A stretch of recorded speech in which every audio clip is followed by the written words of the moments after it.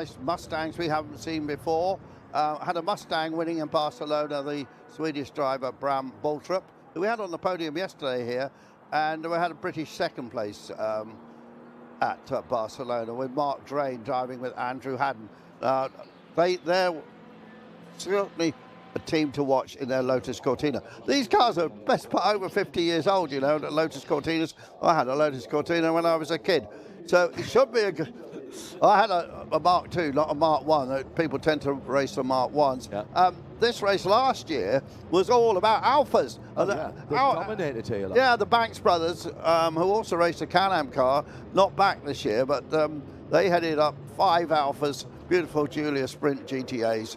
We have got some in the race, but personally, I'm putting my money on John Spears and Nigel Greensall, that pair who raced so many different things so successfully in their blue Mustang. Let's see how that gets on. That is on pole position. Yeah. That is it. There are essentially 2 classes here. Yeah. And much as it would have been in period, it's for cars over 2 litres and under 2 litres. Still got 1 or 2 cars going out on their laps. A very lovely Manta 400 with the full works arch kit, although it's sporting Jimmy Johnson's number 48 on the side in NASCAR style numbers. I'm not sure whether it's an Ultima.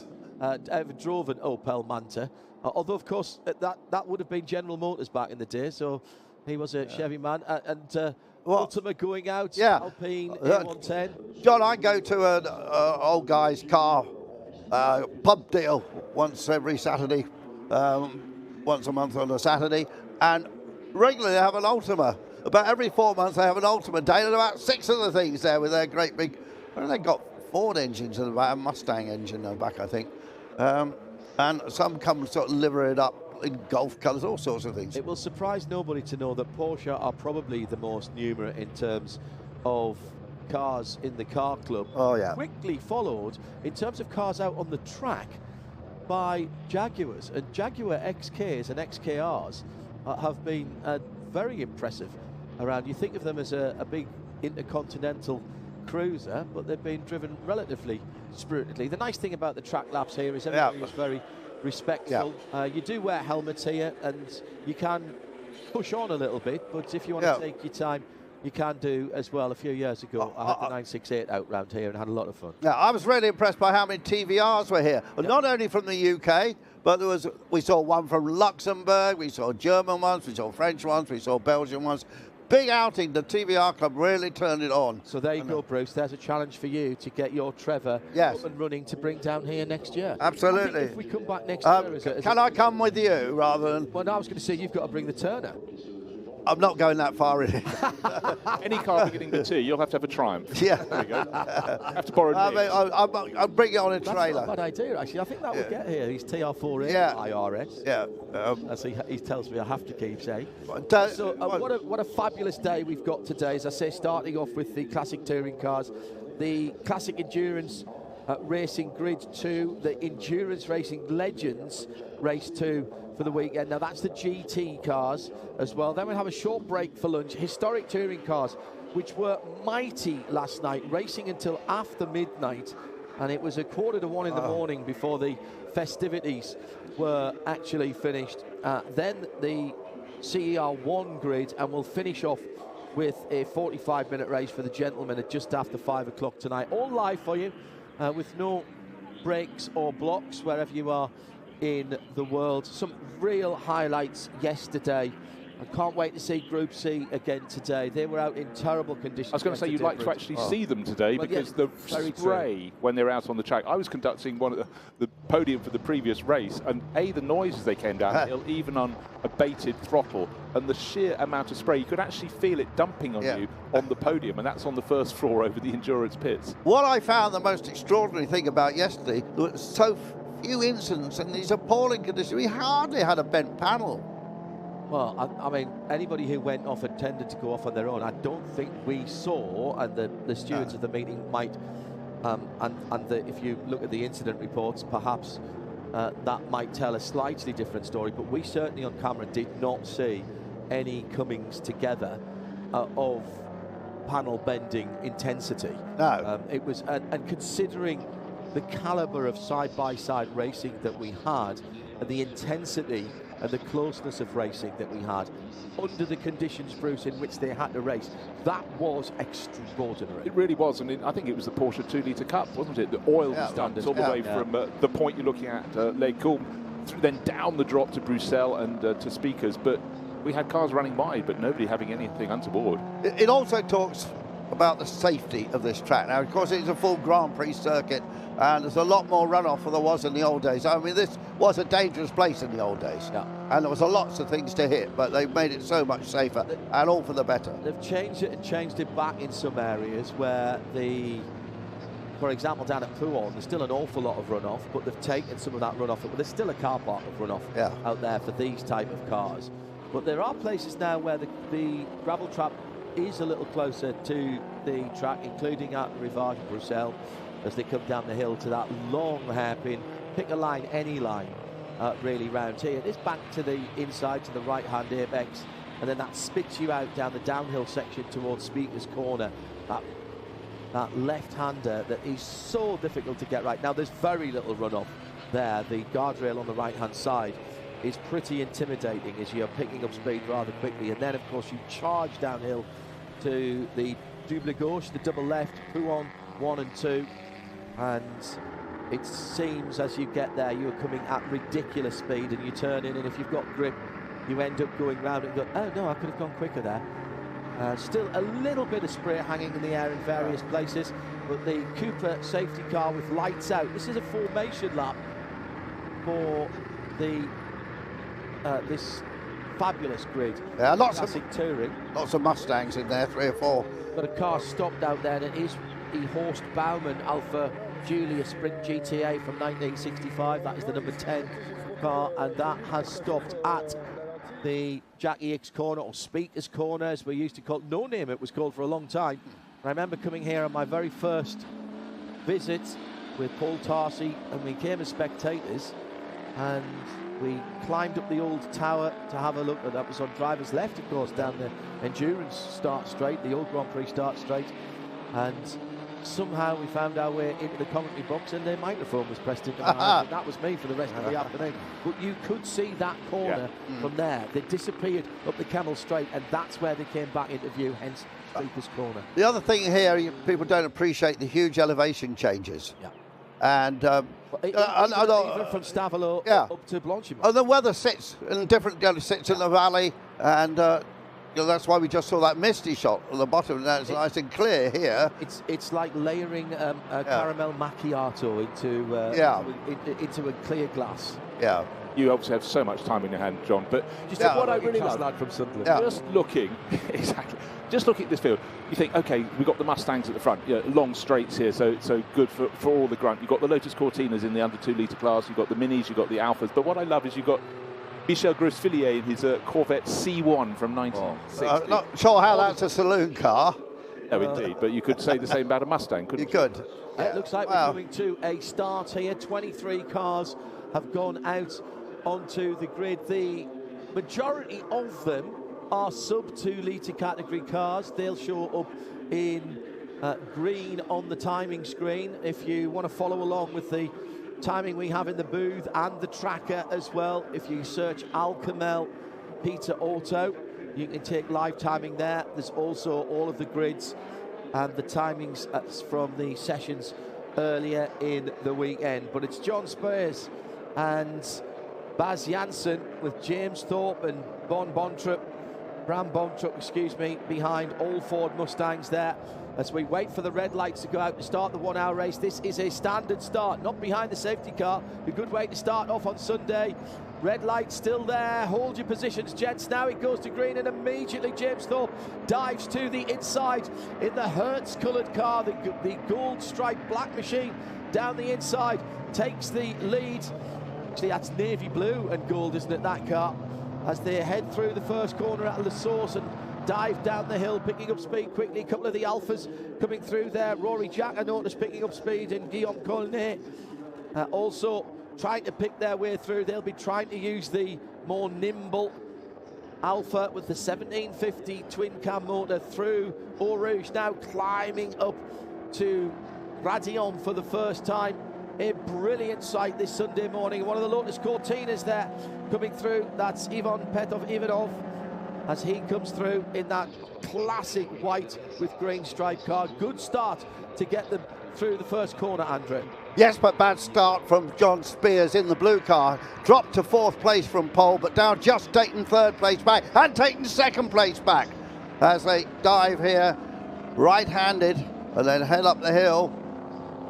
Through Les Combes for the first time, Bruce, and it's the notchback version of the Mustang that we're looking at here, the mid-1960s car with a 289 cubic inch engine. They are holding sway at the moment at the front of the field, Bruce. As you'd expect. I mean, as long as they got it neat and tidy through Eau Rouge and Radillon, they could use the power all the way up the Kemmel Straight. And of course, there's no chance the Lotus Cortina on the fast bits is going to keep up, but it's the way the Alphas are coming through here, because they've been much better. We saw 1, 2, 3 of them go past the leading Lotus Cortina, and the 4th one is tucked in behind. Down the hill is where the Alphas can commit. That's where they have to make hay. The first sector of the lap, which goes up to the breaking point of Les Combes, that's not their territory. This run now, down from Les Combes, all the way down to exiting Curve Paul Frere or Stavelot, that's where they're going to make their time, Andrew. Yeah, absolutely.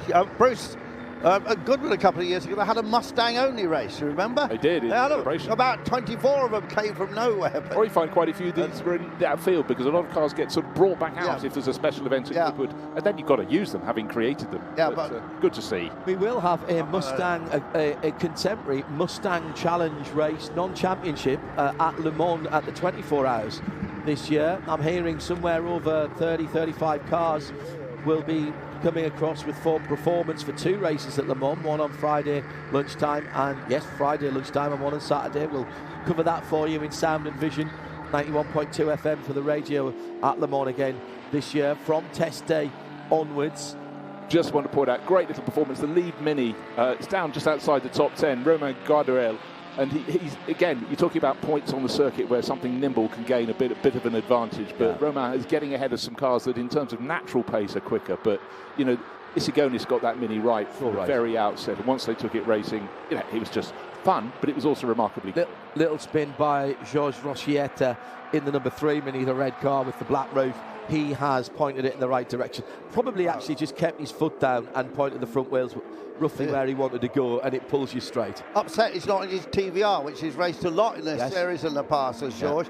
4 Mustangs then, and now John Spears is really fighting back after that poor start, and he'll hand the car over to Nigel Greensell, of course. But that's the lighter blue car, the number 14, second across the line here. Then side by side for third with Bram Bontrup and Baz Janssen. Which one of those cars will prevail in the braking area to La Source? The red Mustang with the classic black bonnet. Spears into the lead. Well, he's got the pace, and I tell you what, just coming into the bus stop was a real twitch from James Thorpe, who did very well to get that straight again. I thought, is John Spears going to try and dive by into the bus stop? But, you know, he's been around the block, decided that wasn't a big enough gap. But again, a better exit onto the start-finish straight. But James Thorpe isn't finished with the Hurt Stripe car tucked in behind. But John Spears had the pace to qualify on pole position, and now he looks like he's going to pull away. Yeah, he got a much better run through the right-hander as they go uphill from Eau Rouge, and a little bit of a sideways moment from that number 67 car that was leading at the end of the lap. And by the time they get onto the Kemmel through that little kink, all uphill here to Les Combes, and that Spears number 14 car is making its bid for freedom. So not sure what went on at the start there, but whatever it is, either John missed a gear or wasn't happy with something. Well, I tell you what, side by side. Sorry, Bruce, go ahead. John. Just to say that when you had the head-on shot looking at the grid, John Spears' headlights suddenly dim. And then they came on fully bright. At that point, James Thorpe was coming through from third place, thank you very much, and took the lead up the inside to La Source. But now in front, John Spears is showing the sort of pace you'd expect from him. But for poor James Thorpe, we saw another twitch from him. That was between Eau Rouge and Radillon. And of course, you lose that momentum you're desperate to keep, and then it pays out cost you the whole way up that long straight. And Bruce, you were right to point out the Alpha, I don't know what we would call them, the tribe of Alphas, the Alfa Romeo Giulia sprint challenge, if you will, coming through. Frivolity, a fun pack. Yes, like it. The top 4 are Mustangs, and then the next 3 cars are all those Alfa Giulia Sprint GTAs, the 1965 cars, led by Christian Albrecht with Rory Jack and Guillaume Collinet in third place of that coterie of Alphas, and they are the top sub-2 litre cars with those 1750 engines. Andrew? When I started watching touring car races, it was all about Jaguars. Yes. 3.4s. People like Graham Hill drove Grand Prix stars of the time drove them, and then suddenly somebody arrived with a Ford Galaxy, and it changed the whole game. And then the Mustangs came and so on, and Camaros. But back in those days, the British industry, of course, motor industry ruled. Yeah. And the Jaguar was the thing to have. So tartan green Mini there, having a go at the back of, that's Mark Drain, that's Mini, that is Roman Gradel, with Simon Nobili in there as well, and Francois Rivas in his Alpha.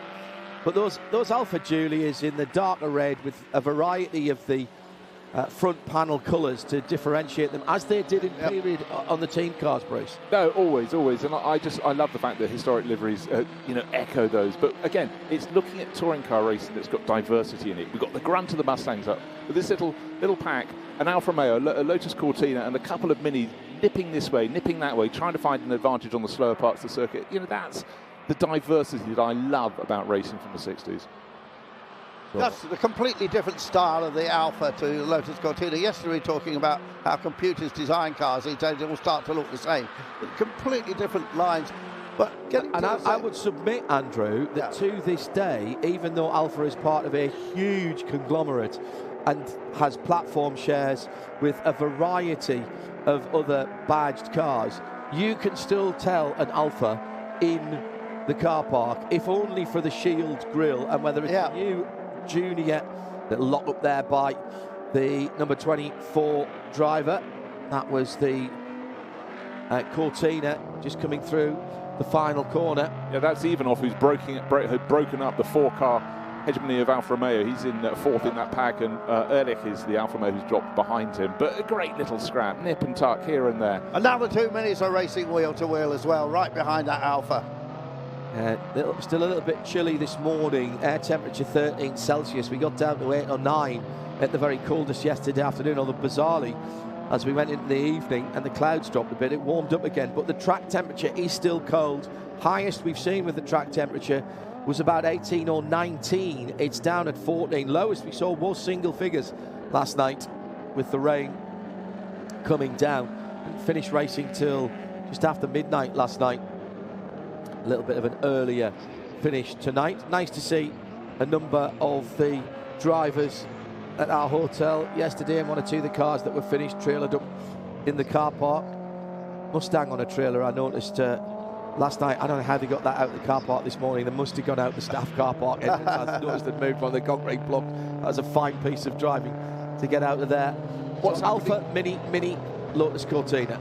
What's happening in the front of the field, though? We saw John Spears take the lead at the start of the previous lap. He's 4.2 seconds clear a lap later, so he's pulling clear. That was quite clearly obvious. But James Thorpe has still got a battle on his hand, because Baz Janssen in the 204 Mustang, third in the run of 4 Mustangs in the front of the field, is only a second and a bit behind, and a second behind him is Abraham Bontrup. So they're going to have a good battle to the end. But, John Spears, it's a 1 hour race. Bear in mind, we haven't even got through 10 minutes of it. Nigel Greensill will already be suited and booted in the pits, waiting to take over the lead Mustang. Yeah, it's a good point you mentioned there, because the pit lane will open in just on 15.5 minutes time. So that's at 35 minutes to go.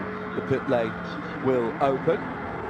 And Bontrup was all a bit wide and up on the curbing there. No, cars twitching around.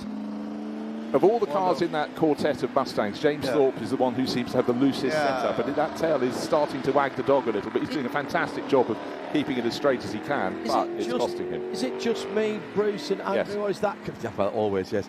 But is the back end of that car just sitting up possibly a little higher than the other cars around it? Certainly the lighter coloured car behind James Thorpe and Baz Janssen looks like it's just got the rake in the opposite direction. If anything, that's nose up rather than tail up, which I suppose is weight transfer onto the back wheels. Leading out in elegant isolation, and sadly one of the Alphas in the pit lane is the number 10 car. That's Horst Baumann's car.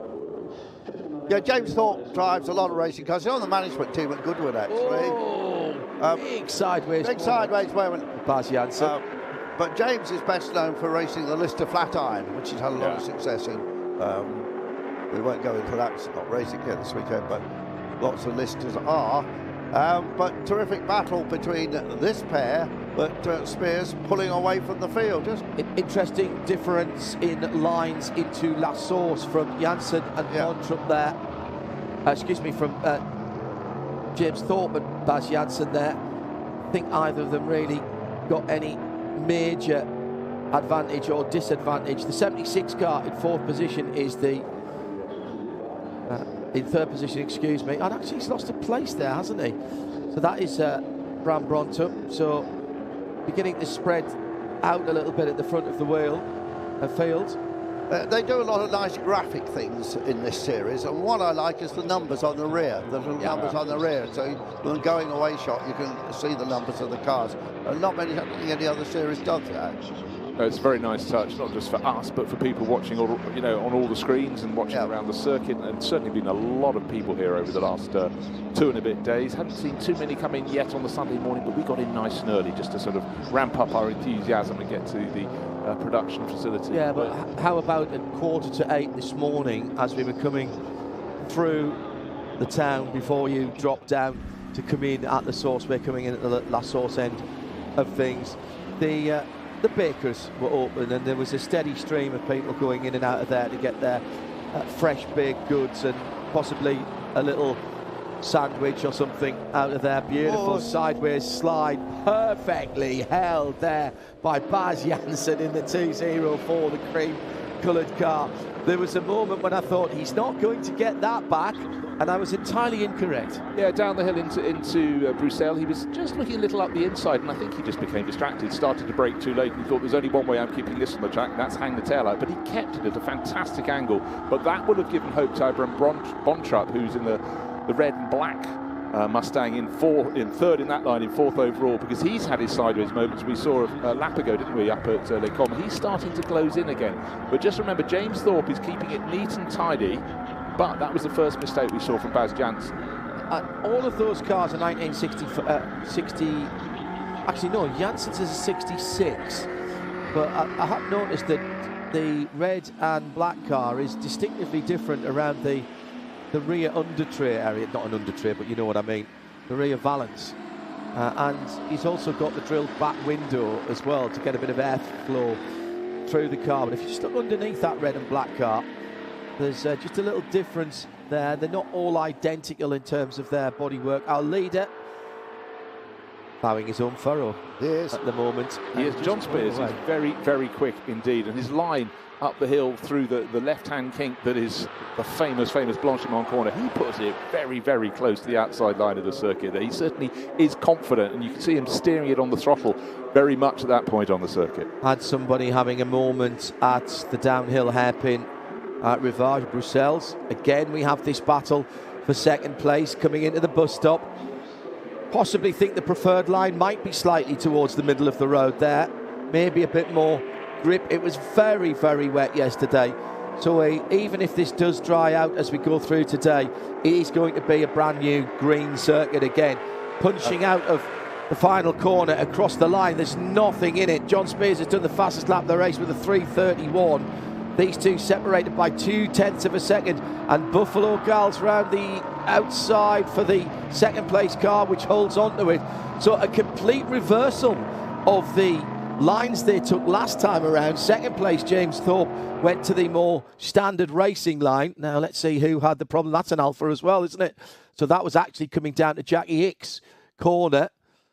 And not being was sure it Christian Albrecht waiting to see? No, he's come through. Rory Jack has not come through yet, just waiting for him to complete the lap. It was Horst Baumann again, I think, who had a little sideways moment. He was our pit visitor, wasn't he? So he's reappraised the car and gone out. Well, I'm very glad it wasn't Jack, because he was trying to keep Christian Albrecht honest in the battle to be the top Alpha for 5th place. But this is going to go all through the race, this, gents, isn't it, this one?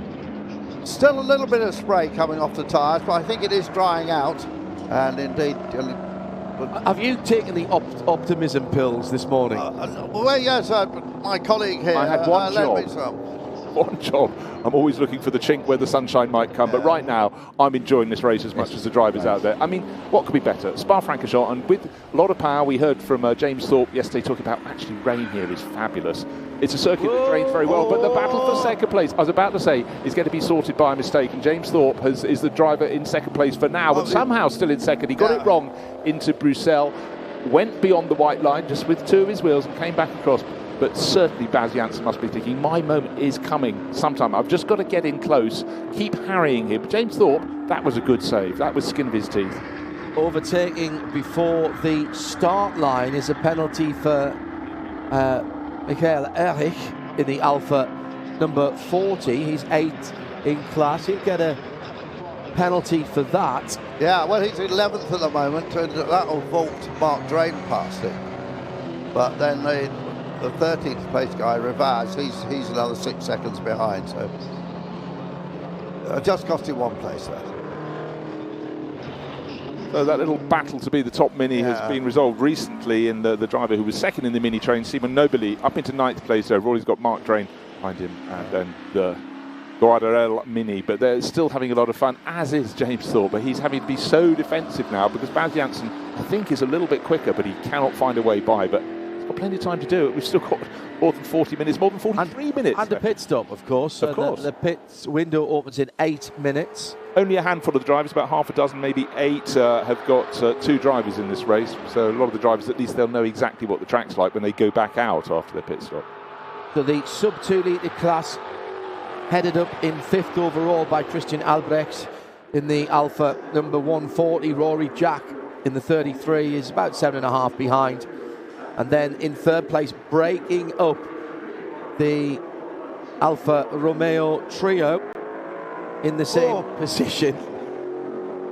I just wonder how James Thorpe feels when he sees actually the whole side of a Mustang, Andrew, in his mirrors from Baz Jansen.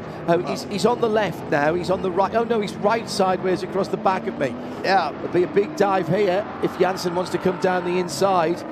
Bram Bontrup just not able to get onto the tail, or maybe not willing to get onto the tail of this wee battle at the moment. Down the hill. You pick up speed so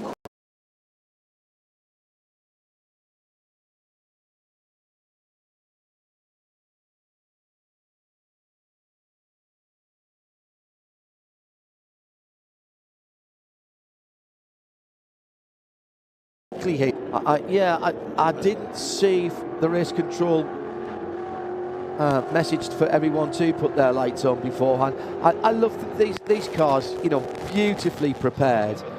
But of course, the Mustang of this era was effectively pillarless doors, so there's still a chrome strip across the top of the window glass.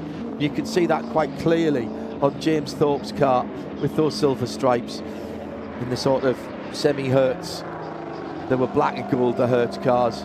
Great stories of the Hertz GT5 at 350Hs, which were rented out on a Friday night. Somebody would take them to Riverside or one of the old American circuits, bolt the cage in at home on Friday night, race it on Friday and Saturday, and take the cage out on Sunday and take it back. Baz Jansen, this time outside line, too high there, and surely this time Jansen will get through, but he's lost traction coming off the apex.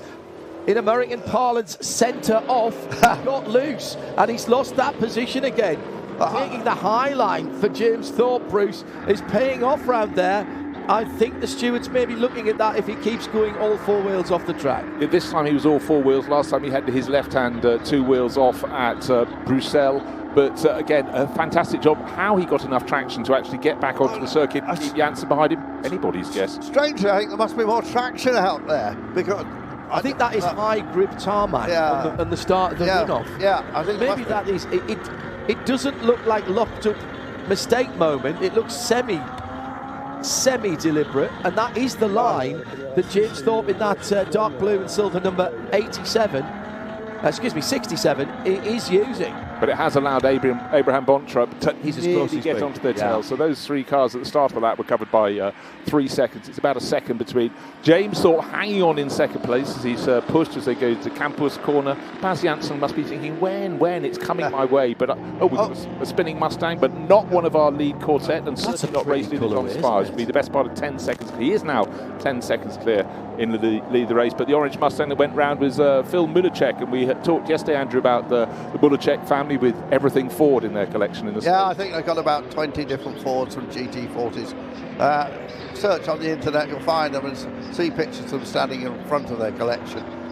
At RSL_studio, if you want to say hello this morning. Hello to Dave Rowbottom. Thank you very much indeed for your kind words. Watching and listening with Thomas Pitts also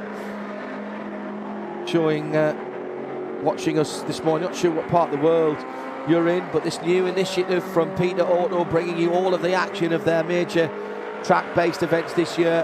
Le Mans Classic to come, but before that, in just a couple of weeks' time, Dijon-Poignois for another round of this championship. Outside, inside, Lecombe and La Source, and this time second place has been ceded to Baz Janssen by James Thorpe. Andrew, that's a classic Spa manoeuvre, getting the run out of the final corner. Finally got it to work, and Bolter was closed up, so we've got a trio of them now battling for second place, and we see the Mustang 89 car go around. He'll sort that out.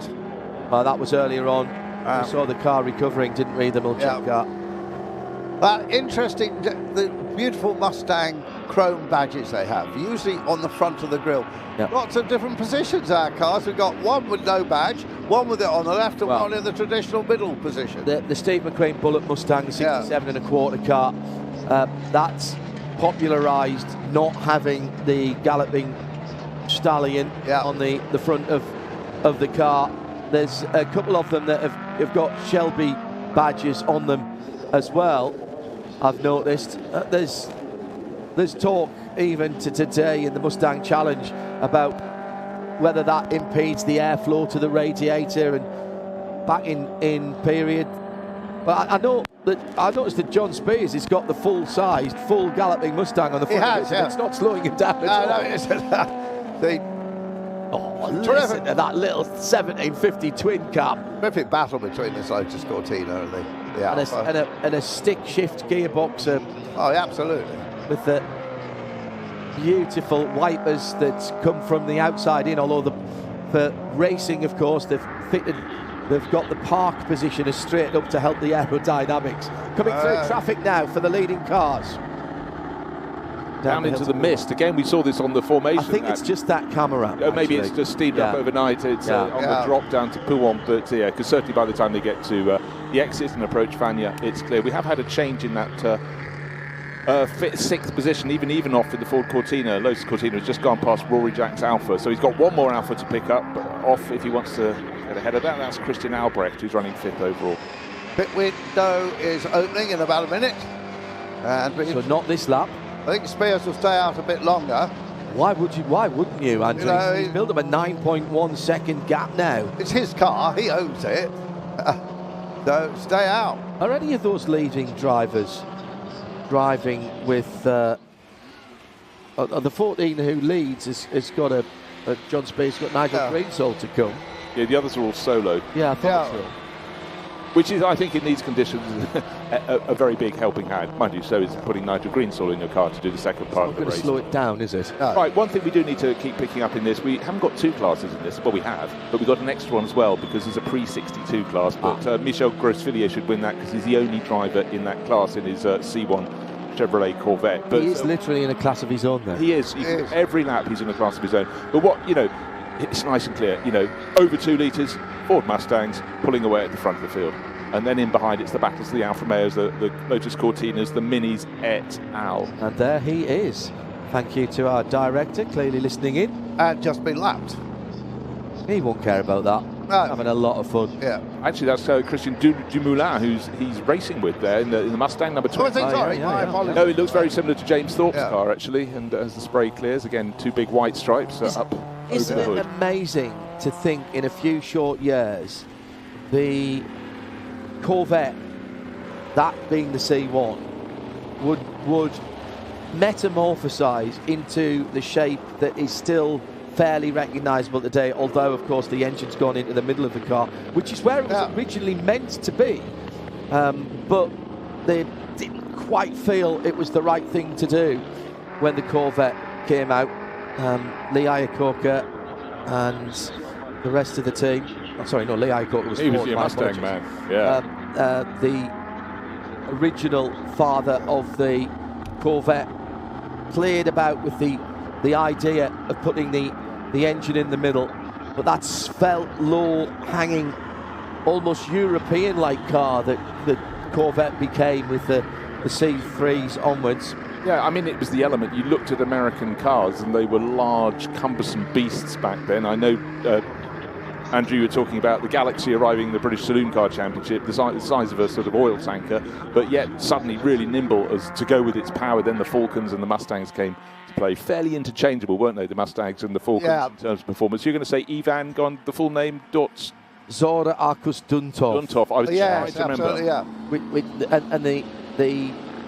There was a mid-engine prototype called Azora. Harley Earl was really, I suppose, given the epithet of father of the Corvette, but Zora did a lot of the design work and gave us an American icon, a global car, much as the Mustang has been in the battles down through the years in those, along with the Camaro when that came along, the pony car battles. So stuff of legend. Roccietta in the pits, they jacked it up and then dropped it down again. Now they're jacking it up again. So I don't think they've got a problem with maybe the exhaust system or something. Andrew, I think this one actually came in before the pit window was open, and it's not. Yeah, so it's definitely got a problem. Oh yeah, it's definitely got a problem. That little red and black Mini down towards the tail of the field, clearly having come in early. So the lead Mini is still, in fact, it's changed back. Simon Nobili has just come into the pit, so it's going back to Romain Guaradelle in his, but that may chop and change. But certainly in terms of pace on the track, Simon was a little bit quicker to get the lead Mini. And that Mark Drain's car is in, mechanic leaning into the car. Yeah, another car that with just a single wiper, that's not a period feature. But I do like to see the chrome wiper arms. I find nothing more jarring than seeing black wiper arms. Not sure what's going on with the headlights. I presume that is so that they can identify the car when it comes into the pit lane. What, one on, one off? And also half blacked out. Unusual to see a Lotus Cortina without a coloured stripe. Very unusual. The swage. Usually that sort of olive green, but other colours were available. But this one, Mark Drains, is simply cream all over. Lovely. Just to be different, I suppose. Yeah, why not? Yeah. Battle of the Mustangs continue. This is the battle for third place. James Thorpe for so long resisting Baz Janssen, but once Baz got in front, he just suddenly opened out. I thought he was a bit quicker. He's 5 seconds clear. But James Thorpe, we saw from early in the race, his car was looking very, very loose indeed when he got into the braking zones. But the fact that Baz Janssen is now disappearing from him as they go down through the kinks from La Source down the old start-finish straight. And indeed, we caught it ducktailing its way out of that corner. It is a bit loose. Now that Mustang that spun is in the pits, and pits are getting very busy now. Yeah, 6 minutes to go before the end of the pit stop window. I really like that colourway. That was a Ford Motor Company racing livery. The bright, almost fire engine gloss red with the gloss black bonnet, roof and boot lid. Quite a lot of people just had the actual hood itself, the opening part of the bonnet, sometimes painted matte black to help with the reflections in sunnier climes. Don, still one of the great moments of my childhood in the days of matte black bonnets was when my father was driving his company car and the windscreen was suddenly filled with the bonnet that flew back. So that had to be replaced. So for weeks we had a matte black bonnet. Because it hadn't been painted to match the car. You know, I just thought the performance just went through the roof, frankly. Probably another 10 or 15 brake that was worth. Yeah, I wouldn't recommend it. I had it happen in a Cortina GT. Bonnet came up. There must have been something fundamentally wrong with the bonnet catches, because it happened to a lot of Cortinas. Well, yes, ours was the German equivalent. It was a Taunus 20M, 2.3 litre. Being a good schoolboy, I had a pocket full of rubber bands and string, as you would in the day, and so we secured the bonnet with that and then continued. Look, it didn't break the windscreen because they've been laminated in those times, so it just did break the windscreen. But my father then drove with his head through the sunroof. Excellent. As you do.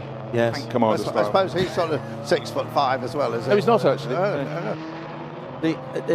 I do remember a number of people having that happen to them in the late 60s and early 70s, and that led to, as you think back now, and it sounds odd, but a big selling point of whatever car it was that I was reading the advert for was a secondary bonnet safety catch. Yes, absolutely. So that you had to put your fingers under, either had a double click or you had to put your finger underneath. Of course, if you had a bonnet that had an interior bonnet release, then you probably had the Super or the XL version of whatever family box you had bought. Yeah, not the L for you. No, absolutely. Bonnet engineering, GXL, absolutely. You definitely would have had the bonnet pull. One we haven't given a shout out to, just in the pits now, the rather unusual white and blue colour scheme of the Hager brothers from Switzerland, Multi and Daniel, and they have just changed drivers. Yeah, that's another Alfa Giulia Sprinter, the 65 car. Again, just perfectly beautiful shape and proportions on that car. Not the wide-arched versions that you see in other classes. Just absolutely lovely. John, we did used to see racing the Giulia with the 1300 engine. Yes. And that raced against the Mini, so that was an interesting battle. Well, that was, you had several subclasses as the second place car of Baz Janssen. He's just put the fastest lap of the race in, actually, and has closed in to 5 seconds on John Spears in the blue. Oh, in fact, there's Spears. Spears in the pits as well. There's Nigel in the blue helmet with the hand-stuck stars around it. That's Nigel Greensall. Now, this will not be a super quick Le Mans style pit stop. There is absolutely no necessity to do so. There is a standardised minimum pit time. And that looks like, you see, now you're going to say, Hindhoff, you were wrong. That window has indeed, that door has got a frame around it, but it isn't. That is just on the glass, and that all drops down if you wind down. Now, that car has got plexiglass side windows, so that is going to be fixed, but it still has to have the trim on there to make the seal. And, of course, something that I loved, not very secure in terms of car security, but the opening front quarter light. The quarter light. I was just admiring that quarter light as you were talking about it. It's a thing of beauty, isn't it? Yeah, not all the Mustangs had it, but certainly. And not all the racing cars do, because if you can put a single side glass in. And John Spears in an open face helmet. I noticed Nigel's wearing his open face for this. So 4 Mustangs at the front, 3 Mustangs at the front of the pit field in, and Ivan Ivanov in the pit lane as well. Came in as the leading sub-2 litre car ahead of Rory Jack, but that was because I'm pretty certain Christian Albrecht had come in earlier. Yes, he had. So keep an eye out for the number 140 Alfa coming back around. That car is the leader of the sub-2 litre category that has pitted. It's an all-red car, no accoutrement in terms of identifying on the front valance there, the bottom part of the front valance. I was saying about Alfa still retaining their distinctive style.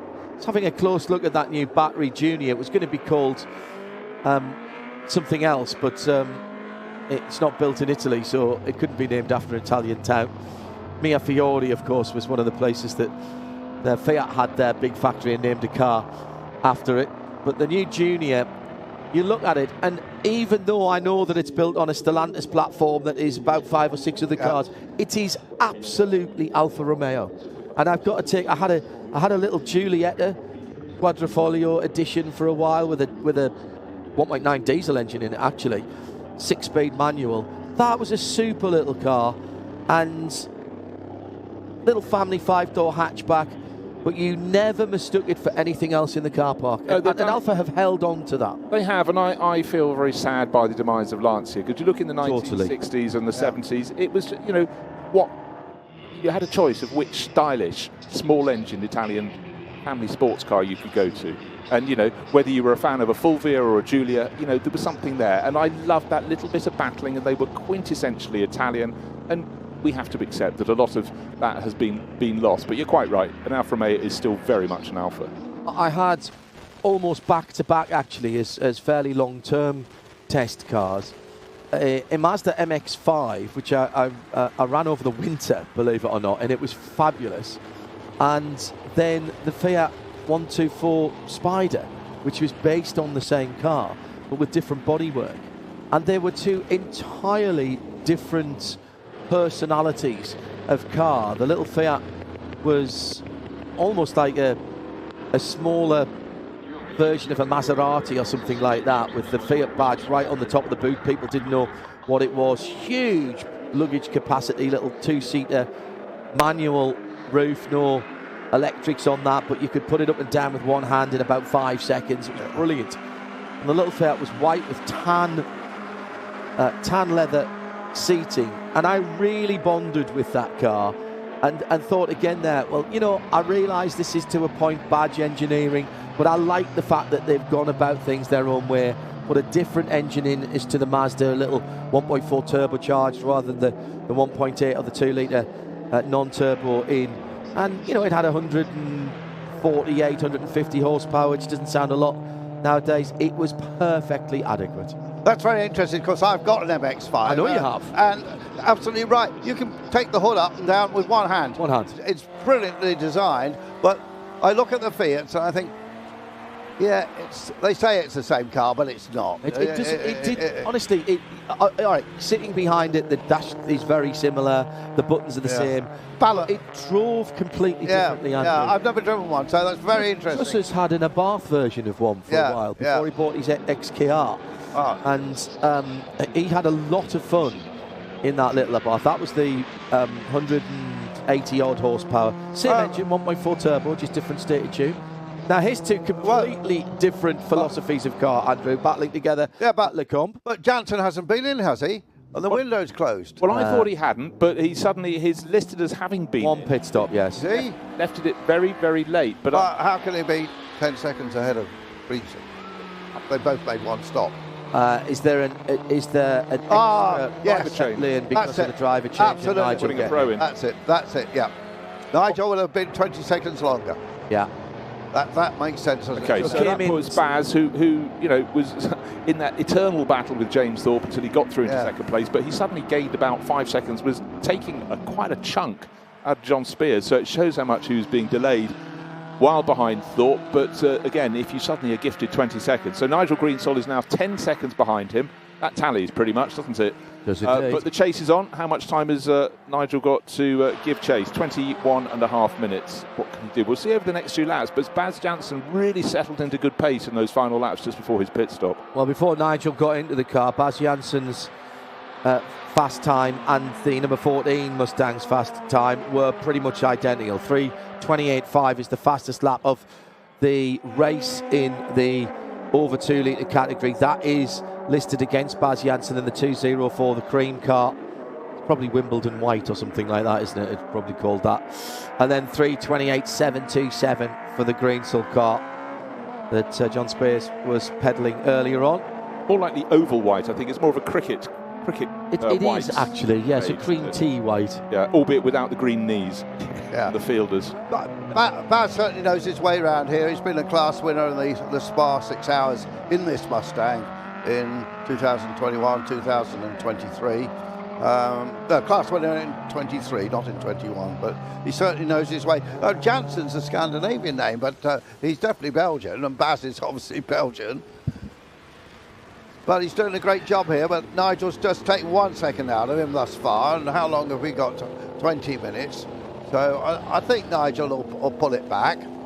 Bram Bontrup ahead of James Thorpe, the third and fourth, top four in the over 2 litre class, all Mustangs. Christian Albrecht after the pit stops now, but everybody is still ahead. It's Ed Morris who's taken over that number 24 Ford Cortina in second. Rory Jack still in third. So the Cortina is the blue oval meet in the Alfa Romeo Focaccia. with Andrew Haddon in another Ford Cortina, now in 4th position, ahead of Romain Guadarel in the first of the minis. Yeah, a couple of seconds ahead of Simon Nobili. Andrew is racing with Mark in the Mark Train car now, isn't he? They often share, and they indeed were second in Barcelona.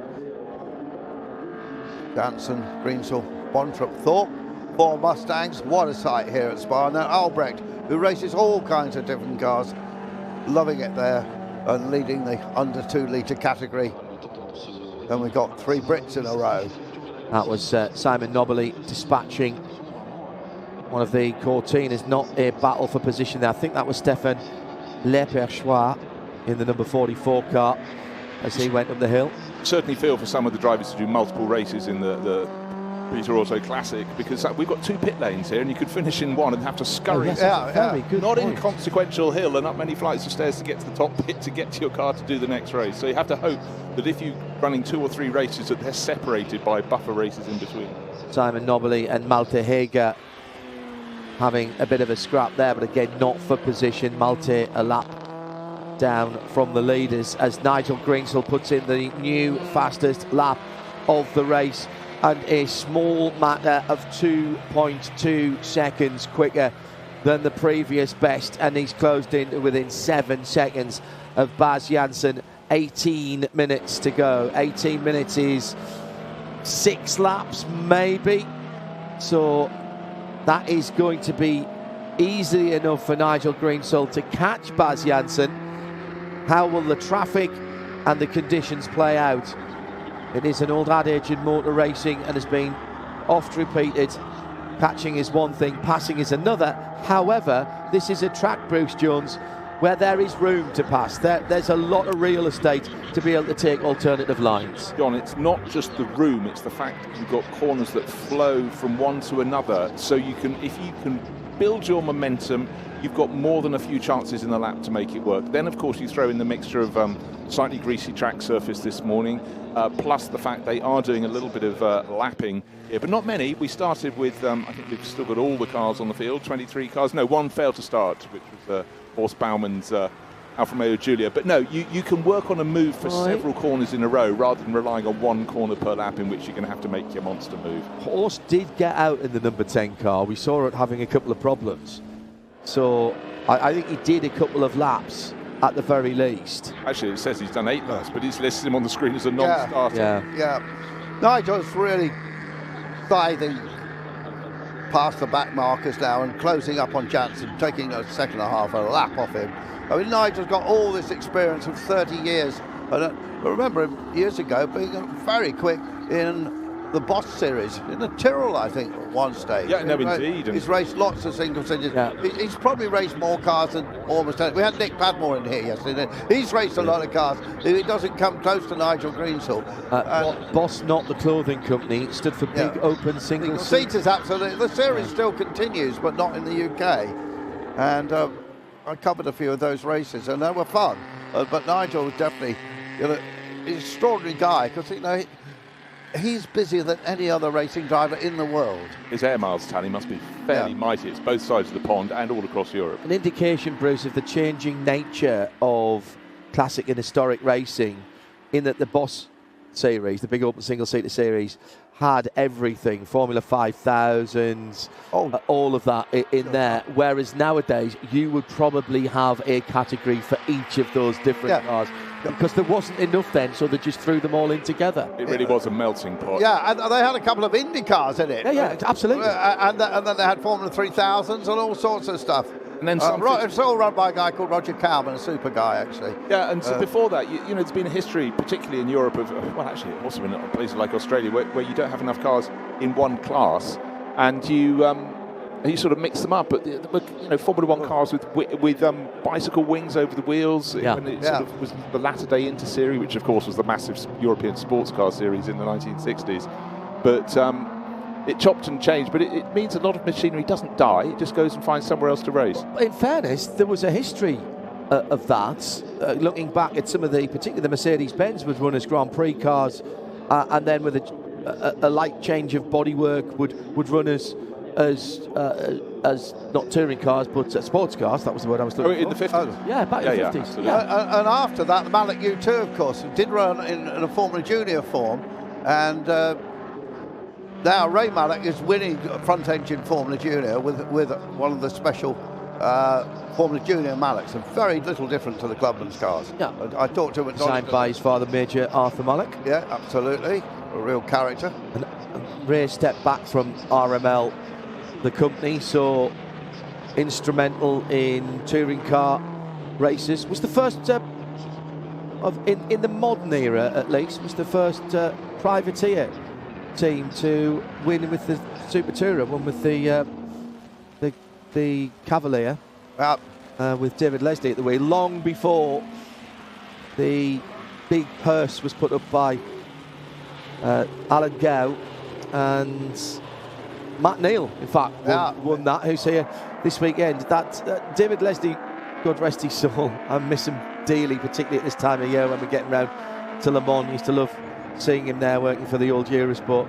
David Leslie never really forgot that. He always thought he should have had that cash prize in the what was the Acuria Cos Super Tourer. That led to RML getting the works contract, of course. Here we go then, Greensel closing in, and he's just going to breeze past Jansen.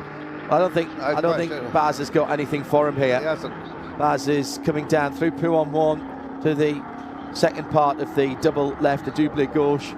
Sits the car in the middle of the road, that's fine. He's not moving it around, he's not moving in reaction to the blue car behind him. Rides the red and yellow curbs, defensive into Fagnes. And Nigel can bide his time here. He's got performance on his side. Sideways slide through the middle of Fagnes, down towards Campus now, and traffic ahead as well. So is this an opportunity for Baz maybe to just delay the inevitable? He's putting up a fight though, isn't he? He really is. It's a Belgian.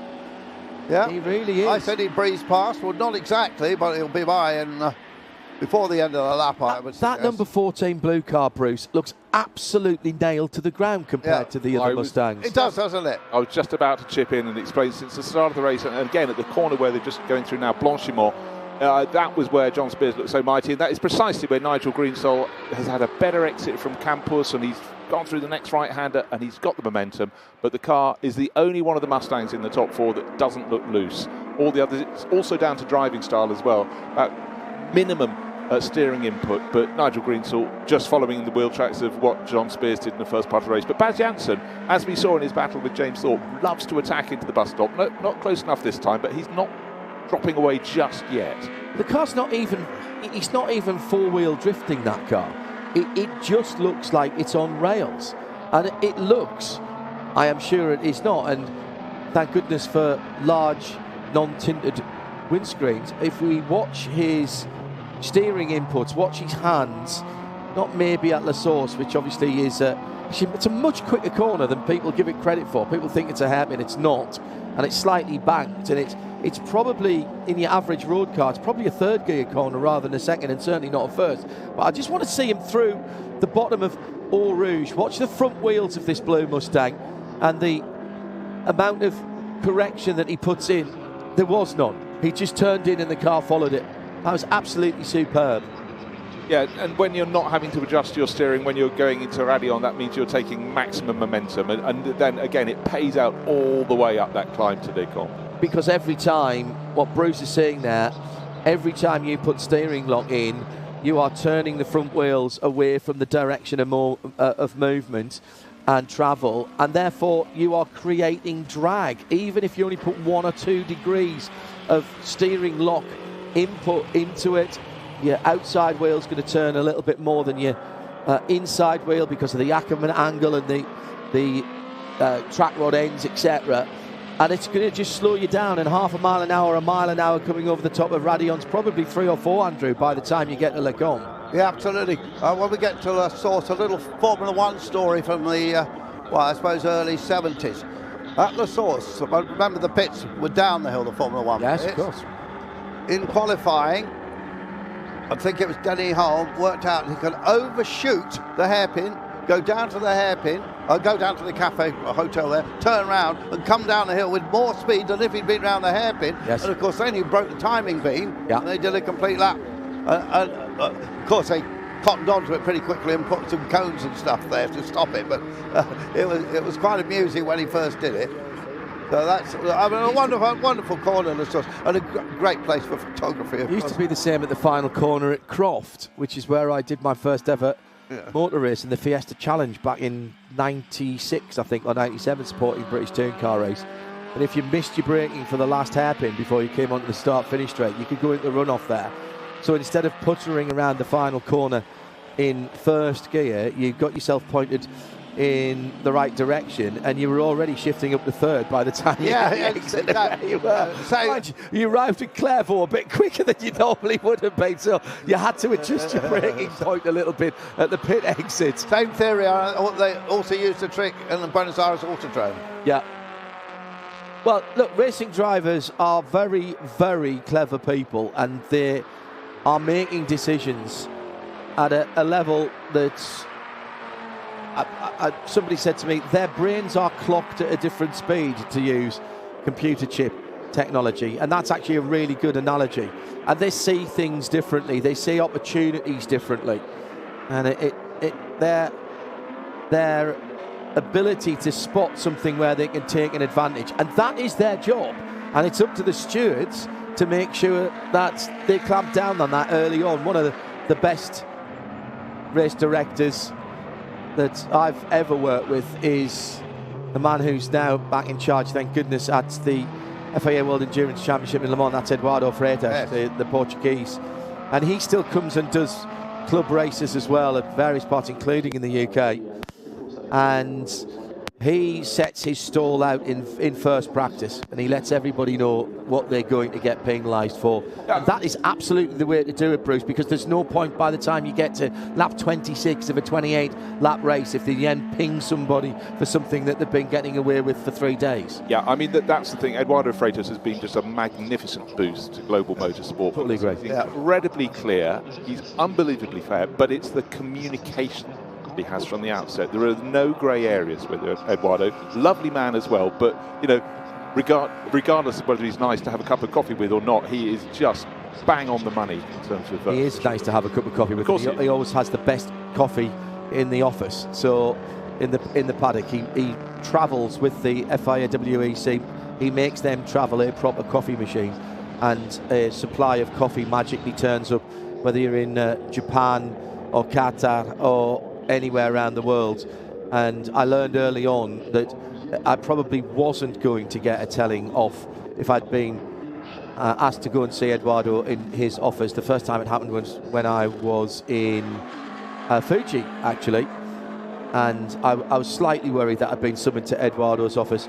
He actually wanted to talk about the Code 60 procedures that Creventic were using, and how that worked and how that might be incorporated. It was in the aftermath of Alan Simonson's untimely death at Le Mans, and he was running through the action plan after that, and it led to slow zones and full course yellows and things like that. He sees the bigger picture, and he doesn't mind whether it's not. He does not have "not invented here" syndrome. If it's good for the sport and if it's safe, he always says to me, "John, look, whatever decision I make," with that fabulous voice of his.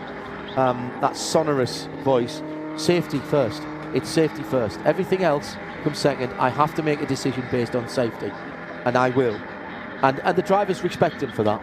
Yeah, but you know, it's not a case of black and white. He understands there are shades of grey, but he makes it clear, because it's when I say shades of grey, it's not just polar opposites. He's thought it through, and then he'll communicate incredibly clearly. Right, one thing that's incredibly clear is this race is being dominated now by Nigel Greensole. Having got past Baz Janssen, he's the best part of 5 seconds clear. But as we've seen so far in this race, both the starting driver, John Spears, and then Nigel Greensole have got the number 14 Mustang set up very, very nicely indeed. In the under 2 litre class, Ed Morris has gone incredibly well since taking over the Lotus Cortina from Ivan Peter Ivanov, and he's now stretched his margin to 14-15 seconds over Christian Albrecht in the best of the Alfa Romeos. That's 5th and 6th overall, but they're heading towards the under 2 litre podium. Third in that class is Rory Jack, who's had a good solid race, but he's about 20 seconds down in the battle of the Alphas, in 6th place overall. Lapping still going on for Nigel Greensaw with just 5 minutes remaining in the race. No need for him to take any risks in the lead Mustangs. And now for Julia Sprint GTA just in front of him, car number 40 going across the start-finish line, but he picks that off, and that's the airlift car, and picks it off easily. Again, the power, John, of that 289 Mustang, certainly rather more than you'd get under the bonnet of the little Julia. 1750 versus 4.7 litres. Let me point out, however, that look at that blue Mustang as it plummets down the hill, picking up speed all the way. I love, by the way, that they've used the area where the old Mustang badge at the back would have been for the high-intensity rain light, which they wouldn't have had in period, of course. But look at that car. That looks like it's just rolled off the truck. That has been that blue paintwork with a slight ding in the left front wing, just behind the headlight. But other than that, that car looks like it's just rolled off the truck. That must have been polished within an inch of its life. It's been out on a dirty racetrack behind cars, and the water is just beading away from that paintwork. Yeah, no, remarkable. But actually, we were commenting last night. Basically, the rain started as drizzle at about 11 o'clock. And by the time we had that last race, the Heritage Touring Car Cup, we were looking at the cars. They looked remarkably clean. But as I think Andrew pointed out, all the dirt had already been washed off the circuit by the previous downpour. True enough. So it was pure Ardennes water hitting the flanks of these cars. And this morning, of course, we got a greasy track, but there was a bit of light drizzle when we left the hotel at sort of 7 blah blah this morning. But right at this point in the race, and from the outset, the John Spears and now Nigel Greensaw driven number 14 Mustang is in a class of its own. And again, driven to the edge of the circuit, not beyond, and that's always the key. Yeah, and driving on a track that's already seen a couple of 3 lapping sessions from road-going cars as well. So yes, this is the first competitive running on the track, but there's probably been maybe as many as a couple of 100 road cars out there with all sorts of bits and bobs on the tyres and possibly dropping a little bit of oil, as is the wont with older cars. Signs of some battle scars as well on the 204 of Baz Janssen. That's on the left, the right rear of that car. Close to James thought, but didn't see any point where both of them got very sideways, but didn't see any contact. But then again, it's a 7-kilometre track, so sorry, I beg your pardon, 7.004 kilometre track. 4.0 more miles. Yes, miles are available if you ask nicely. Yeah, that blue, that mid-blue colour really suits the notchback Mustang, which seems to be the more popular car for racing. There would have been a fastback in 65. Well, obviously the notchback kicked it off, but it was, I don't know whether it was lighter, but that was the one that tended to be the one that got racing, but obviously as the sort of forerunning model, it was chosen, and maybe also because it made it look more like a saloon, so it could enter British Saloon Car very good point. And so on and so forth. And of course, when the equivalent body, the Ford Falcon, came across as well, the GT, that was looked a larger car, but actually handled just as well as the Mustang, and it had a huge amount of similarity. And then, of course, later Ford decided its Mercury brand would have a Cougar out there racing as well. They'd enter some XR7s a bit later in the 60s. But then so many of these models then went across and raced in Trans Am, which was just the most fantastic. And those big Boss Mustangs got in, and great names racing those. And again, the sort of manufacturer battle between the big American behemoth manufacturers, was fantastic. And then don't forget, of course, John, at that stage they had the mighty, mind-bending Can-Am series as well. Yeah. And plenty of diversity, as well as, of course, NASCAR and the IndyCar series. But I particularly love the Can-Am and Trans Am. Yeah. There was a fastback in 65. The notchback, as we're calling it, is probably called the hardtop, but there was a convertible as well. The 289 available in the high performance, the K Code engine, as it was called, with a GT package as well. But you mentioned earlier Leah Coker. Yeah. And this is the last lap, so I'll keep this one short.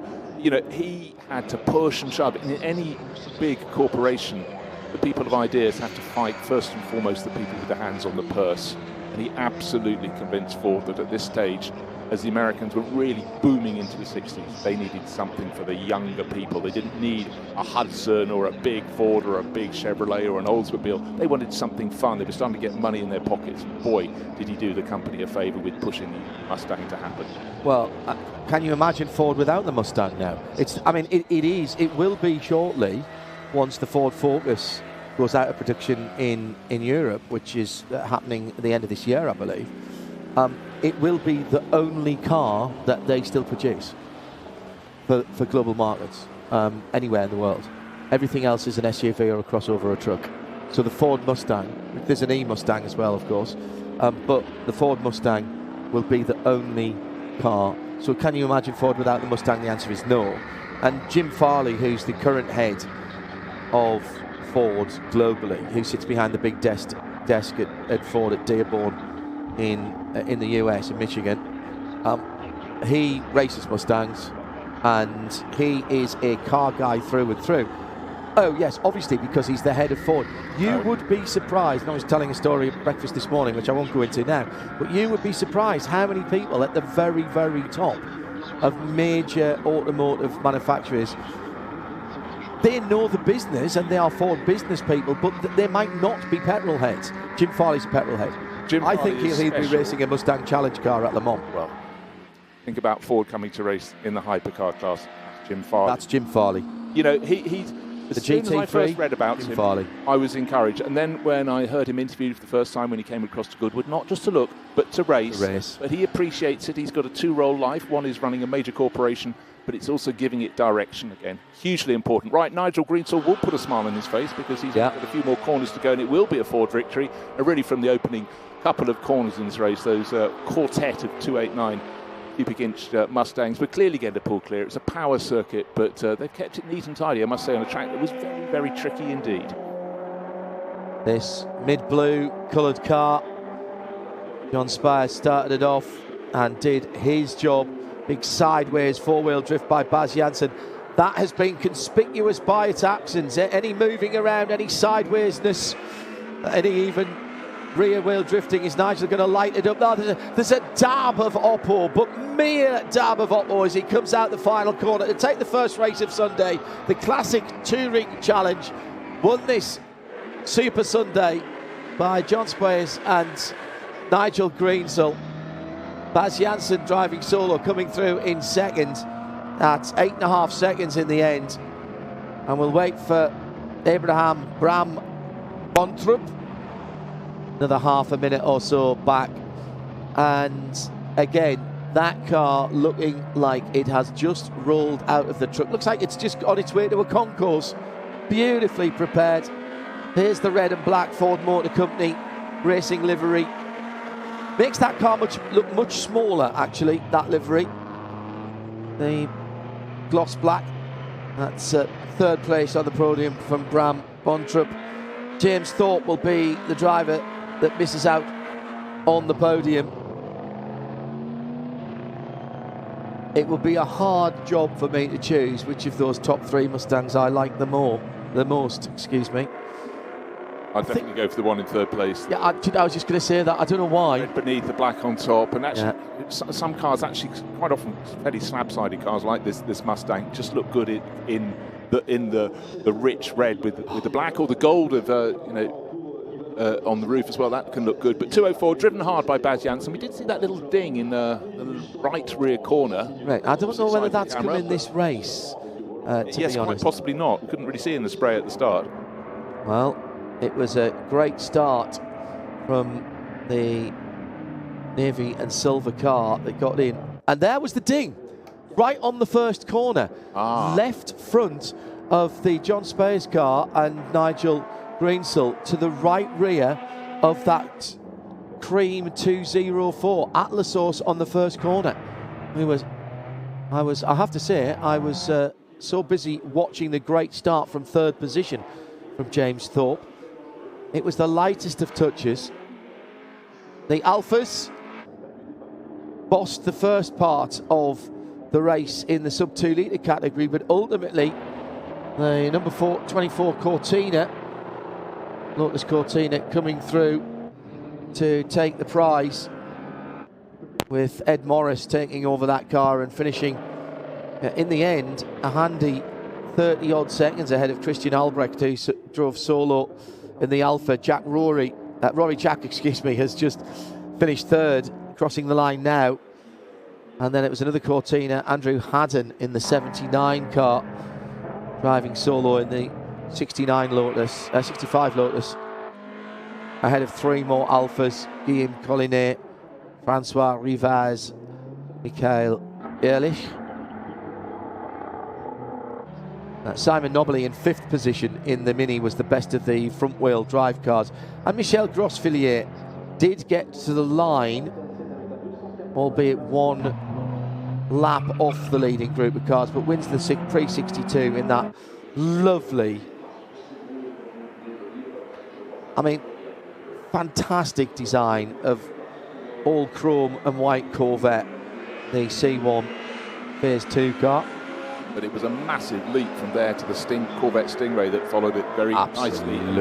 But again, Mike, in fact, in fairness, the way the Mustang went as well, more weight was added as they went on. But you look at so many great cars. The initial body shape is super sweet. Of course, they do evolve as they go. But one thing that always strikes me about this meeting, John, is the fact that as soon as you finish one race, the next grid of glorious cars are going out, and the drivers, I think, are going, let's get out before the rain is coming. The forecast sort of seems to get a little bit better overnight, but the promised outbreak of sun keeps getting moved back by an hour or two. But in fact, it's now suddenly saying maybe at 11 o'clock, which is just 20 minutes from now, we may see a little bit of the bright stuff in the sky. But it's going to be a day of probably a damp track, whereas yesterday we thought today was going to be fully wet. And so we've been having a slight reprieve. Well, get ready for this as we go through the season, because the almost constant action of cars on the track, it reminds me very much of the early days that I saw of British Rallycross at Croft Circuit before it was back to being a fully contiguous tarmac circuit. It was used part of the fields and part of the old circuits for British Rallycross. And the way they had it was actually same as Linden Hill, the birth of British Rallycross. The start line wasn't part of the track, so you already had a pre-grid and then a grid of cars. As the race was finishing, they were ready to go. So as soon as they came back into the paddock and back down the return road, the next set of cars rolled out. And that is exactly what is happening here, and that is standard operational procedure for Peter Otto. Andrew and I were super impressed. It gives the spectators no respite at all from the racing, or indeed the commentators. But you know what? I'd rather have that than 40 or 45 minute gaps where people wander away from the tracks. People have picked their spot, or they've wandered into the paddock to see the next set of cars coming out, and they are already on the move.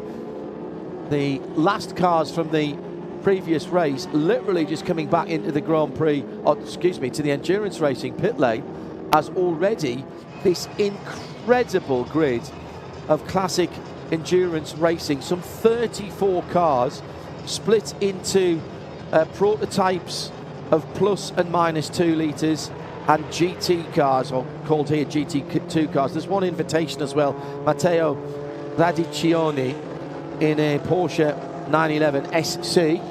No. And they are already on the move.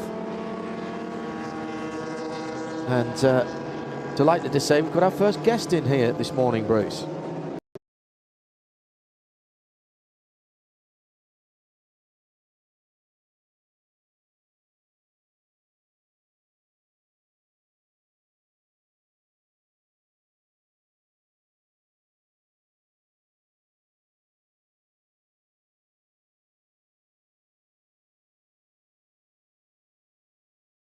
Gregor Fiskin has decided to join us for the next 3 hours.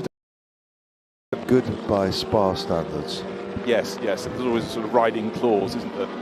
Yeah, that's in some ways, though, Gregor, that is part of the charm of coming to the Spa-Francorchamps circuit, is that you don't know what you're going to get. Someone was cracking the flags a few weeks ago for the for the FIA World Endurance Championship, and we had overcast weather for the Creventic 12 hours, but not a drop of rain fell, not of any substance anyway, and the facilities here are great. This is almost a must-do event, surely now?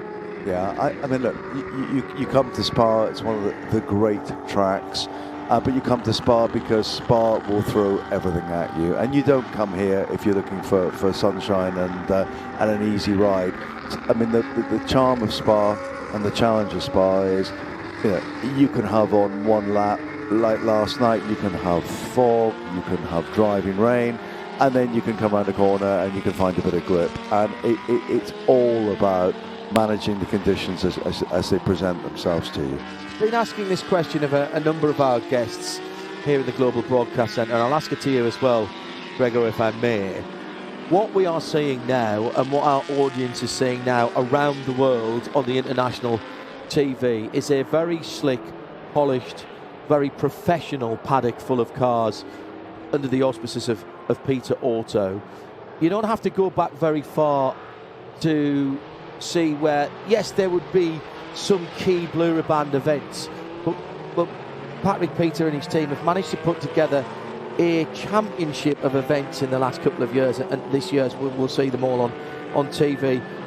When did the momentum start to build to make that a possibility and an actuality whereby series like the Peter Auto Classic Series were able to do that?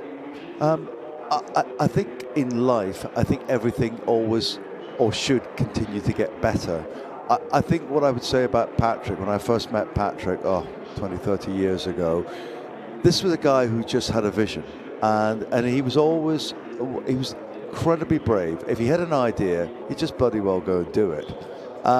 You know, it started with me when he started redoing the Tour de France, the Tour Auto, and you know, he was a great one for coming to people like myself and clients of mine, going, "Come on, bring that car out. Come on and do it." You know, and I think, you know, he always understood his customer and giving good service. And that has led to this more than 30 car grid with the 2-litre plus prototypes at the front of the field as we are ready to go racing for another 1 hour contest. They break and go down, they break formation and go down to La Sauce for the first time. Big slidey moment for Maxime Gudat in the Lola T286, the 1976 car, as they get round La Sauce with the usual respect shown for all of the competitors. Cal Meeker there in the 92 Lola T292, also trying to make up some positions, but a nice clean start, Bruce Jones, to this 1 hour race from the prototypes at the front of the field. One of my favourite cars in the world. As I was growing up, these little 2-litre sports cars, they are so beautiful. You saw me getting distracted on the walk down here this morning, but what I love in this classic endurance racing field is the fact just a little further back you've got the rather larger shapes, the BMW M1, some 935 Porsches as well, but the little nimble toys and Lolas at the front of the field, just fantastic. But on this opening lap, Gregor, we're seeing, you know, a fair degree of caution because they're just trying to gauge how slippery it is out there, but so far so good. Yeah, I think yesterday a lot of the races were started under the safety car, which was really smart because no one had driven in those conditions. Today, well, they're off, and as you say, Bruce, absolutely right. They're managing the grip as they find the grip.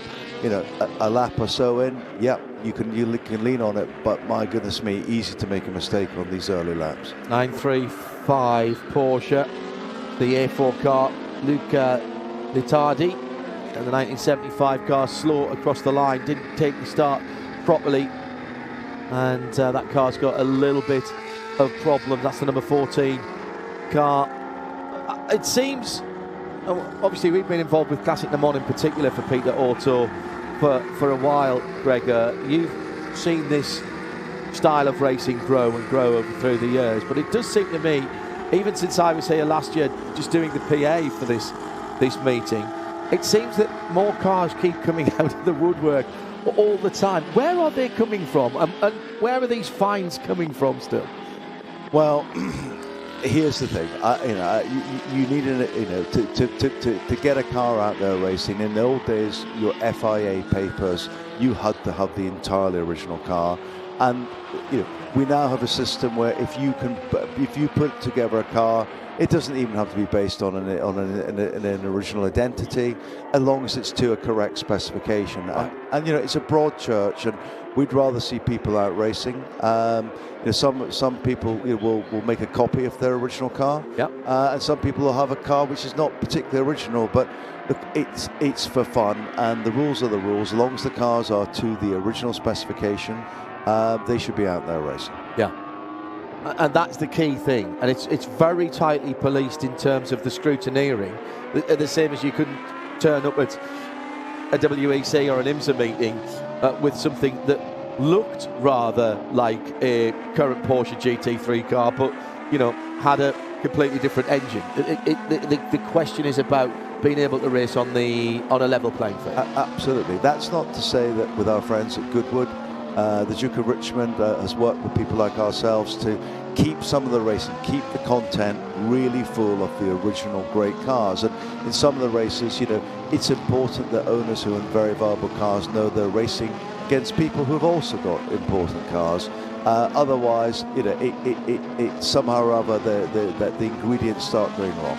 Yeah, no, I fully concur. Just interesting at this very early stage in the race, Gregor, is the fact that the Porsche 935s were not particularly close to the front of the grid, but now we've suddenly got challenging for the Dennis Bush in one of the twin Bush brothers, doing a great job and really pushing Yves Gemama's gorgeous toy, the SC304, which is in that Farsteiner livery. It looks pretty good on any make, doesn't it?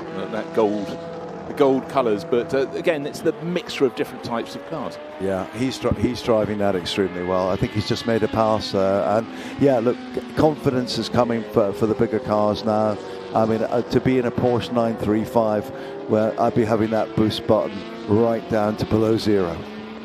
Yeah, Kelvinator, Sub-Zero, that's the way to go. Sub-Zero. Yeah, Sub-Zero, absolutely. That car probably doesn't need an accelerator because it's got a light switch, hasn't it, rather than a progressive throttle pedal. He once described driving a 935 in the wet to me like lighting a firework and just waiting for it to go off, which I thought was brilliant. I think that's fair. But we're talking about cars being original or sort of facsimiles, but to me it's sometimes looking at the race liveries that stand out, and Crown Racing, very successful with their Lolas, but the one that I like is the later Lola. It's the Otford Group car. Jim Wallace, his cars were presented just so. When it used to run in Thundersports in the UK, it seemed a small, delicate car, but in the sort of white with the brown and orange livery. And it's great to see that. Maxime Guénard going very, very well.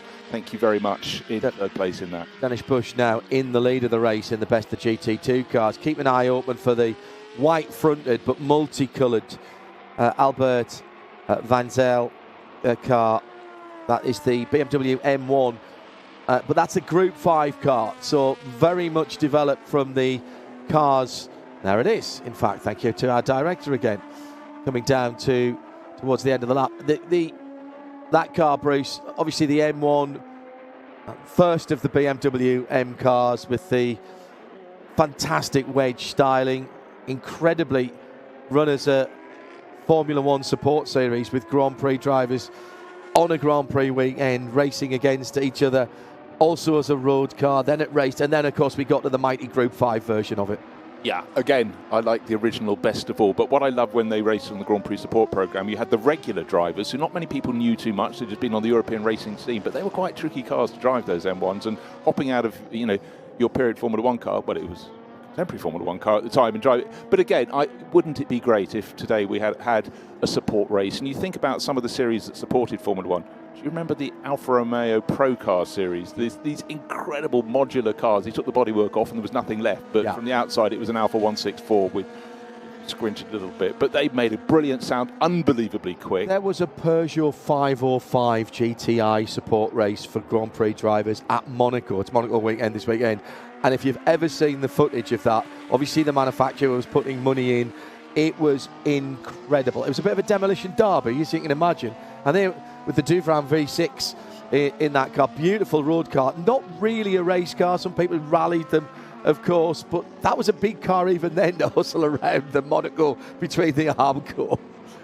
But I like the idea of bringing that back. Problem is now, of course, everybody's affiliated to a manufacturer, and even if you went between the manufacturers. Some drivers wouldn't drive one week and they wouldn't drive the next, Gregor. So it falls really at the first hurdle. Yeah, it's a shame. I think that we look back and it was just a better era, really. I mean, when you had the drivers in any given weekend. Famously, Jim Clark would drive a Lotus Cortina, a Lotus 25, and probably, poor thing, a Lotus 30. Yes, exactly.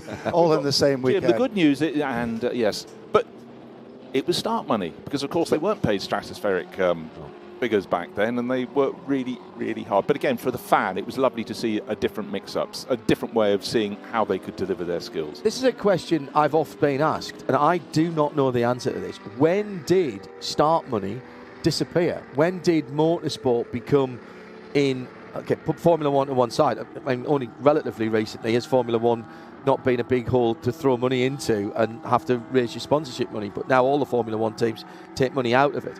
But when did it become the norm in motorsport across Europe, particularly, that those who were providing the entertainment had to pay to be there, rather than, you'll have talked to drivers who went all the way around, did the European tour and picked up a few £100 there, a few £1,000 there, some Deutschmarks over here, and did the European tour with a car on a trailer or a couple of cars with friends and did that. When did that stop? I'd say pretty much as you went from the 60s into the 70s, because you think about the likes who did precisely that, racing in Formula Junior, Formula 3, and they'd be doing the Canon Lopette in Sweden, and they're moving down to Germany and then down to Italy, and obviously big prize money for the Monza Lotteria event in those days before chicanes, those great big slipstreaming queues, and they all had stories to tell, but they lived in tents. If they were lucky, slept on the bench seat at the front of their car, but they were the nomads, the gypsies, and particularly a lot of the drivers. You think about Denny Hulme, we were talking about him earlier. He'd have done that with Ian Young helping or hindering as a mechanic, and so on and so forth. But great days, and then just by the time these cars were racing, it had changed a little bit. But prize money, it was the big thing back then. Yeah. They didn't get salaries; they got prize money. David Hobbs talks about those days and him going around Europe with a car on the back of a trailer. His book, actually, some of the pictures are just tremendous. I think stateside starting money stayed on a little later into the 70s, and obviously there was some big money series. You think about their Formula 5000 series, thank you very much, said Brian Redmond. Well, and still does for things like World of Outlaws, and even to a certain extent the stock car series. You don't get as many people doing start and park as they used to do. At the front of the field, Dennis Bush has pulled out a handy 8.8 second lead in that mighty Porsche 935. And then it's the prototype battle between the two open top plus 2 litre cars. But there's battles, Gregor, all the way down the field. Gregor Fiskin with us, Bruce Jones and John Hindhoff in the Global Broadcast Centre here. And that in some ways is the joy of this racing. A 30-odd car field here, and there will be somebody that you can find to have a race with, even if it's not in a car that's exactly the same as yours. Absolutely. I mean, the thing with historic racing is, look, it's nice to win a race, but you could be in a car in the middle of the field, you could be a car at the back of the field, and you've got guys around you that you're trying to beat. And what I love about historic racing is you get out the car at the end of the race, and whether you've won or whether you've lost, if you've had a great race, you shake the other guy or girl's hand, that's historic racing. Yeah. It honestly, it's, on Monday, I don't think Christian Horner is following this, looking for his next Red Bull co-driver for Max Verstappen. It doesn't matter. We're all lucky to take part in it and drive these magnificent cars in this magnificent place. A quick shot of the BMW, the other BMW M1. That is the Pro Car shape of car, which is a much purer form of that car, still with the big flared arches, but with wheel arch extensions rather than the Group 5 box arches. And also in there, another big GT car, Paul Chase Gardner in the DBS V8 Aston Martin, the RHAM, the Roman Hamilton Racing Aston Martin. And what a character RH was, Bruce. Was he ever? He was... It's hardly surprising when you consider his father was Duncan, and I honestly, one of the funniest books I've ever read was Duncan Hamilton's autobiography. I gave it to my father afterwards. My mother told him not to read it in bed because he was laughing so much that the whole thing was quaking. Brilliant. I mean, how How Duncan Hamilton lived to the age of 10 is a bit of a mystery. He was a man of mishap, but great character, and it passed on down. And for so many Aston Martin fans, they were desperate to have something to cheer on. With Mike Sam and David Priest, Robin Hamilton gave it their best, but mechanical reliability was, well, right across motorsport at that period was iffy at best. But, you know, everyone likes someone who tries and pushes on. And actually, that's something the Japanese always really love, that spirit of maximum attack. And I did something in Japan a few years ago, and this guy was leading his cars by a country mile, Okayama circuit. We saw it in Formula 1 as a TI, Aida circuit. And his car, I said, is he just mucking around as he went into the penultimate corner? No, he'd run out of fuel. And then he had to push it on a very hot and humid summer day to the finish line. We put it up online, and the number of hits was way bigger than he got for the race. But again, they love that sense of someone pushing and striving. He was just regretting the fact he'd had a few beers the night before. He was sweating the alcohol out if it hadn't disappeared already. Dennis Bush then, with around about 12 minutes still to run before the mandatory pit stop. Now that's the Group 5 one. That's Albert Weinzierl. Yeah. It's so much wider than the pro car version, isn't it? But again, it's not as messy as it appears. That's a little bit of a... Well, he's struggling again with the front end. But the Group 5 regulations, and you see perfectly from the tilts away shot, you had to have the original bodywork, Gregor, underneath. So those arches, and you see it with the Porsches as well. That was just a little bit of over-ambitious application of the right-hand pedal there. You see it on the Porsche 935s even, particularly, where you can still see the shape of the rear bodywork underneath. But that was the regulation at that point. Very much so. And all these cars, you know, it's all about evolution. It's all about pushing it to, you know, this year's rule book. And Porsche did that. Underneath there's a little 911 Porsche somewhere.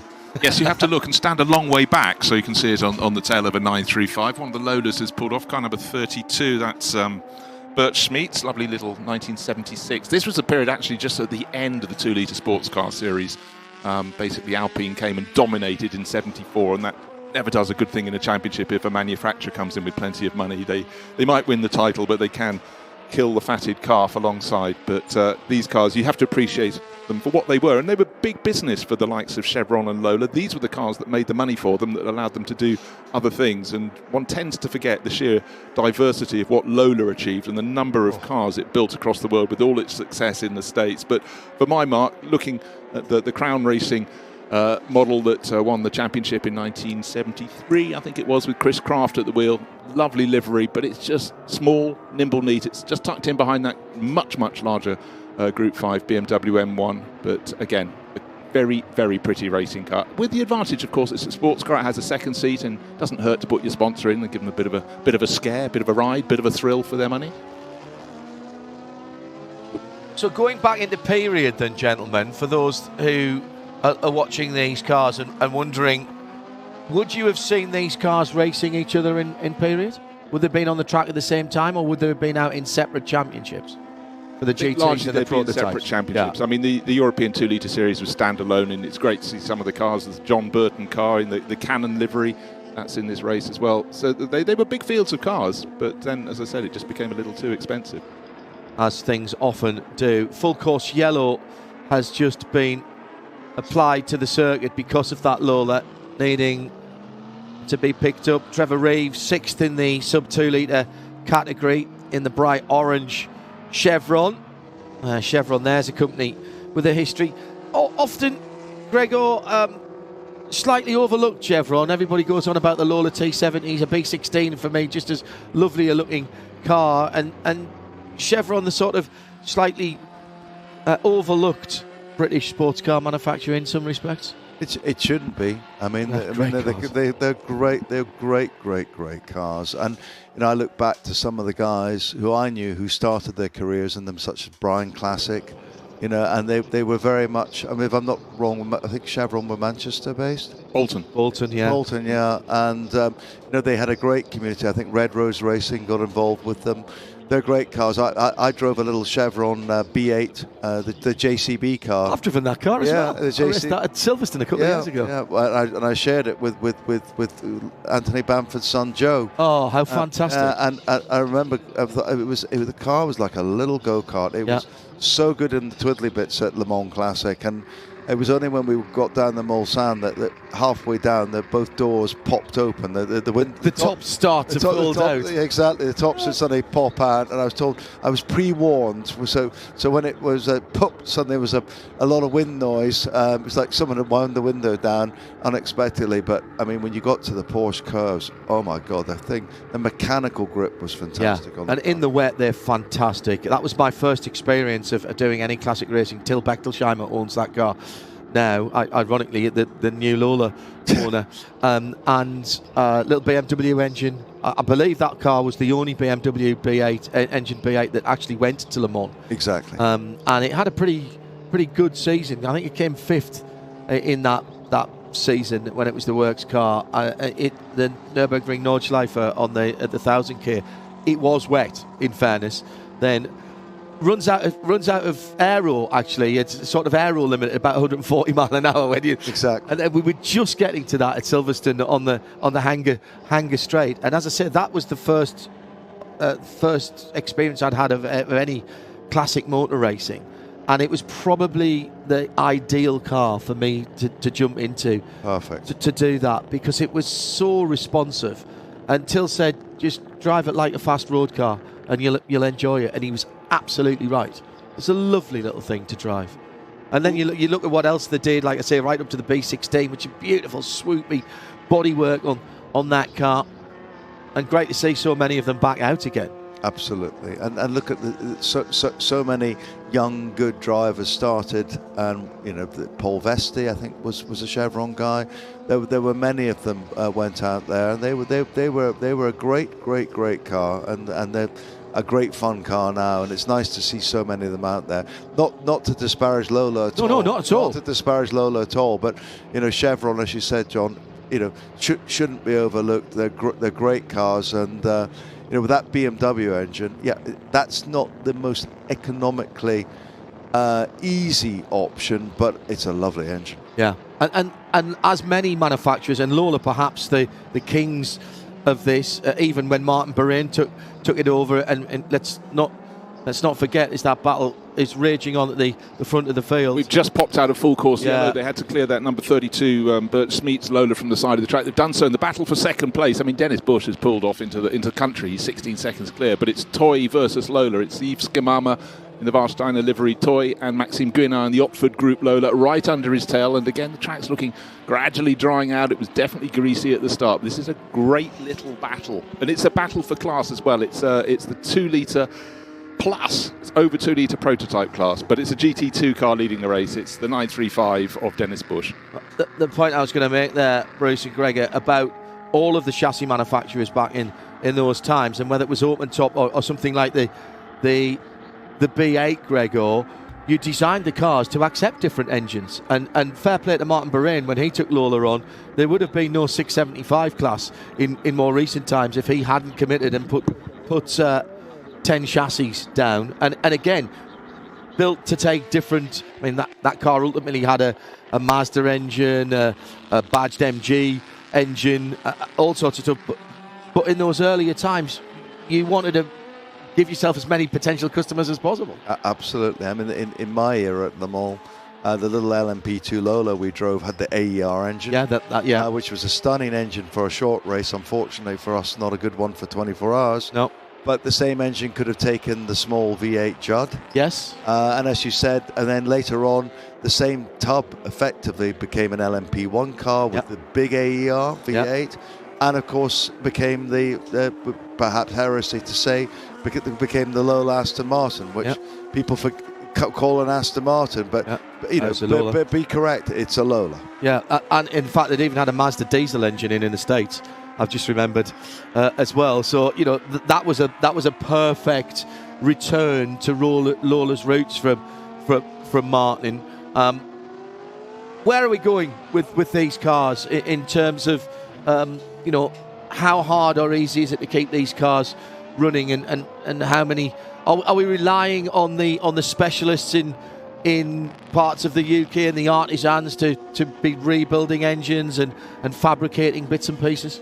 Very much so, but like any market, where there's demand, someone's gonna supply, and we've got such a wonderful skill set. The key to all these businesses now is apprenticeships. Wonderful companies like WDK. I mean, I can just go through the list. There's so many so many great companies which are now evolved into effectively almost manufacturing cars, tubs, bits, and where you've got the skill set, and the skill set's getting passed down, and crucially, you've got all these guys out there driving them, racing them, and sometimes breaking them. Someone's going to fix them, and long may that continue. Well, if you take a car on a racetrack, you've got to be, somebody told me this from a manufacturer, if you take a car on a racetrack, whether it's a test session or a race, you've got to be prepared to accept that at some stage one will come back broken, because that's the way of the world. You keep an eye on all kinds of racing and classic cars. Where's the trends going at the moment in the classic racing world? What are the cars that are being most sought after? Well, the grid gets younger. Of course. Well, I can't believe I commentated on some. And we said this yesterday. Hang on, that can't be a classic. That was 5 years ago. I was oh no, it was 25 years ago. Yes. I was commentating on them. But yes, they are getting younger. The cars are getting younger. I mean, I give great credit to visionaries like Sean Lynn, who's now running the MRL series with Duncan Wiltshire. He's now given a grid to GT3. Yeah, early GT3 cars. Yeah, and I've just bought my old track speed British GT3 Porsche back, which we're going to run next year. Excellent. But what I'm loving is, up at Donington a couple of weeks ago, the biggest grid was for the pre-war vintage. Yes. And I was out there in one of my old pre-war bangers, and there were many people in the pre-war bangers who've now gone and bought GT3 cars. I mean, what a weekend. You can be racing 1922 to 2012. And it's all fun. Yeah, and a lovely atmosphere in these paddocks as well. Everybody that we've had in, drivers, people involved with teams, people like yourself, what they'll tell us is there's a real camaraderie, a real family atmosphere here. Absolutely. And again, back to Patrick Peter, he was the guy who gave us good lunches. He gave us places to get coffee in the paddock. He understands that the wives, the girlfriends, the kids want to come along. It's got to be a great fun weekend, not just for the guy driving the car or the girl driving the car, but everyone. And it's great entertainment. It's an event. It's an event. Exactly. That is the key. They're long days. You do need stuff to do to fill them for all ages. Going back to the racing, though, Dennis Bush, the pit window is open. Now he's the best. He's over 20 seconds clear in his Porsche 935, that glorious pale blue car. Then you've got the prototype over 2 litre battle for second and third place. We've been watching the golden toy, the SC304 from 1976, and Maxime Guinard giving chase in the Oxford Group Lola, but getting no change out of it. Then you have quite a gap back to the under 2 litre class in the prototype, and Tony Sinclair doing a really good job in his Crown Racing Lola, and he's keeping that. He's just got ahead of the BMW, the Group 5 version, the M1. We saw have a spin for Albert Weinzierl, and Ross Hyatt not too far behind in his Chevron B31. Notice Ralph Kellen has started the Porsche K3, the 1980 car. He's been making decent progress the last handful of minutes. You'd expect that of Ralph. He'd drive a shopping trolley quick. Still, lovely sense of humour, quietly spoken man. Knows how to pedal a car, though, undoubtedly, Gregor. Yeah, no, that you don't just lose it with the passing of a couple of years. No. And Ralph's a long career, great career, and it's just wonderful seeing these heroes out there enjoying their racing. Yeah, Jim Norman over from the States, I noticed as well, in another K3, who I call his name in some of the American racing as well. And Trevor Reeves out there as well in the 315. That's another Chevron. And just behind him is Beat Eggyman in the Cheetah. Now, tell our views about the Cheetah, Bruce. Swiss driver in a Swiss car. Yes. But not one made with holes in it. A Cheetah sort of came and went.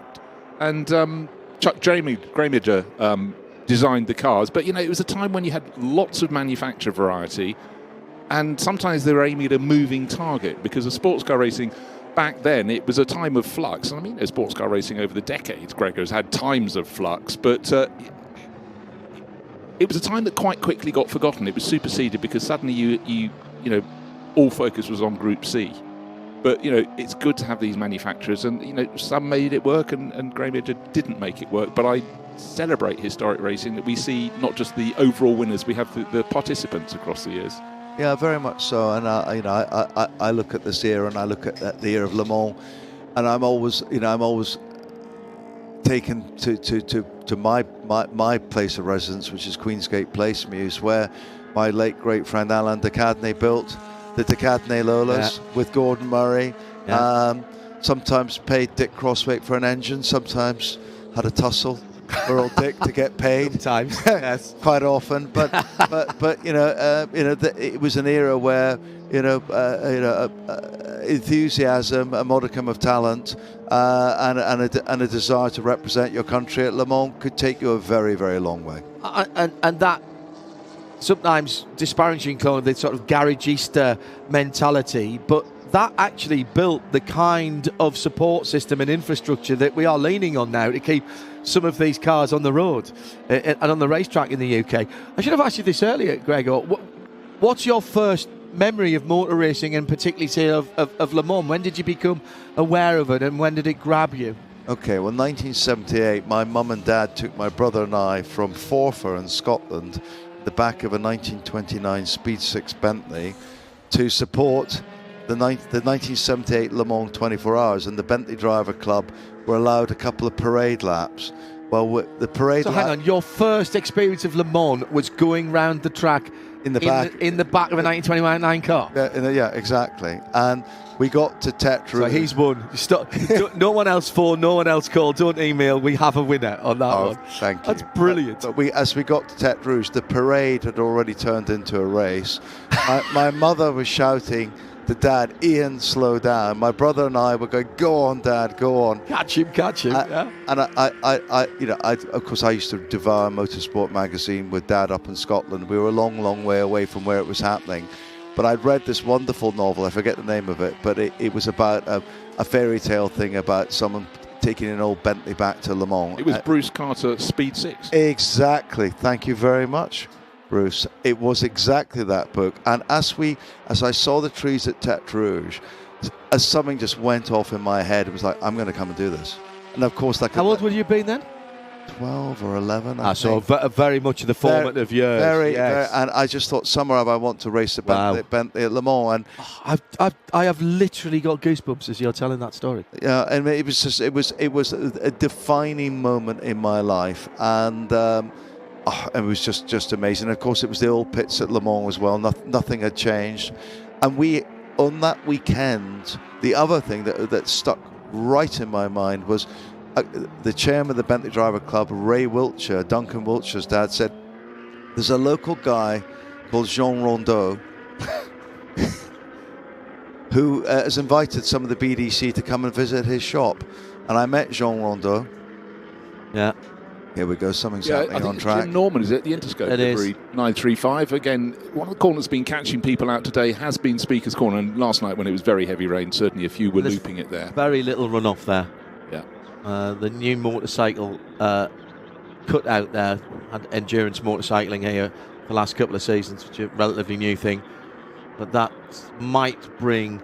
Well, the pit window closes in 4 minutes, and we still have some of the leading drivers yet to pit. So almost all of the leading drivers. Well, Dennis Bush is continuing for another lap. It's yellow flag clearly at the moment. Maxime Guénard has come in from moved ahead into second place, but Skimama is in the pits. But is that Porsche going or not, John? No, it's still yellow flags. I think he's reversed it backwards, and we've got one of the Toyota snatch vehicles heading down there on the interior return road. Gregor, please continue that fabulous story. Well, I met Jean, who was, just like Alain de Cadenet, charming. And there was this car which I remember as a kid, and it had Le Point written on the nose. Yeah. And it was a little Group C car. Yeah.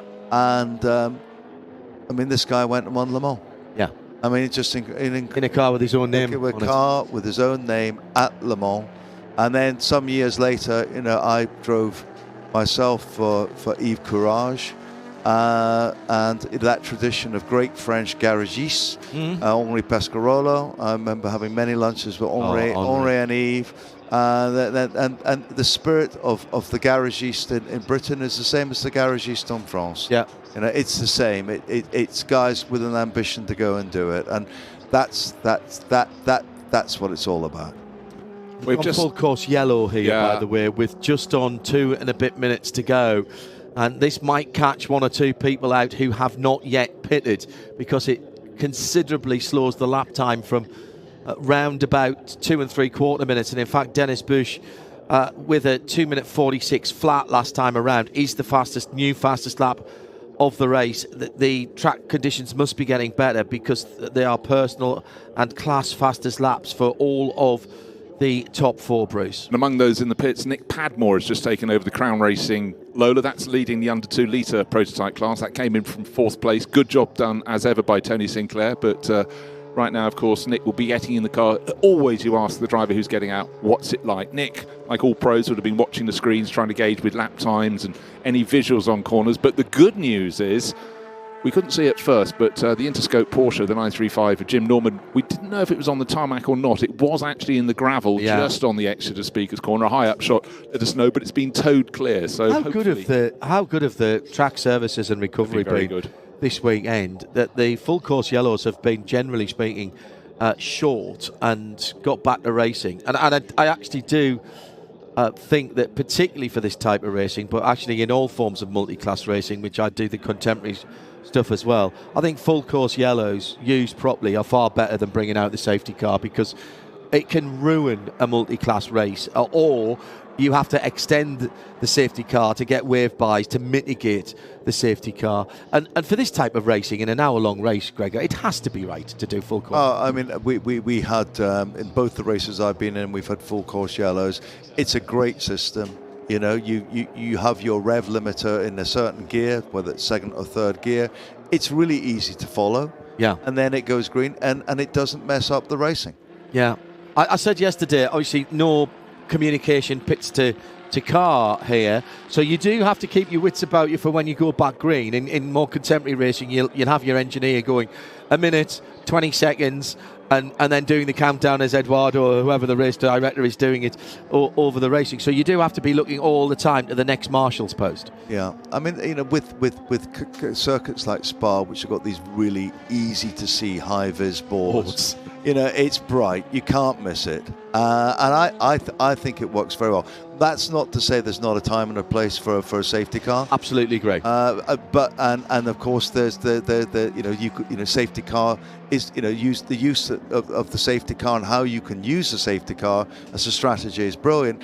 But I like the full course yellow. I think it and particularly when you've slowed your speed down, then you see the incident. There's double yellows waved. Yes. You know, I think it keeps our wonderful friends, the marshals, safe.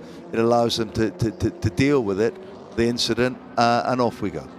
Unfortunately, the Lloyds of London, Russell Bus driven Chevron B31, that has crabbed very badly. I noticed it coming down past the pits, but unfortunately for them on the track, just trying to gauge what exactly he had his left hand up as if he was going to pull off the track there for a moment, and then, I mean, these are not cars that have ECUs that you control alt delete with a power cycle, so whatever it was seems to have cleared. A cough, a splutter, I don't know what, but that lovely Chevron running again. Are you out today, Gregor? Yes, I'm in one of the last ones where we've got the second part of the Gentleman's Challenge. What a grid for that, by the way. Oh my God, talk about, I mean, a couple of years ago it was a bit sparse, but it just has rounded up a wonderful array of all sorts of cool things. Yeah.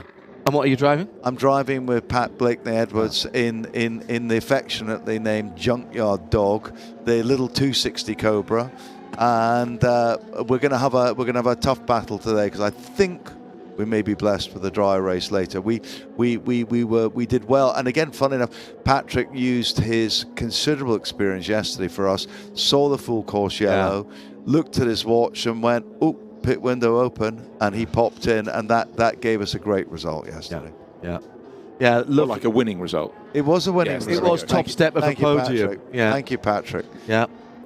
Coming out of the pit lane now, this lovely BMW engined, the number 82 coming out of the pit lane. And a Seller with its distinctive sort of jelly mould shape, but they were effective. Not the most beautiful cars to my eye as a sort of young teenager.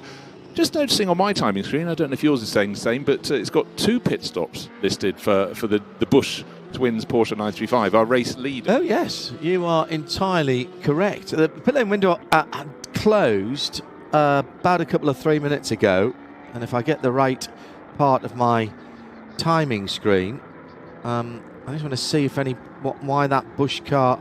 Okay, right. Dennis lights Busch aren't working. Yeah, Dennis Busch came in as the full course, or just after the full course yellow, and then left. So that was the most recent stop, I think. Well, he's listed as having a 30-second advantage, but it's listed as just having come out of the pits on this lap. So he could have squeaked in a second stop, but if you're sitting on a margin like that and you've got a fastest lap... Well, there's been a driver change, so it's Mark behind the wheel now. Yes, yeah. No, and Dennis did start that car. I do think it is... I'm not going to say it's getting drier. I think it's getting less wet. I think is the fairer thing. I can't even see a drying line at the moment, but the new drivers getting in have got significantly better conditions. Now, if you are a new driver getting in, you do have to get used to it. And sometimes that is, Gregor, just a little bit of an advantage for somebody who drives straight through, comes into the pit. They know how the track is evolving. Yeah, look, if someone's double stinting and they've got a big advantage. It's not easy jumping into a car in the middle of the race. It's just that when you're the starting driver, you get an outlap, you stop on the grid, you get another outlap. You're kind of eased into it. It's tough, but it's the same for everyone. True. So are we going to see you at some more of the Peter Auto events, all being televised this year? Dijon-Prenois, my 2 esteemed colleagues, will be looking after that one. You're going down there for that? Not doing Dijon. The next one, we're going to run the Delara Judd, Shorty's old car, which is at Le Mans. At Le Mans, which Martin's been very gracious. We've put it back into the Orica colours for Le Mans. Right. Okay. So it's back into PlayStation colours. But I've reassured Martin I've got a set of roll centre bodywork to go back on it. Yeah. But we're going to run it. We're going to run that at France, and we're going to run a lovely Duchamal 911 ST Porsche. Oh my goodness! Which Jackie Duchamal ran there at Le Mans in 1971. And we're running an E-Type as well, which hasn't got a Le Mans history, but they've generously allowed to come, and we're going to have a great time. And we've also got Imola, which I will be at, Ricard, and then, of course, end of the season back down to Portugal. I mean, this is truly, Patrick Peter has truly assembled, which is a championship now as well, we should remind people, but he's assembled a lovely set of events for across the season. No, it's absolutely world class, and when I see the amount of friends we've got over here from the United States this weekend, there's great racing all around the world, but people will travel for this type of, as you said, it's an event. With a capital E. With a capital E, and then and I love. I mean the tapestry of historic racing now between the Le Mans Classics, the Peter Otto, Sean now with the Motor Racing Legends, and of course Goodwood, and then down to the good old Vintage Sports Car Club. Yeah. I mean wherever you are in the world, there are boys and girls out there having fun with cars one way or another. Yeah, absolutely. Gregor, we'll let you get away. Thank you very much, guys. Thank you for letting me come and chat away with you. Great honour to be with you guys. You are all the legends of Le Mans commentary. Well, thank you. And you guys are a huge part of the sport. You are the voice of Le Mans. You're the voice of historic motorsport now, and we're very lucky to hear you and get this great coverage. That's very kind of you to say. Come and find. We're actually right next to the pre-grid area at Le Mans at the end of the Bugatti circuit. That's where the TV compound sort of decants to. So please, if you find yourself down there, come in. We will. I'll have the coffee machine there. Fantastic. There'll be a good cup of coffee. That sounds like an evolution or even an upgrade. Yes, it certainly is. John, thank you very much. Gregor. Lovely to see you. Andrew, Bruce, take care. Absolutely winning on the my first Le Mans story as well. We're never going to better that. That is absolutely fantastic. Down to the business end of this race now. Bruce and Andrew Marriott rejoining us as well. A couple of incidents being noted as well, including that little coming together between Jim Norman that sent him off the track in the number 100, the Interscore Porsche, and Paul Chateau in the number 82 Osella was involved in that as well. Don't see, John, that Padmore is really flying. Padmore in the 2-litre car is closing up on Shimama, and I think he'll be right on for the podium position in the next lap. Two in front of him race together so much in those two cars. Often seen them racing at Le Mans in the top plateau, Le Mans Classic, always racing together. There, just see the Interscope. Remember the race by Danny Ongeis. Danny the fastest. Flying Hawaiian. And one of the few people that made the transition from being a drag racer to then a Formula 5000 racer. And Interscope Racing was a guy called Ted Field, a bit of a wild character actually. But and Nick Padmore's just put in the fastest lap in class for the sub 2-litre prototypes at 2:51.0. Still that incredible 2:46.0 for the 935 with Dennis Bush earlier on. Lovely to see those 935 K3s. Yeah, fantastic. Some cars that histories, and one Bobby Aitken, not Bobby Aitken, Bob Aitken. Yeah. His dad ran for Rahal. Yeah, I saw in the paddock before the start of the race. And Chris Hyatt's another man to watch. He had a very good run in Barcelona, and then I think I remember Johnny had a problem right near the end when he had a podium in sight. So watch for Chris Hyatt. He could come up the field a bit further yet. Yeah, just noticed a bit of front end damage there actually on Emmanuel Brigand's car. That was the number 2 935, little front splitter. So there's been a bit of contact or maybe thumping a curb. Very easy to do if you run a little bit front wide. Just dragging on the ground a little bit on that car. Low. He wondered what the noise is. He won't be able to see it. He might be able to feel it, but he'll hear it. Urs Beck has taken over from Ralph Kellner's. Well, battle absolutely royale. This is the number 85 coming through. That's the Crown Racing Lola. We just talked about Nick Padmore. He was hunting down the golden toy of Yves Scamama, and he was catching him hand over fist and made the move look very easy. Now we have three classes of car in the top 3 positions. The race led by Mark Bush in his GT2 class, a Porsche 935. He's 22 seconds clear of the leading prototype over 2-litre. That's Maxime Guéna, but now it's no longer Yves Scamama in third place. It's the leading under 2-litre class car in the prototype class. It's that Crown Racing Lola, black with the red, yellow and gold stripes on it. And Tony Sinclair drove it beautifully, but Nick Padmore, well, he does what it says on the tin. He's in the programme, actually, or somewhere, he's listed as British Fast Racing Driver. British Fast. He's driving as well as Chris Graff drove it in period. Yeah. Hello to Malcolm Cracknell, who's watching and listening back in the UK. Morning, crackers.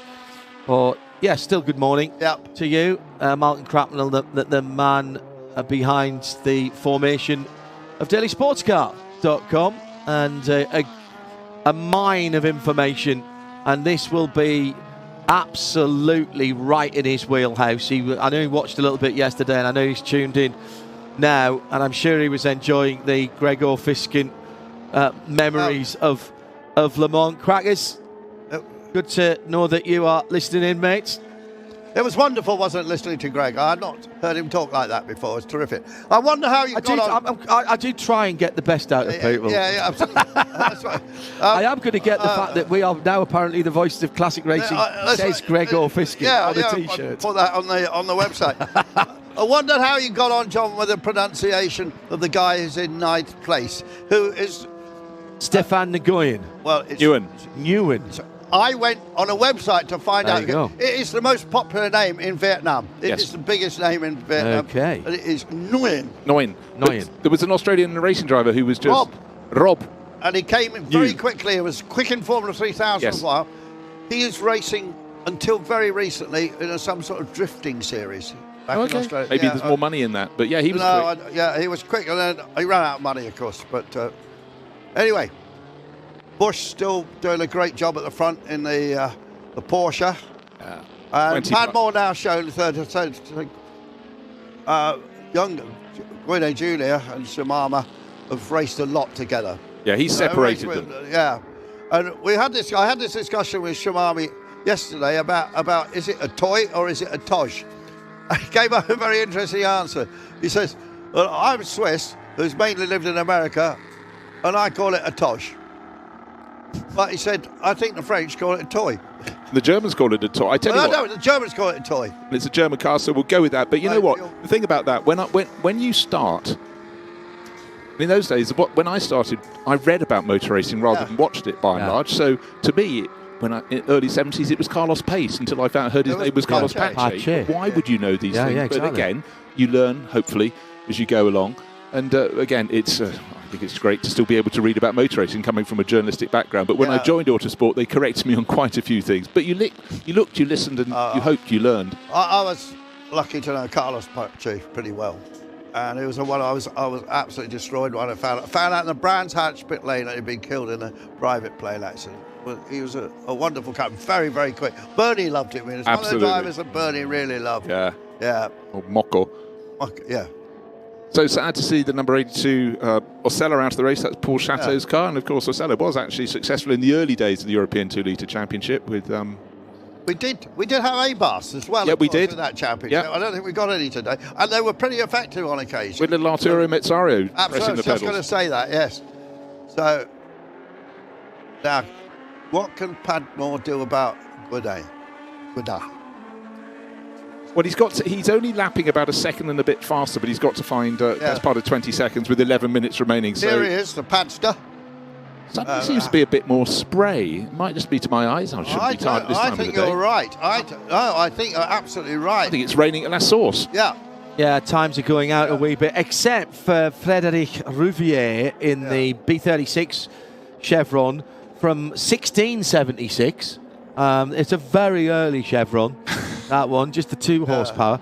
No, rudimentary. Yes, absolutely. That's second in the prototype sub 2 litre category. He's just put that car's fastest lap of the racing, but it's a 2:56.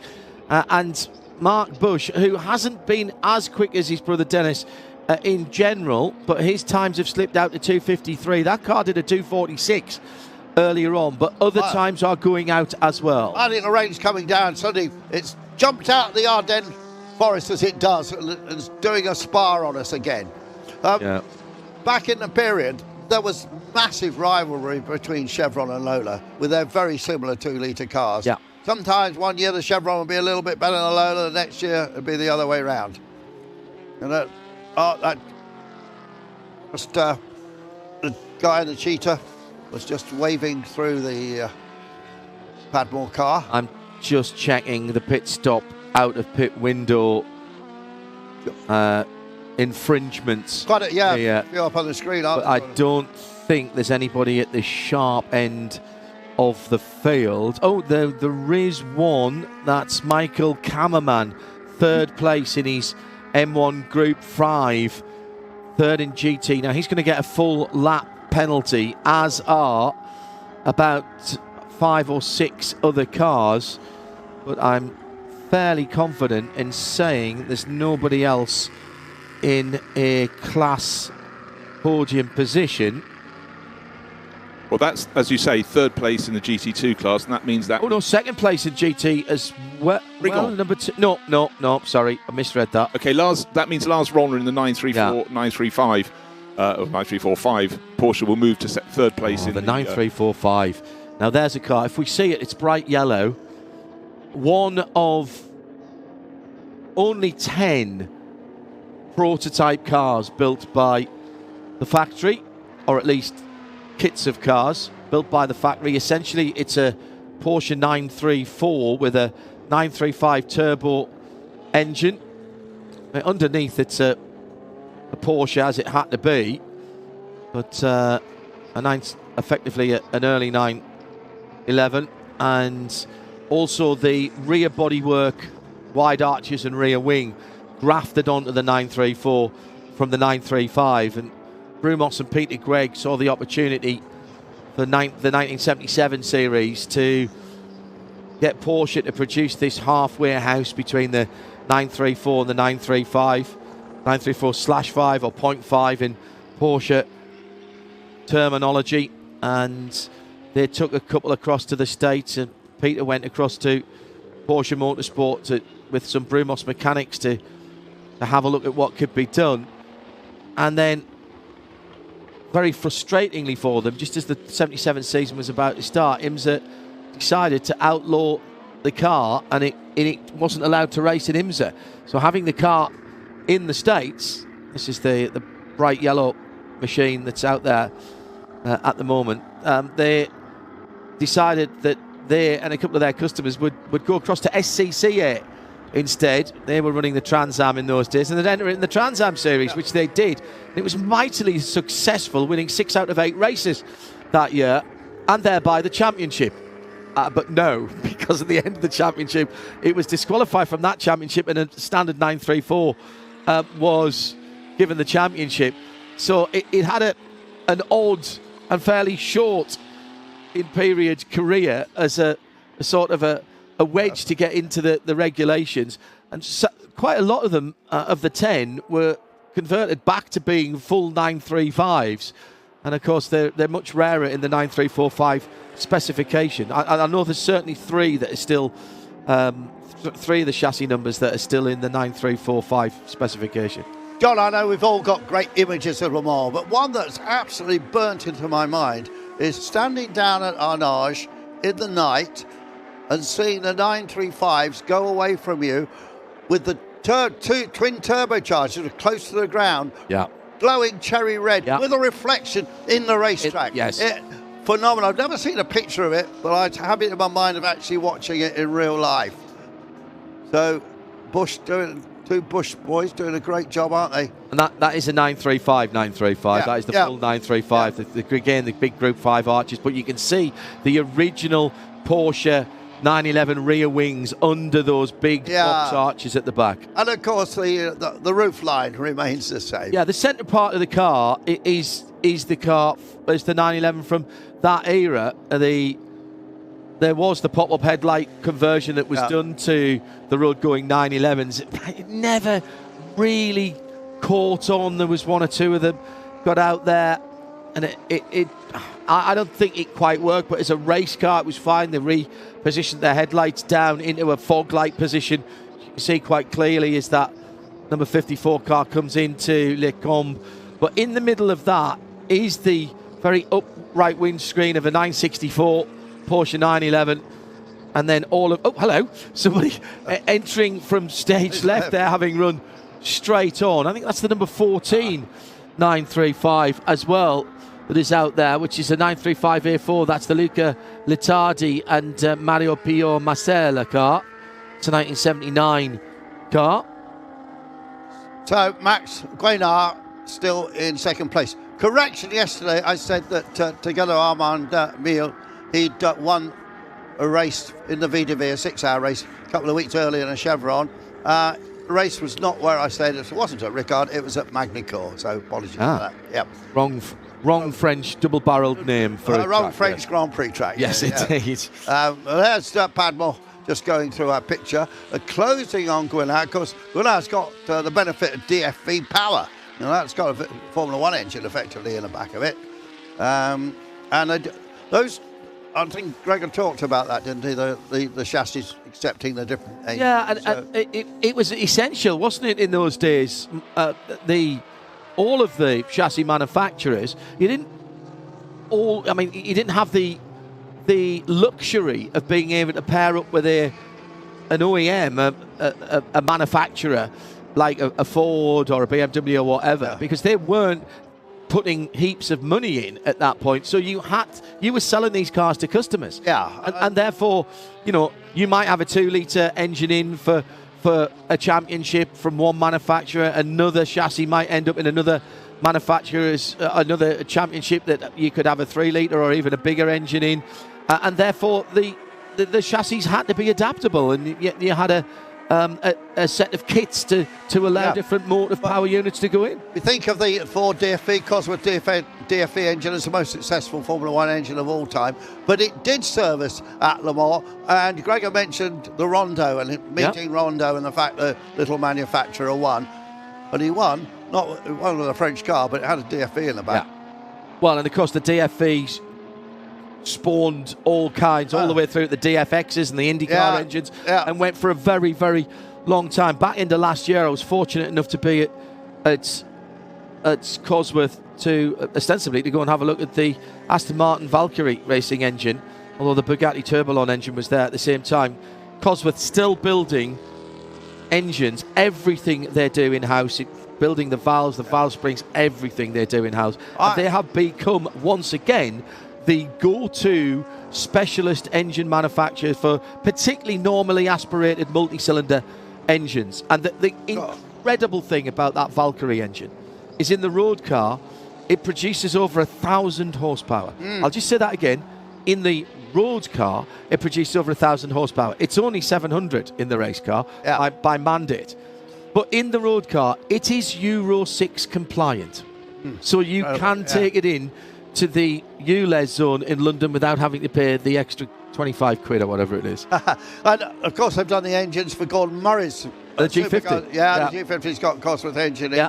Last time, long time since I've been there, they also forged their own pistons. So they do everything. They bought, for a while, Marlow, which was over the back, was and Cosworth were all part of the same company, and they still, so they literally still do everything. It is one of the biggest artisan companies that you'll find. They've almost got a whole industrial estate now on the outskirts of Northampton. So St James's Road, wasn't it? But they're also fantastically good at electronics. Well, they've got PI now as well over at Cambridge. They do all the steering wheels, every Indy car. It's the Indy 500. Later on this evening, we'll be dashing back to watch that. And well done to Prema. 45. Every Indy car has a Cosworth steering wheel. All the LMP2s have and most of the GT3s have a. That's Rouvier, who's the Revolvier. Very good. I like what you did there. Number 45 car going around. That was third place, by the way, in the sub-2 litre category. Dropped it into the chicane, has it? Yeah. It's coming out of the chicane. Was it? Yeah. There's the pit entry road on the right. He's looking down at the dash. That's not a good place to be. No. There he is. No, he is. Got the Alcamel transponder on the side of his helmet there, so that we know who's in the car. Excellent job again, by the way, by Alcamel. Thank you very much to the very hard-working team who seem to be almost ubiquitous now. I was just about to say, I think we might get an early bath on this. The leader was going on the final lap, but the red flag has come out, and that will take the results back to the end of lap number 18. So lap 19 will not exist for the... Yeah, but Padmore just got past going up. Into second. But I think that might go back. Yeah, I think it will, yeah. I think that might go back to the end of the last completed lap. Now, it doesn't matter for their class positions, Andrew, but it would for the overall.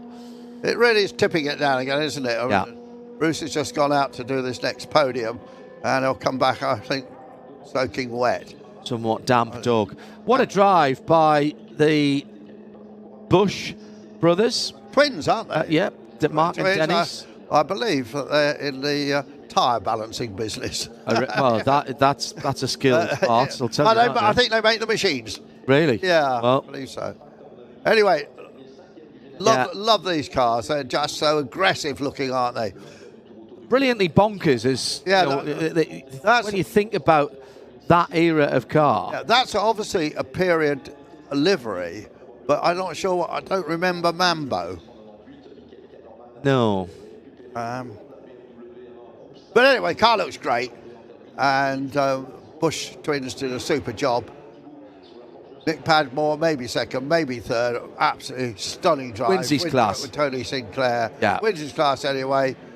Meanwhile, the 45 car is still stranded there. Presumably the motor won't fire up. Well, I think that one would be the Ludwig. That's a 79 car, isn't it? Yes, it is. So that'll be the Ludwig Mambo team car. Oh, is that right? Yeah. Yeah. Just, you remember a lot of these liveries, but not all of them. Yeah.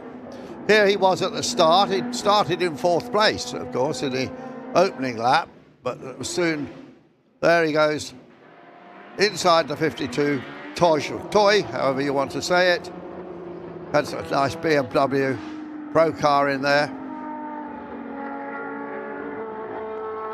We had Tony Sinclair going well. Here he is, and then handing over to...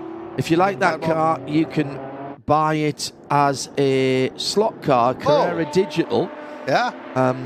For €68. The Creamer 935 K3. And quite a lot of incident in this race.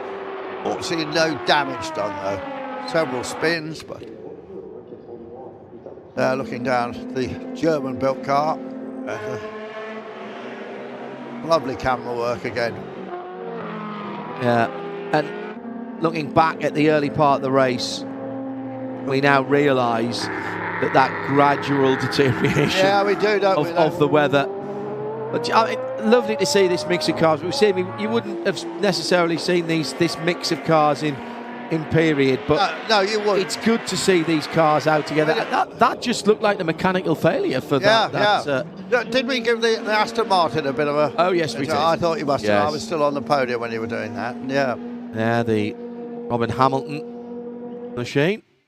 It's a brute. It really is when you look at it. But it looks like a brute. Our colleague Peter Snowden knows a lot about that car. I think he's probably driven that car. Or is it?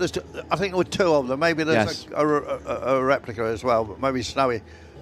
He's a bit busy on the final qualifying for the Nürburgring coming up in mid-June. We'll have that for you in sound and vision as well. Straight after Le Mans, that's the week after Le Mans. A tired but expectant and happy band will be travelling across from Le Mans to the Eiffel Mountains and bringing you that.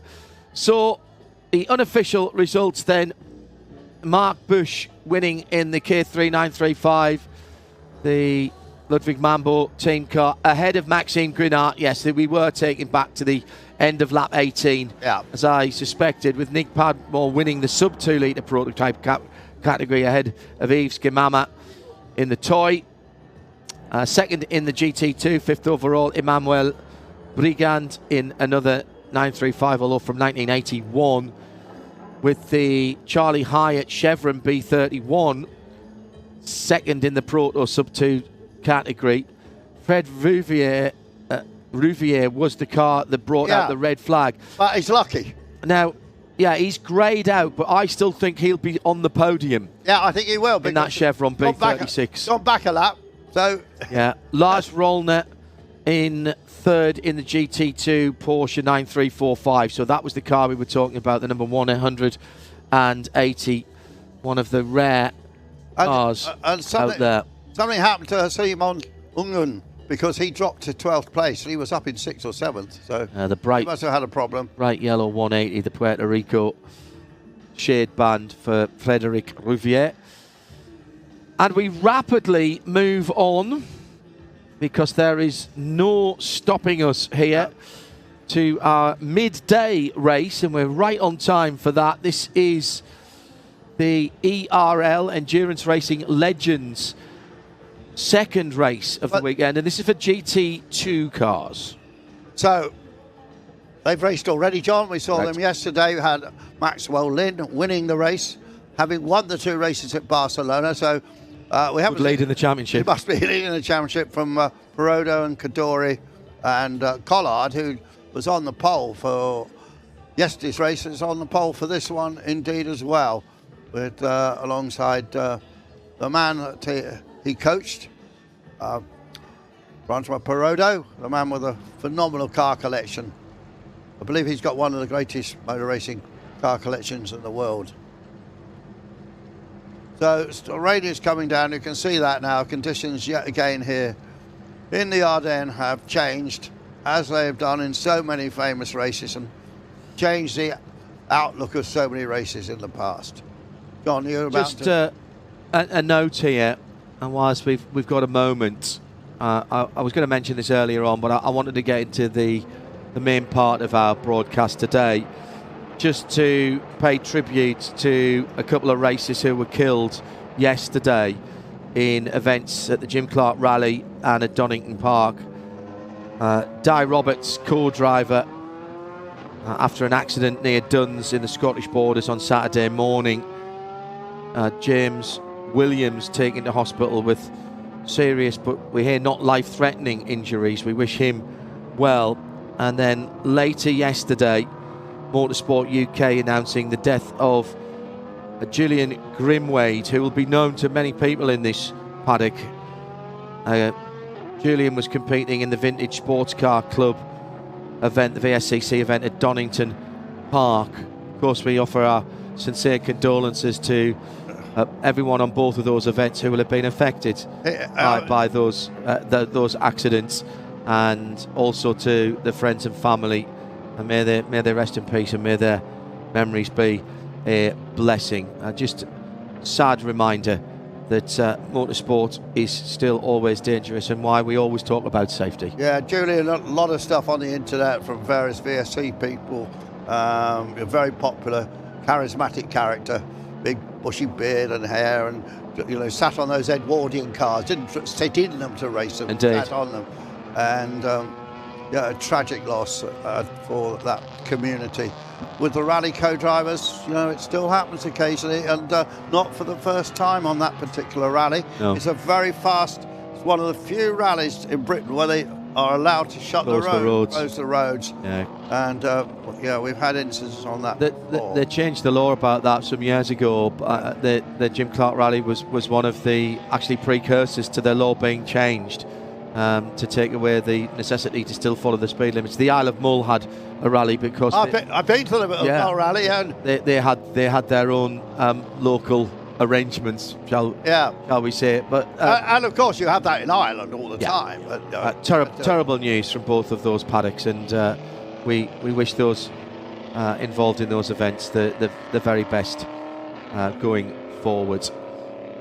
So we move on here to our penultimate race of the morning. We've got about an hour's gap before we move into the afternoon session, which will start with historic touring cars, then Group C, then the classic endurance race for the Group 1 part of the CER, and we'll finish off with the second race of the weekend for the what's called the Gentleman, a 45-minute race starting just after 5 o'clock Central European Summer Time. Thank you for joining us from wherever you are around the world, and a particular hello to many of you who are joining us on the Goodwood channel for the first time. You weren't with us at Barcelona.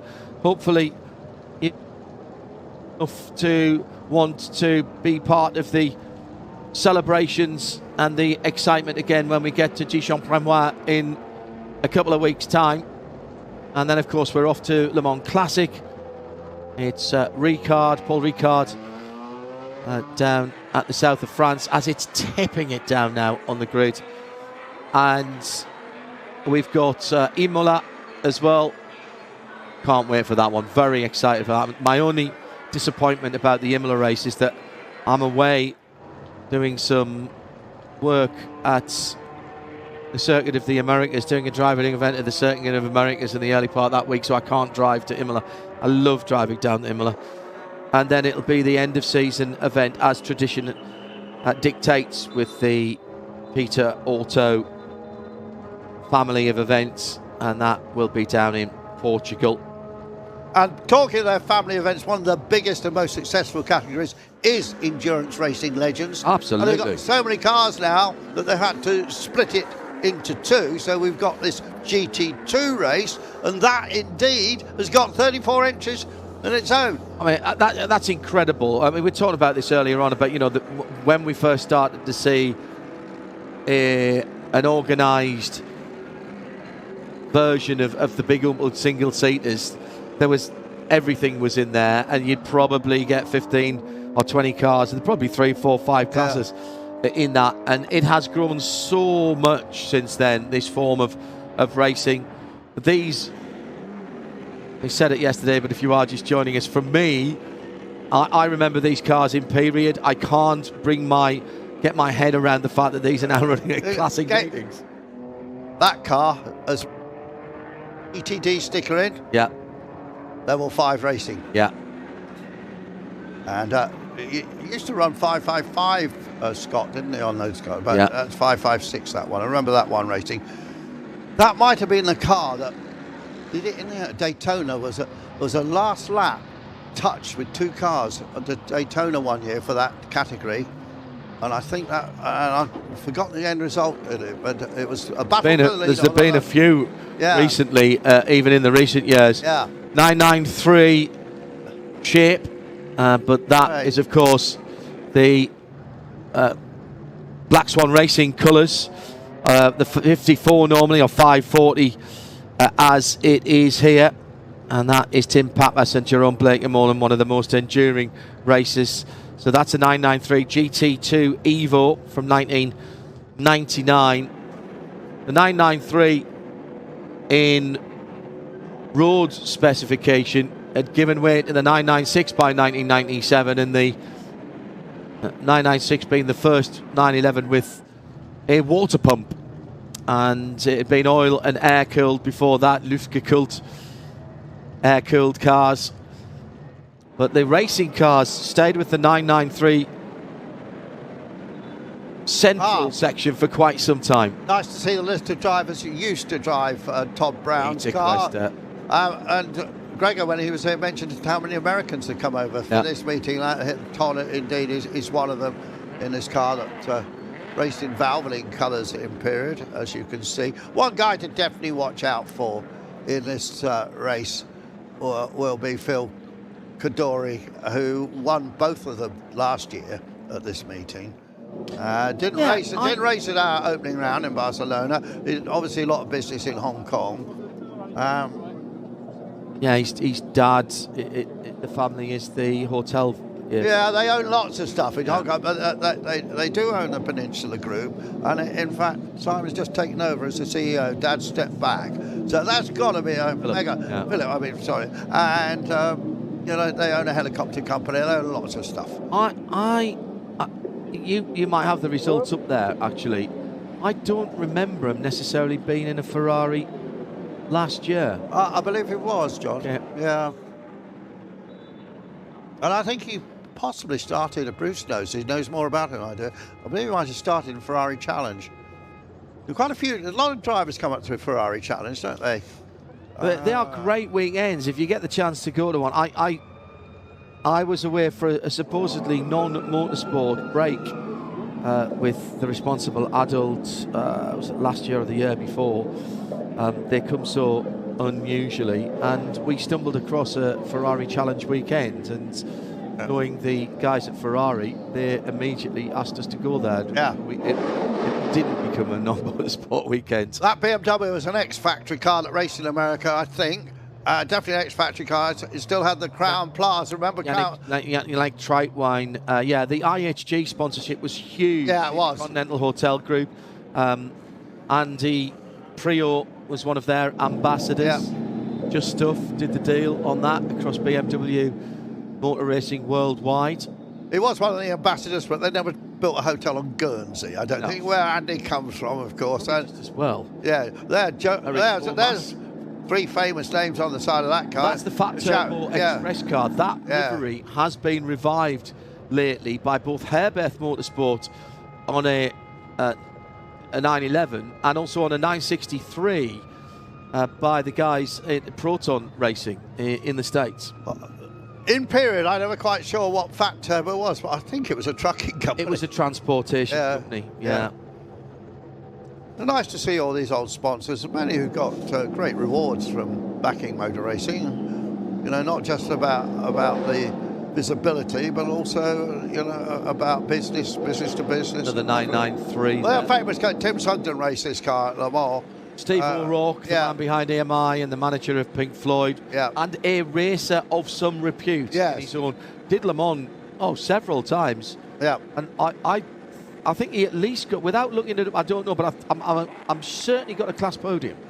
Yeah, Steve O'Rourke. I went to a most magnificent party after Goodwood at his house once, and the lead act was Joe Brown. Brown and the Brothers. Joe Brown and the Brothers, which was rather fine because I'd seen them about 50 years earlier.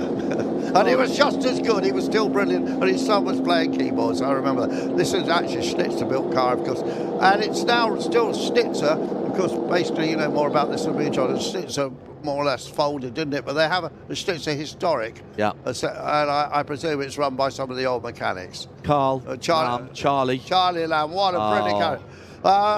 Much missed in the paddocks. They reckon a few of us have done. How many race circuits have we been to? Now you must be. I don't know if you've ever done it, John. Yes. I'm well up there because with Marcus Pye I made some loose rules, and you couldn't count little ovals, but you could count big ovals, and a lot. Forget about all the rules. But Charlie Lamb definitely had been to the most race circuits. I interviewed a chap at Kuwait Town, the first or the second year we were there for Preventic, who'd been to over 1,200. Really? Yeah. And he had, there are some fairly stiff rules for the group that he was. You have to go there whilst there is a we had that. No, our rule was you had to go there when something was happening. Right. Cars had to be going round. Right. Well, race meeting happening, his was, you could count the same track twice if it had, but only twice if it had a significantly different configuration, which had to be, I think, 3 corners and a straight. Had to be different. Remember, I'm in Miami, of course. It's a famous racing venue. They had several tracks. Yeah. At one place, they moved it on and just used one straight. Well, only one straight was common to both tracks. And because Kyalami, another great track, where one day they might have a Grand Prix, that effectively slipped down the hill. So Steve O'Rourke won the Class British GT Championship with Tim Sugden in 1997 and then in GT1 in 1998. He went to Le Mans in a McLaren in... Oh, that must have been later than... Well, it might have been about 1998, maybe, yeah. Finished 4th overall with Tim Sugden and Bill Oberlin. Yes, yeah. Wonderful Bill Oberlin. Still winning in BMW. Extraordinary man. Oh, incredible. That was in that same EMI livery we've just seen. Yes, it was. Yeah. He was, of course, instrumental in the Group C Aston Martin sports car in 1985, which Tiffany Dell led the race in and finished well. Well, John, just look at the murk now. The mists have come down here. Not the red mists, but the grey mists. Yeah. Although from this shot it looks better behind that Seat. Yeah, I think that's just that particular view that we have is a little different. Yeah. We are going to start behind the safety car, so the 40 minutes has already started ticking down. It is Emmanuel Collard on pole position in that Porsche 911, the number 123 car, with Francois Perraudot, his longtime driving partner and owner of many lovely cars down at Ricard. GMB run a lot of the cars for him, and that's a GMB 430 Ferrari, I think. Philip Kadori also in a 430 GTC Evo from 2010. 2009, Max Lynn, the same version of the car in the 13. That's your front 2 rows. Then Tim Pappas with the first of the GT2A cars. That is the 993 GT2 Evo from 1999. That's the white car with the black and green stripes. So that's the Black Swan Racing colours. Yannick Troutvine in the E92 BMW from 2010. That's the 250 car that Andrew Marriott was talking about. The USA car run by Schnitzer in the US. And with that IHG, Intercontinental Hotel Group sponsorship, they really activated that well. Curry and Lance had just stuff put them in the British Touring Car Championship as well. And actually, if you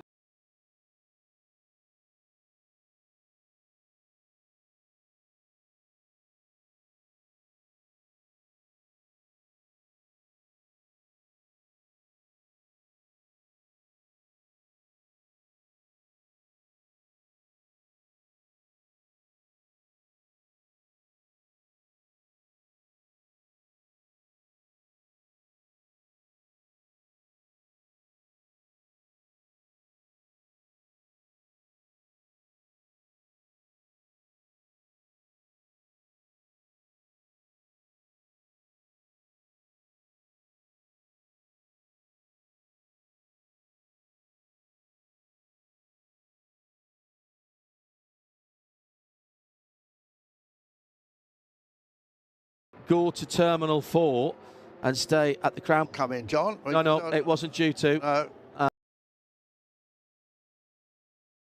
30 GT3 Ferrari from 2007. Those are the categories. I don't think there's any more classes. No, there aren't. So what we'll see is probably at the end of this lap, if the race director is happy, they will let them go. There's two EMCA Racing or EMI liveried Porsches in this race, actually. Yep. Such a great fan of racing, Steve O'Rourke. There was a story about the McLaren. When he ran the McLaren, he'd been given the option to spend what I suspect was not a small amount of money on the upgrade pack. And the car finished fourth without it. He probably politely declined it. Yeah. However, in finishing fourth, the rumour was that he spent far more than what he would have spent on the upgrade pack on the party at Le Mans on the Sunday night. Yes, good story. Which is so Steve. Yeah, it was a bit rock and roll. Actually, didn't look rock and roll. Like Nick Mason doesn't look rock and roll. Nope. I know you see Nick, particularly these days. But we've had lots of rock and rollers, haven't we, in our times. I remember interviewing Frank Beard from ZZ Top, who was the only one in the group who didn't have a beard. Exactly. Which was the irony. That was irony. And of course, we've got a marvellous Geordie friend who's done a lot of racing in the States. Brian Johnson. Brian Johnson, gravel voice. Brian Johnson. A Geordie in an Australian band. I never quite worked it out. And has lived in the States for probably longer than he lived in the UK. Has a fabulous place and loves his classic racing cars. Yeah. And in the early days of us covering what was then the American Le Mans Series, it might have even been as far back as the first year of the series in 1999. There were classic cars at that event in 1999 and 2000. And Brian Johnson was there. And I was asked by Tim Pendergast, another great figure along with his dad in HSR down through the years, to go over to meet Brian Johnson. Well, Brian Johnson, of course, was one of my rock and roll heroes, coming from the same part of the world as I did, and remember him with AC/DC. And so dutifully, and we've had a car off at the kink at the start of the Kemmel Straight, and that is the number 71 car that has stopped. And I'm afraid that car is needing of assistance to get through. That's Rainer Becker in the number 71 Porsche 993. Car needs to, so I was summoned to the HSR tent to meet one of my heroes. And as I walk in, there he is, and he's a little stocky bloke, as you know, yeah. Ryan.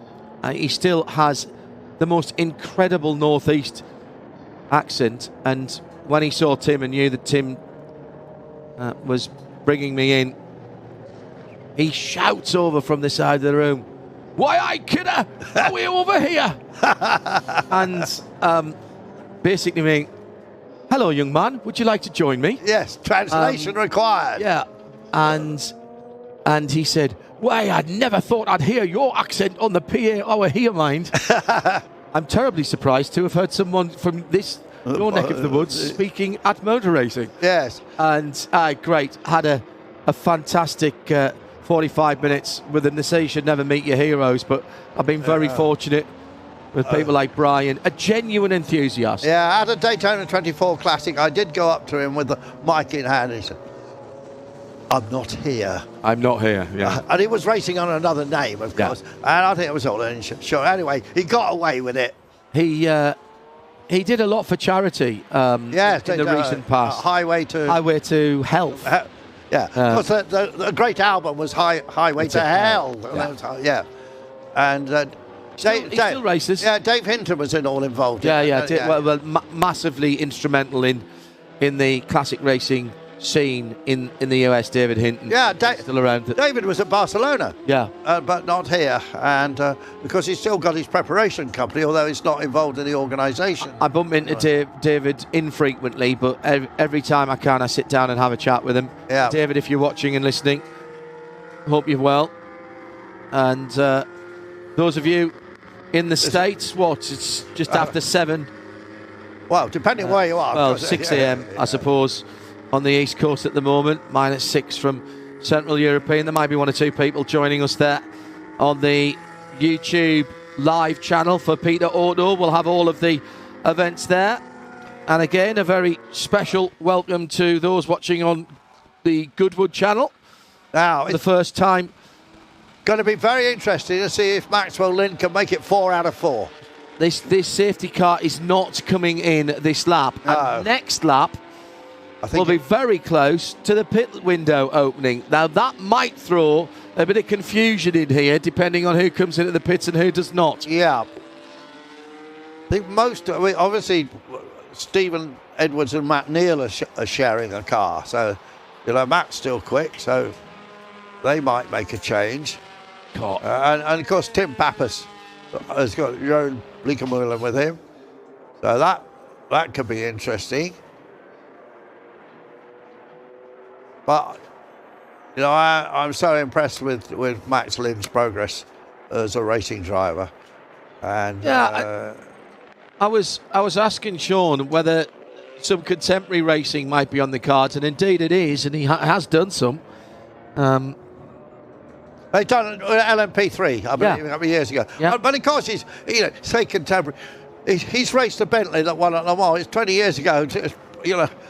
Got all the whistles and bells as that car. Well, and I think that car still looks fresh. Yeah. Now, the Taizan Porsche in the pit lane is the number 72 car. That's a car that raced at Le Mans, I'm pretty sure, isn't it? Yeah, that's the Ivo van Riet's car, the GT3 RS from 2001 with some rhinoplasty on that. Had a little bit of a nose job. Kyle Tilley is supposed to be in this race. Yes. He didn't practice the car, obviously. He was given dispensation to come and drive. But he has a couple of drives here today with the ERA cars. Now, is he in this one? Well, he was on the entry originally. Okay. I think in the car he's racing at Donington recently. He had been in a Hong Kong car park for 8 years when he discovered it. You're just joining us. The Endurance Racing Legends 2 race has been slightly curtailed at the moment as we had to start behind the safety car. Yeah, Rainer Becker looped it, had to have his car put on a flatbed. It's been trundled back to the paddock now, fortunately. They should be up and running. But Bruce, you've just been out there, pretty wet, I guess. Stopped raining. Stopped raining now. Has it? It's waiting rather a long time for the drivers to be brought to the podium because the previous lot, because it was wet, were told to go straight back to that middle paddock and then had to paddle down the hill. And I thought this is going to be absolutely foul because it was flinging it down. By the time we got them out there, it had stopped raining. A huge amount of spray around the surface because it had about 10-15 minutes of proper heavy rain. Yesterday we had some heavy rain, but largely it was just drizzle. But right now, at certain points, it's still clearly falling. But Bruce, that's here at the pits. This is Spa. Well, the safety car's coming in this lap. I've done some checking for you. The 993 GT2, number 66, that Kyle Tilley was meant to be racing, is not out there. No. At the moment. Maybe we'll pop down at lunchtime and see the ERA boys, see if Kyle made it from the Creventic race. Finished on the podium in category yesterday with Ryan DL, among others. So, Emmanuel Collard, with the pit opening in 60 seconds, I don't know what you do here, because there's every opportunity for somebody to make a mistake and cause a full course yellow. So do you do one lap and then pit immediately? Or do you push on and get yourself as much ground as you can, just in case there's a an incident. I suppose you've got to think that the race Bruce Jones will go. You can never bet on a safety car coming out. You can't, and also you can just, when there is the question of pitting, you can just ping it wrong by a few seconds. But our front runners are clearly not looking to go in. Emmanuel Collard comes around the corner and presses off up towards the last source. But yeah, you can just fall the wrong side of the coin. Never follow the safety car in anyway. No, so precisely. That's normally a regulation. So we are on our first racing lap, albeit with just 25 of the 45 minutes that we started with on the clock remaining. What's happened to Max Lynn? Maxwell Lynn. Now, did he pit? Yes, he did. Yeah. So there was just enough room that he wasn't held up by the safety car coming into the pit lane. So he is going to jump out and presumably pass the car over to his dad. Sean Lynn's listed against that car. I doubt if he will. He hasn't in the previous races. He didn't. Right. He didn't yesterday, and he didn't at Barcelona. But you can never be sure. I'll keep an eye on that. Yeah. It's a mandatory time pit stop, of course. Side-by-side action, Ferrari on Ferrari, the two prancing horses coming down to the braking area for Lecombe. And the one with slightly more red on it. Francois Perraudot prevails over Philippe Cadori. Has Max Lynn been really clever, coming and now giving himself an empty track? Well, yes, is the answer. I think he himself an empty track, so he won't be scrapping with anybody, and he'll have the only person who has a better view than him is Emmanuel Collard, who's at the front of the field. But presumably, Emmanuel will come in fairly shortly. With it being a 45-minute race, it's only a 15-minute window. So Collard ahead, and then the battle of the Ferraris. The one with the white on is Francois Perraudot, Philippe Cadori in the Modena racing car. Slightly lighter red. And then the two Porsche 993s having a scrap. And that is the scrap for the GT2A podium top step with Tim Pappas and Seb Glazer side by side there. Pappas, in fact, having just given up the lead to the GT silver car with the yellow stripes. Collard absolutely mated. He's been racing for 30 years. He was quick in Formula 3000. He's in a Porsche here. He's one of the first Porsche junior drivers. Yeah. 25 Le Mans he's competed in. Most recently, I think just a couple of years ago, for Penske, when they had that initial campaign before they moved in. Yeah, they're on a P2 car. Yeah, they did, and he was driving that, and not only in Le Mans, but in America. Matt Neal in the pit lane in the 27 Porsche. Jochen Ruhr has also come in the 162. These are all Porsches. Henrique Giamperle in the number 12 car. Max Lynn we knew about in the Ferrari. That's the ex-Andrea Cocotti car, isn't it? Yes, it is. Yeah. Sarah Bove's in this race. Yeah. Ivo von Riet as well in the pit lane. Yeah. Just had a change for third place. Philippe Cadori made a bit of a deep entry into the bus stop, and by the time he got his Ferrari not pointing the right way, it always was, but he lost all momentum, and Sebastian Glazer nipped through to put his Porsche, his 993, the silver one that had just moved ahead of Tim Pappas, up into third overall. So that was a good move, but I'm sure Philippe will atone for that and get going. And that's bad news for Tim, because he's now got that Ferrari between himself and the car that leads his class. Yeah, I think Philippe's a little bit faster. He just simply made a mistake, and it probably cost him about 2 or 3 seconds at the bus stop. When you're just going in, trying to, you have to turn about 110 degrees to the right for the first part of it, but he couldn't do that. Scooter Gable is leading the GT2B category in the E36 BMW GT from 2000.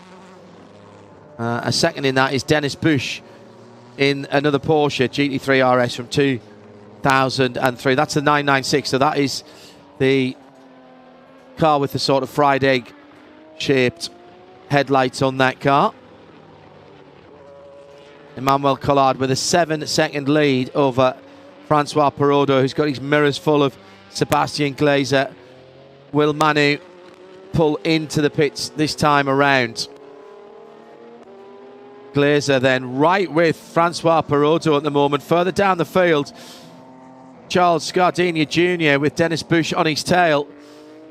Porsche versus Ferrari there. They're in different classes, but Dennis is moving up through the field, clearly emboldened by his performance in the last race where he was superb in the 9.35, his last race, now in the 9.96 with similar performance.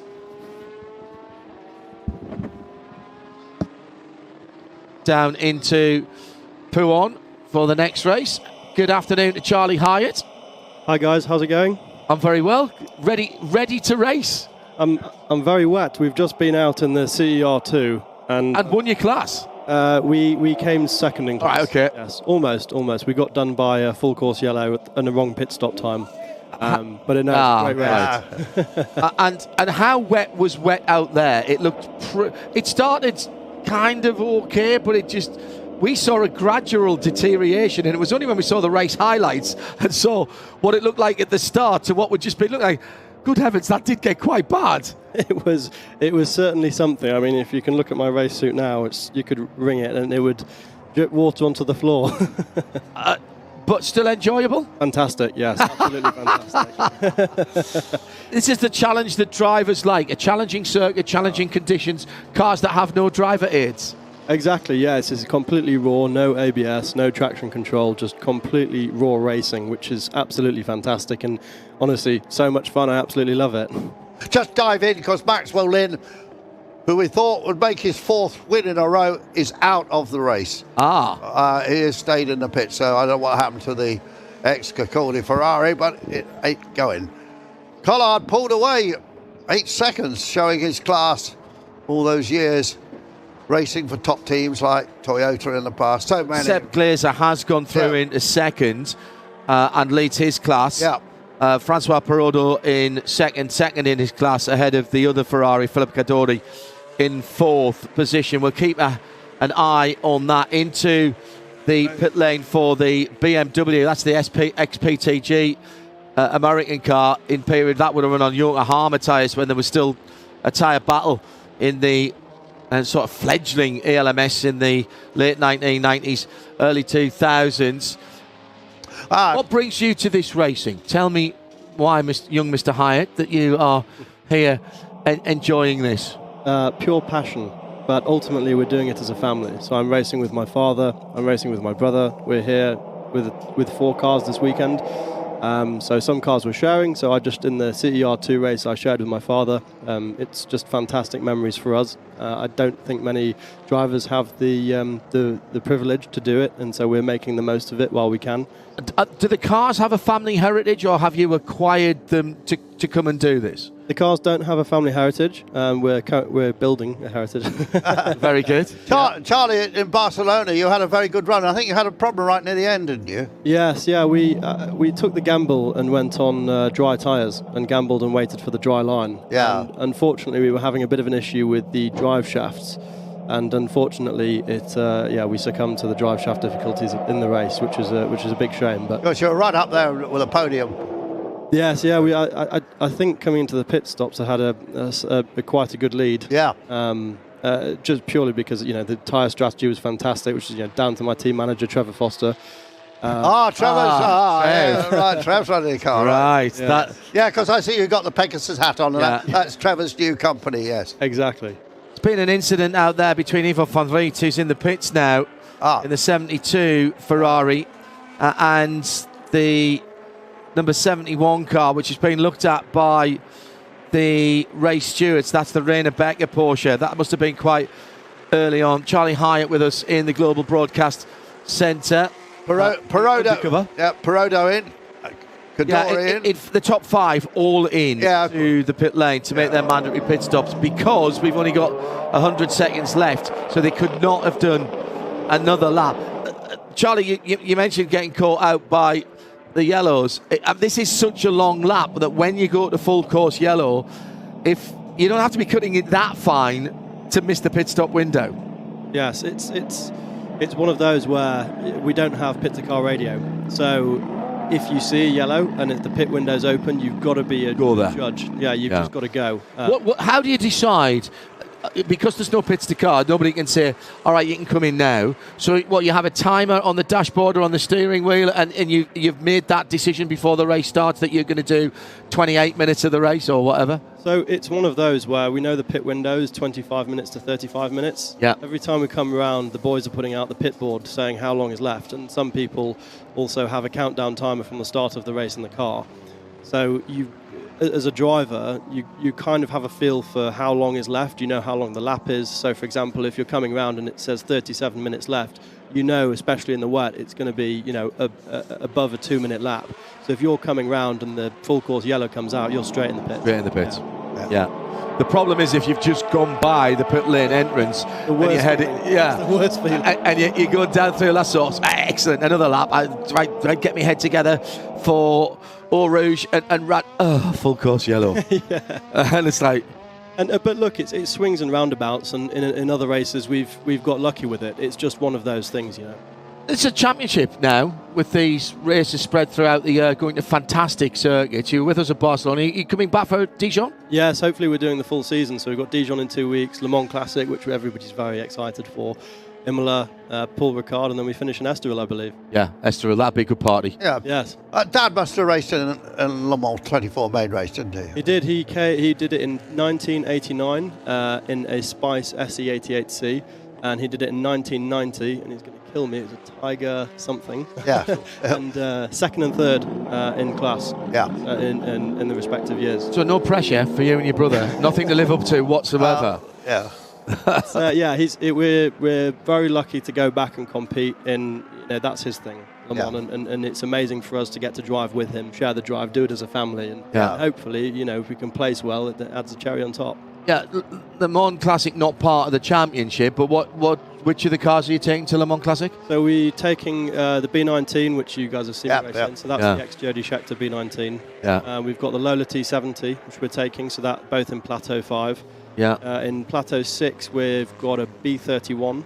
Oh, lovely. Which is what we've just been racing. Yeah. Great fun. And then... and there's a coming together of that battle on the outlap, I believe, between Perodo coming out of the pits and Philip Cadori. And, well, that will be looked at. That was at Le Combe. And even with a very wet track, we heard the racing tyres screeching there as they were hard on the brakes. Olivier Piquet, by the way, leads the race now, but is yet to stop in the 993 GT2 Evo. So they were side by side into the braking area for Le Combe. Cadori down the inside and just couldn't get the car stopped. Synchronised spinning, wasn't it, there? Yeah, not too much damage. Do you think they... I don't think. Do you think they touched? Yeah, they did touch. Did they? Yeah, yes, there was a definite third. How difficult is it to get your braking point in these conditions at the end of that run up the Kemmel Straight? Because it is uphill there to Le Combe. Yeah, it's one of those where you kind of have in your head, okay, I know I'm going to brake here, but obviously in the heat of battle, somehow the strategy goes out the window a little bit. Sorry, we interrupted you on the cars to Le Mans. Was that was the? Yeah, so we had the B13 in Plateau 6, B31 rather in Plateau 6, and then we've also got the BMW 3-litre CSL Batmobile in Plateau 6 as well, which I absolutely love. That car. And much needle between you and your brother and your father on who's the quickest. I think you're probably the quickest, Charlie, aren't you? Well, we're all about the same kind of. You know, it's great. Very diplomatic. It's great. I mean, we did a 24-hour race a few years ago at Paul Ricard. It was the Vie de Fille 24. Yeah. Oh yeah. And me, my father, myself, and my brother, we all took part, and we, similar lap times all the way through, and we won overall by about 7 laps in the end, which was consistency wins endurance. Exactly, it really does. If there's anyone to follow by in terms of experience, we've got Trevor as the team manager, as I mentioned, and my father. So. How did you and your brother get into racing then? Was it always going to be the fact that you would follow your dad? And did you come up through karting? How did it work? So I always wanted to race. I absolutely love it. It's one of those where obviously budget's a big thing, and obviously, if you can't get the budget, you can't race. Side by side again with the Ferraris going down. We'll let Charlie finish his story in just a minute. As Cadori on the pit lane wall side has eased ahead and will just take an advantage into Eau Rouge. There's traffic ahead. It's one of the 996s just going over the brow, but that was nicely completed, and a bit of respect after that little coming together at Les Combes. I promise you there is a Porsche and 2 Ferraris. Somewhere. 2 Porsches and 2 Ferraris coming through that spray. It really does hang in parts of the circuit here, Charlie, doesn't it? For sure. And these cars here, you know, they have got good levels of downforce, and as a result of that, they kick up a significant amount of spray. Yeah. Which trying to follow in something like that, especially when you've got a windscreen, not even just a visor, is dangerous at times. So going back to you and your brother getting started. Yeah. So we got into it. Dad, as an ex-professional, he then started doing the classics, and it was a great way for the family to get together as we all came and watched. And obviously, I'm on the sidelines itching to get in the car, and we set up Pegasus with Trevor, and from there we slowly, gradually got into it. Started in Sports 2000, which is a fantastic series. Very good. And then we went straight to CER1. So okay. It's been a really cool couple of years. Do you look at contemporary racing and go, yeah, I'd quite like to have a go at that? Oh yeah, I'd absolutely love to have a go, but again, budget is the underlying factor which all us drivers suffer from, but also privilege from when it goes right. I'm hopefully going to try and get some budget for next year to do something. Working in the background at the moment to figure it out. Single-seaters, sports cars? It'll be sports cars, yeah. I mean, my dream, my long-term dream, I guess, like everyone, is to go race at Le Mans like my father did. Yeah. Be the second generation to do it. Excellent. So Carrera Cup or something like that would be a good first step? Maybe Carrera Cup, maybe go do something in Europe. Okay. I'm being coyed, so I can't play my cards yet. Okay, well that's it. Let us know when you can. I'm teasing you. Yeah. Have you got anything else to do? That you back out later? Yes. I've got the B19. I've got the B19. Of course you have. Yeah. So we after the shuffle of a few penalties and here and there, we're second overall on the grid. I don't know what the weather's going to be like at all, but we've got with the B31 which we're out in, we're either on full slicks or we're on slicks or on full wets. Yeah. So we don't have an intermediate. Whereas the B19, they runs on the treaded tyres. Yeah. We don't have slicks. We do have wets, but the treaded tyres are like an inter to wet anyway. So these conditions are not too bad for it. And obviously, as a lighter car, it goes around the corners better than the big brutes like the T70. So the favourable conditions for me is it would be wet around here. And when you start that race? Yeah, I'm doing that by myself. Oh, you did by yourself? Okay. Yeah. And my father and my brother, they're sharing the T70. Right. Okay, so the big brute is up against your dad and your brother, and in the big brute is up against you in the little nimble B19. David and Goliath. I like it. And what, losers by dinner tonight? Is that the... I think we'll all just try and get to the Euros tonight. I think Olivier Piquet has not come in. Piquet is just has not stopped. Window shut. Right. I don't show him. He's going for the glory, look. It just reminds me that 3 years ago, you might not know this, 3 years ago at the Le Mans Classic, Nelson Piquet turned up and raced in a Porsche. Yes, he did. Yeah. With some Brazilian friends, totally unannounced. That's cool. And I don't think the organisers picked it up. So there, suddenly he was there. I reported Formula 1 for a long time, knew him well, so I had a marvellous interview. And it was when he was in that controversy about using a word that the BRDC threw him out, although there was a lot of controversy about how that word is actually, I won't go into it, but it wasn't as bad as a lot of people thought it was. Pit stops under investigation for Olivier Piquet in the lead, number 103, along with a slew of other cars who I think have missed the window. Yeah. And I'm just trying to see which of the cars are in prime positions. Robert Offley definitely in the 111. Also the 265 car, that's not one of the leading cars in class, so that would be a penalty for Wolf Zweifler in his Porsche. How did you pick the cars? The family cars then? Sat down on after Sunday lunch and sort of browsed through the classic racing car site, or did it have to have some kind of connection with your dad when he was racing?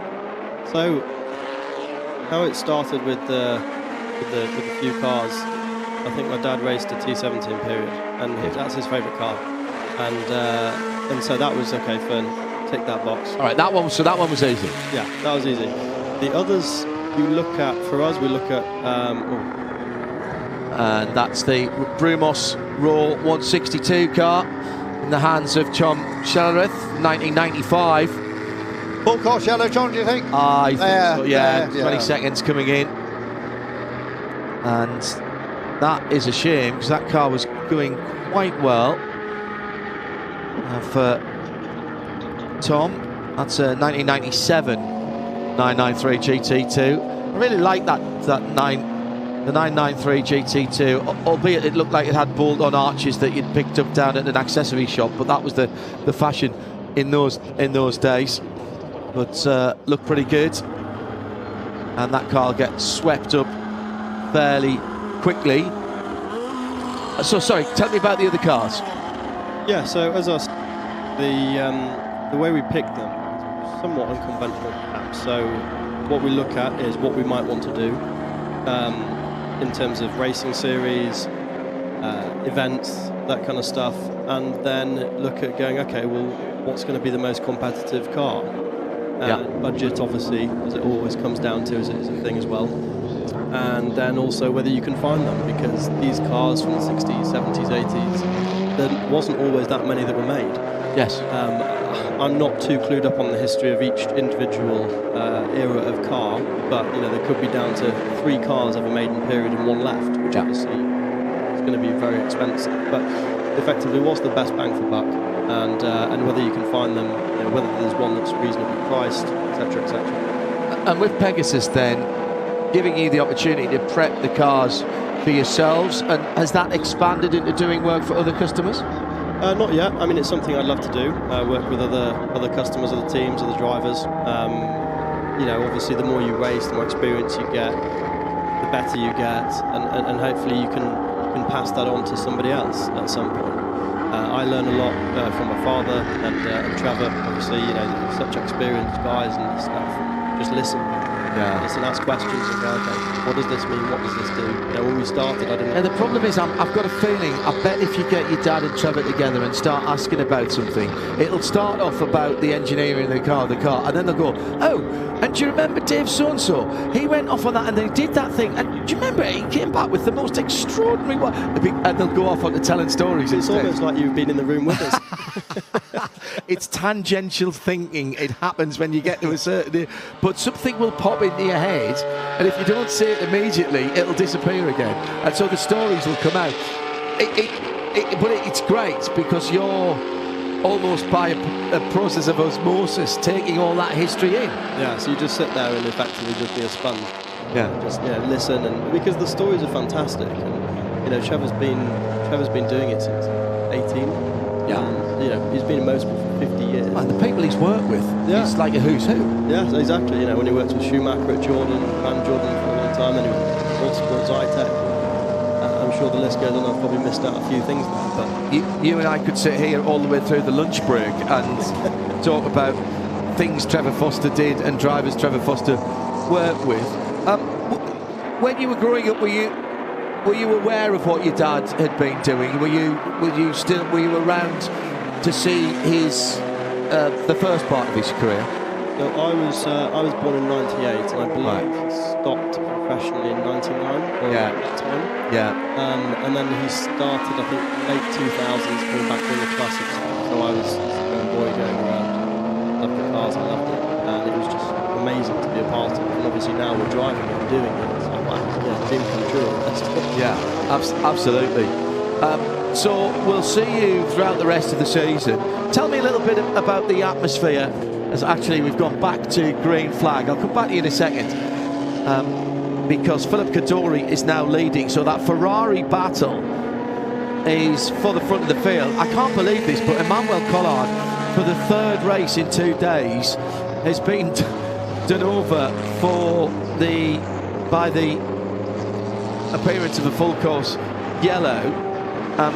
Philip Cadori and Francois Perraudot have been asked to go to the steward's office at the end of the race. I suspect that was for the coming together at Le Combe that saw both of those cars spinning, and yet they are still battling for the lead. This is the last lap,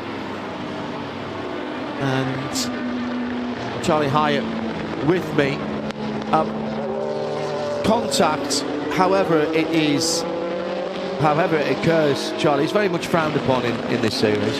Yes, it's not advised, but obviously you're racing in very powerful, very fast cars. Some difficult conditions. Very difficult conditions. Yes, I don't think anything's really intentional.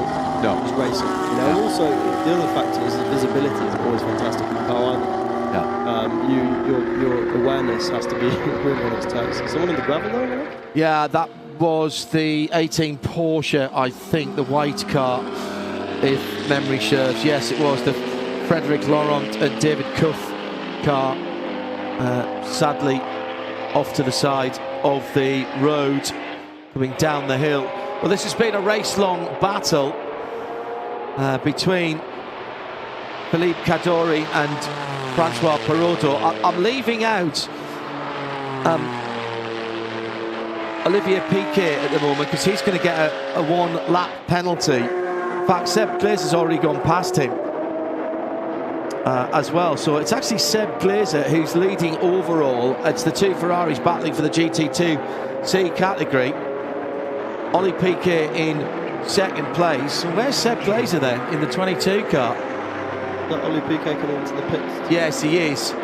He's come into the pit lane. Seb Glazer's gone through to win the race in the number 22, as Piquet in that bright orange car has gone through. Sebastian Glazer in the GT Silver with the yellow stripes on the side. In the battle of the Ferraris, Cadore ahead of Francois Perraudot. There's the leader on his slowed down lap in the Veith Racing car. Another lovely 993, giving the marshals a wave there. Emmanuel Collard, again, having led the race, down in third in GT2C, ahead of Paul McLean. Jerome Blakemolen not really given the chance to pull the Black Swan 540 any further up the field. Erwin France wins the Invitational in the 458 Italia from Guy Ford in second place. And Mark Sumpter, by the way, has brought the 36 MK car, the Porsche, third in the GT2A category, in fifth position. Charlie, thanks for joining us. Thanks so much for having me. Go well this afternoon, and come and see the boys at Dijon, and we'll catch up again when I'm back in the booth at Le Mans Classic, eh? That's great. We'll see you soon. There'll be a lot of people very envious of you, but I know how much work goes on behind the scenes with the team at Pegasus. And thank you, your dad, your brother and Trevor for bringing these lovely cars out, and more to the point, for taking those lovely cars and doing with them what they were designed to do. I think it honours the people who designed, built them and ran them in period. Yeah. Thank you very much indeed for the entertainment. Thank you. Have a good lunchtime. We'll see you this afternoon. Charlie Hyatt with us in the Global Broadcast Centre as we wrap up the morning session here at Spa-Francorchamps. Plenty of time penalties coming through as well for Robert Offley with a time penalty. He's going to get almost 2 minutes, as well as Wolf Zweifler. So Seb Glazer winning overall and in class from Philippe Cadore, also a class winner. Francois Perraudot now scored in third. But those drivers having to go to see the stewards after they came together at Les Combes. Missed pit stop for the PK car, which has dropped a lap out and in fact came into the pits at the end. Other class winners, Erwin France and Scooter Gable in the 13th position in the PTG BMW. We're going to take a short break. We'll be back this afternoon at 13:35 for the historic touring cars. Join us for the moment from the morning session. I'm John Hindhaugh. Bye for now.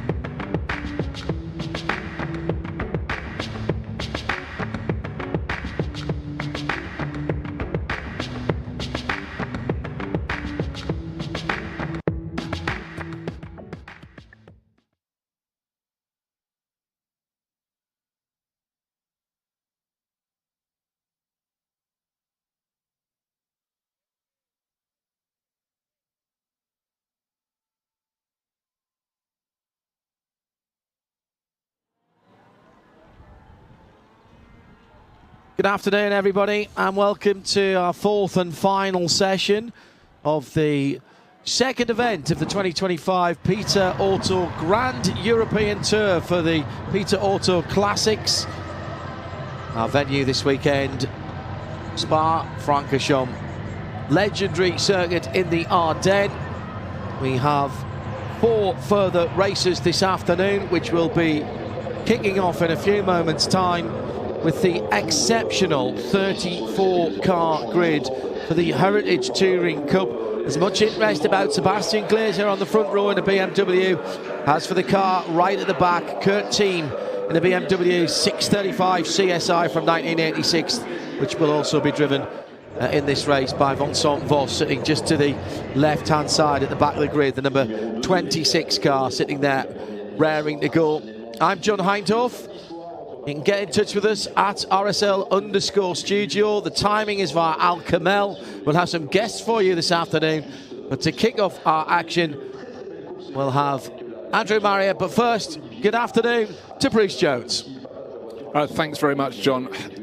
Talk about a day, how it can change at Spa-Francorchamps. Last night, this race was the last one. It took us past midnight, and the race before had to be curtailed because the rain was just so heavy. It had been serious and constant drizzle, but then it became super hard. But these guys, we thought, will they go racing? Will they not? Their race is due to start at 11:05.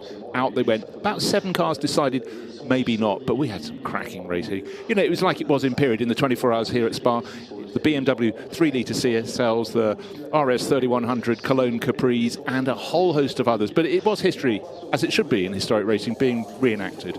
Yeah, cars from 1966 to 84 for this particular category.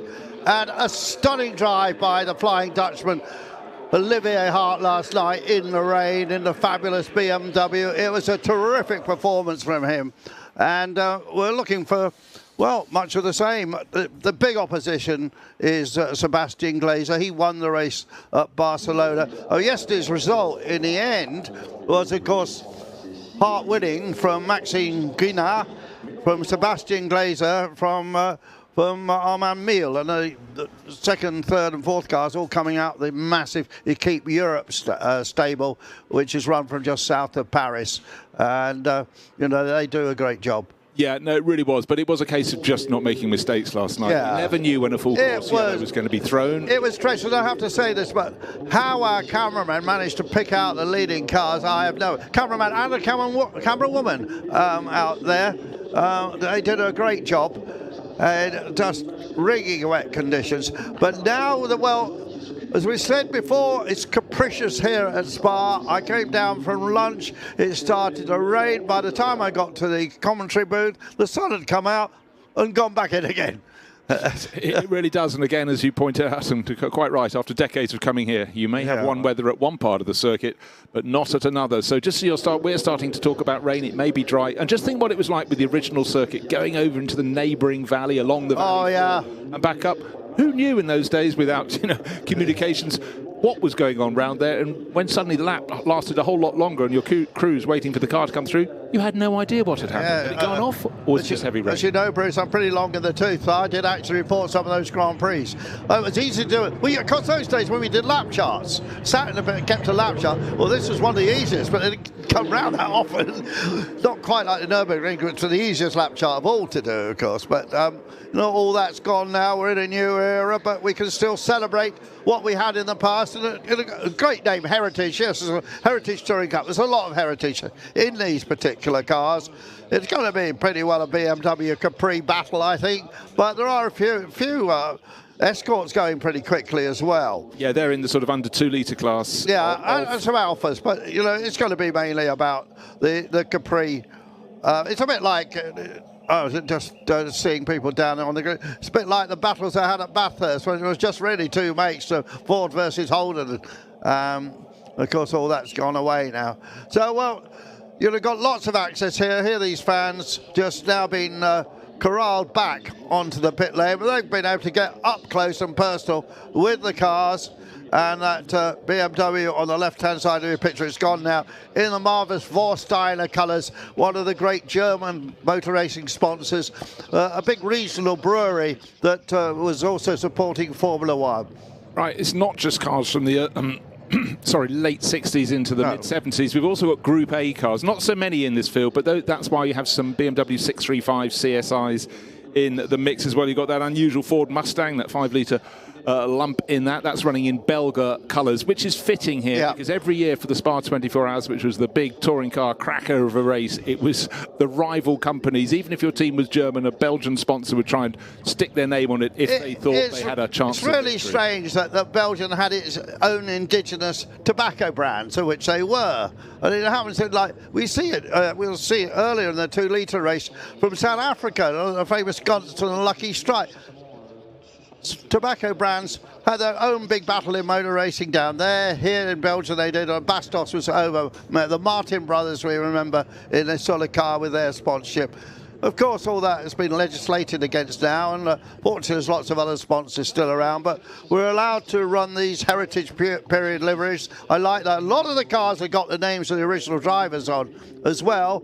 But there's a couple of drivers here who are driving things they drove originally. John mentioned just before he popped out to lunch, Kurt Team. Kurt Team, a top DTM driver for many years, won the DTM series his first time he ever did it, and then for many years was a Mercedes factory driver, 10 years I think in the DTM. Actually never won the championship again, won lots of races. 19 race wins for DTM. Obviously Kurt's son, Nicky, very well-known sports car racer for Aston Martin, and always quick, and with his usually wins the prize for the most unkempt hair as well. It's a matter of pride. Yes, I think it is with Nicky. He is a winner of the Spa 24 Hours in an Aston Martin a couple of last year. Yeah, of course. I start to forget. Spa 24 Hours has obviously changed from the days when it was mainly these sort of touring cars and into the big, massive GT3 race. It is now, and when they start 60, 70? 75 cars on the entry list. It's just the growth. It's like a lot of races, it's been up and it's been down. But let's celebrate some of my favourite cars here in this pack. It's really hard to choose, but I love the BMW 3-litre CSLs and the fact they're racing against the Cologne Capris, either with the 3.1 or later the 2.6-litre engine. You know, this is how it was in Pirelli. I'm cheering for the Capris. You can cheer for the BMW. No, I've got to cheer for the Ford since my father worked for Ford. Yeah, absolutely. Well. But again, these were cars when they were really pushing, fighting each other in the championship from sort of 71 to 74. They put their young drivers in, and it was a really, really good story. I did mention it last night, but one of the star guys is somebody called Jerry Birrell, who was his brother Graham, still around. Will have raced one of those 2-litre sports cars we saw earlier, actually. Graham, Jerry too. Jerry raced the Chevron very successfully, but was sadly killed in an accident at Rouen. So. Some of these cars still carrying the names of their original teams. You saw BMW Luigi cross that windscreen. That was an Italian team. We got cars here prepared by Schnitzer, who now have a sort of historic division. And then we got, going through the picture, the car in the Hermatite colours. So, fine field on a track that's looking to be a bit drier than it's been nearly the whole weekend. Yeah, one car to look out for, right fleetingly across our screens, is a late entry, but it went incredibly well yesterday. Graham King, his last race was 40 years ago. He's in the under 2-litre class in the RS 1600 Escort. Banged it to take class victory last night. He was shown on our entry list as Belgian, I think, but you talk to him and he's definitely British. And what an extraordinary story. He hasn't raced for so long. Hasn't raced for 40 years. His last time, I think, was a Sierra Cosworth. I can't remember if he said it was Brands Hatch, but he said it was 40 years ago. He slotted back in. He wasn't even sure if he was going to do this race. And he had Raphael de Boorman listed. And that was on the entry just in case he chickened out and suddenly thought it was too much. But he went duck to water. And what brought this out? I mean, it's extraordinary. I mean, I've heard of people coming back after 20 years, 40 years. It's extraordinary. It must have given up when he was a kid. Yeah, well, pretty much. But well, anyway, it's a marvellous story, and we'll watch his progress again. Well, he's starting down in 15th place, and you don't expect him to have the pace of the mighty BMW 3-litre CSLs or the Cologne Capris or the Group A 635 CSIs. Those are later cars, but they're in the pack as well. And to me, they're always exciting because they were the ones right at the front when I started coming to the Spa 24 Hours. But others in the mix is a Chevrolet Camaro, and that's one that was is in the sort of almost built the other day, wasn't it? In Groves and Peter Hoffman, but it's brand spanking new under the bonnet. Well, by a very entertaining Swedish guy that we chatted to. One we have to watch out for, starting in third place, is Emil Breitmeier. He was a very early retirement. Both the Breitmeier brothers from Team Bright, a German team, were out after a couple of laps. So I'm not sure if they just thought the conditions were too terrible. Saved the car for today. But Emil Breitmeier was quick in qualifying and sort of quick in Barcelona as well. So we'll see what happens with him. And we'll say we've got this massive field here. It just looks so different to last night, doesn't it? Last night was a cover of darkness. I know. Now we've got a dry track. Let's see. Yeah, close to dry. There'll be some little puddles somewhere, I suspect. And we're very much in the forest here, the forest of our dead. People might not realise it, but it's not that far from the Nürburgring, is it? And the Eiffel Mountains is sort of the next range along, and it's lovely to do both circuits. You can do it easily. I mean, so it's an hour and a half drive, I think, to the Nürburgring from here. It's always quite funny if you're commentating at one of the circuits and you've got a colleague at the other one. You can say, "How's your weather? Is the rain? Is that rain coming on?" Yeah, we're sending it to you.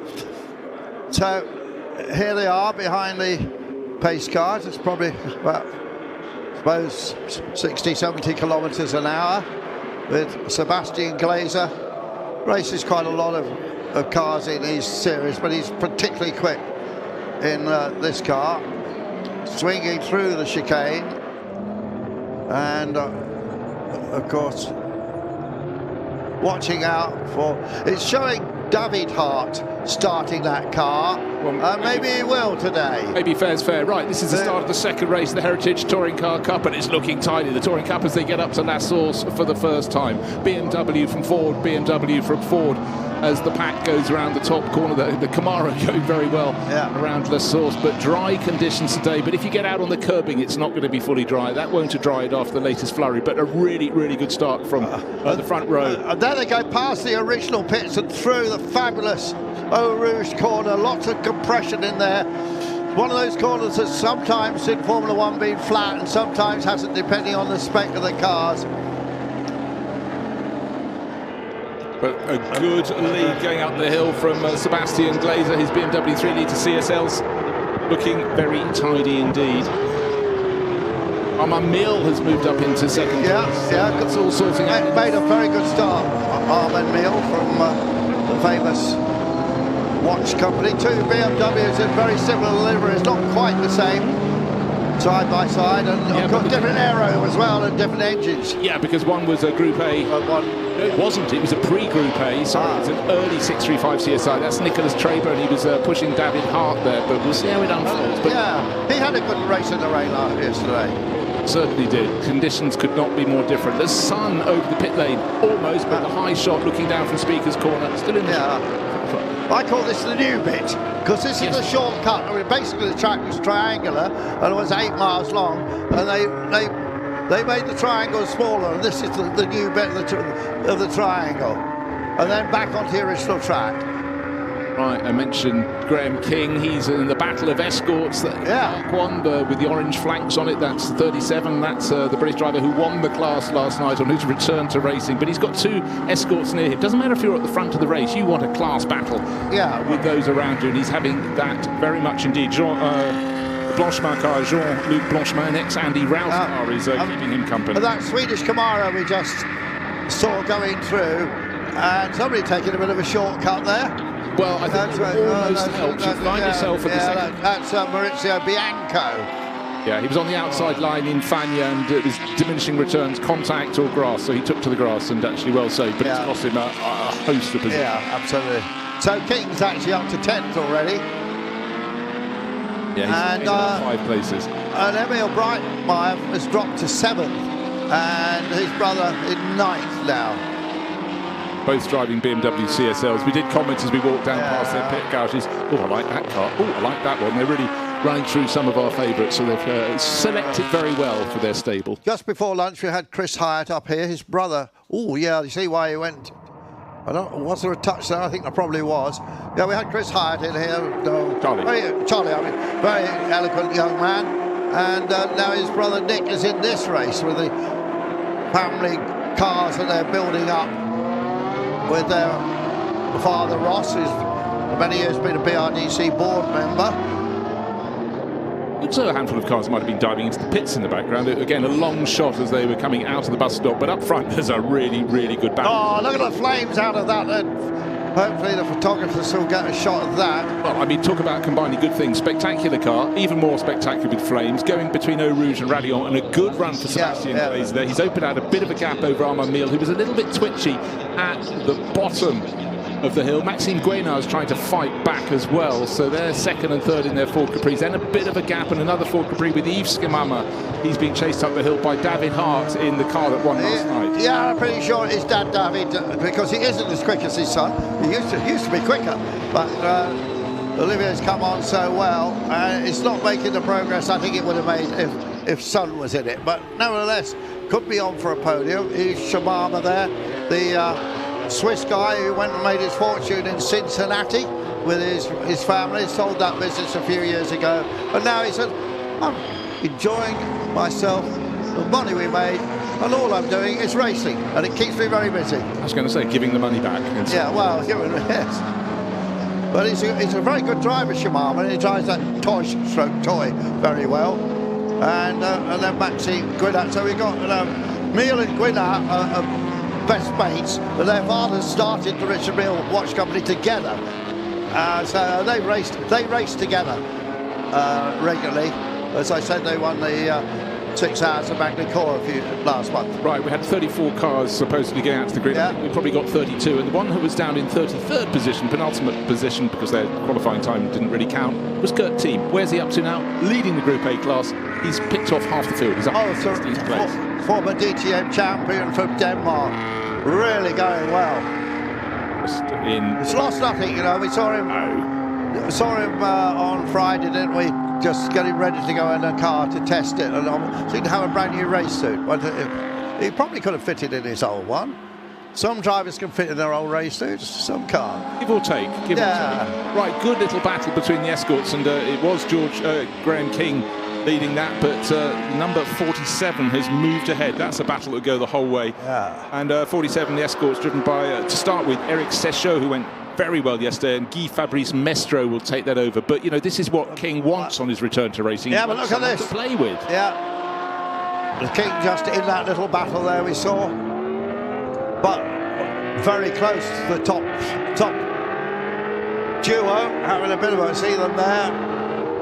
Well, it's a pair fighting over second place. The flying Sebastian Glazer CSL turns in. Is there a change for second place? Not quite yet, but the Nigrin back car, which was third, is trying its hardest. Maxime Guénard and Armand Mille just resisting him. Best of mates and race together, so they must know their driving styles a little bit there. And maybe they're looking across at each other and having a bit of a smile. Well, there might be a wager on between them. Oh, could well be, yeah. Who's going to buy the chocolate eclairs after the race on top of the building at the F1 pit lane where we had lunch? Max does work very much in the Richard Mille business. He's just been on the main board of that watch company. Build those very expensive, I don't even call them what, they're timepieces, they're works of art. They call them the Formula One of watchmaking.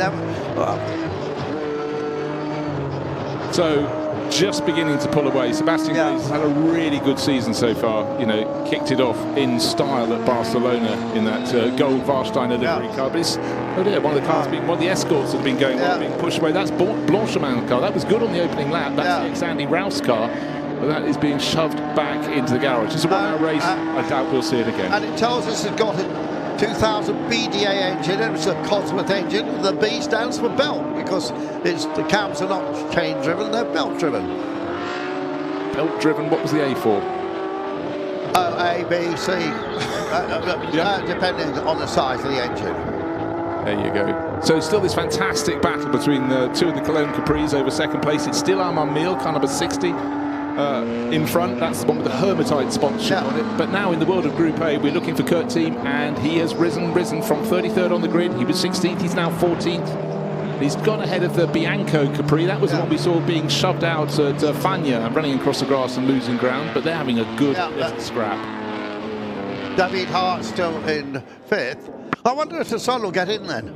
when they stop. Well, maybe they thought it was a clean division, but it's a 1 hour race. We have just under 8 minutes down, plenty to go. But I must say, those slow-mo shots of Sebastian Glaser, slight bit of drift in the compression at Eau Rouge, flaming away at his CSL, so spectacular. Frank Jacobs Grundig BMW Italia car up on the jacks. It's got air jacks, as you can see. But as you said, Bruce, Glaser pulling away the 3 seconds now. Miele and Guedart, the mates, having a great battle. And then Shibama, and then Hart, Traber, and then King in a phenomenal 8th place. Yeah, but he's still behind Sesho, so it's very tight between the pair of them. There's, well, actually, last lap it's advantage Sesho. It's 2 and a bit seconds. Yeah. But a little bit of traffic later in the race. Who knows what that's going to do to change that position? He must be thinking, I wish I'd returned to racing a bit earlier. I can still do this. Not saying easy, I almost did. Certainly not that. And this is a lovely little scrap here, though. And the Escort twitching around a little bit. BMW's well, actually, second BMW 2002's gone past him now. Kurt Team leading that class.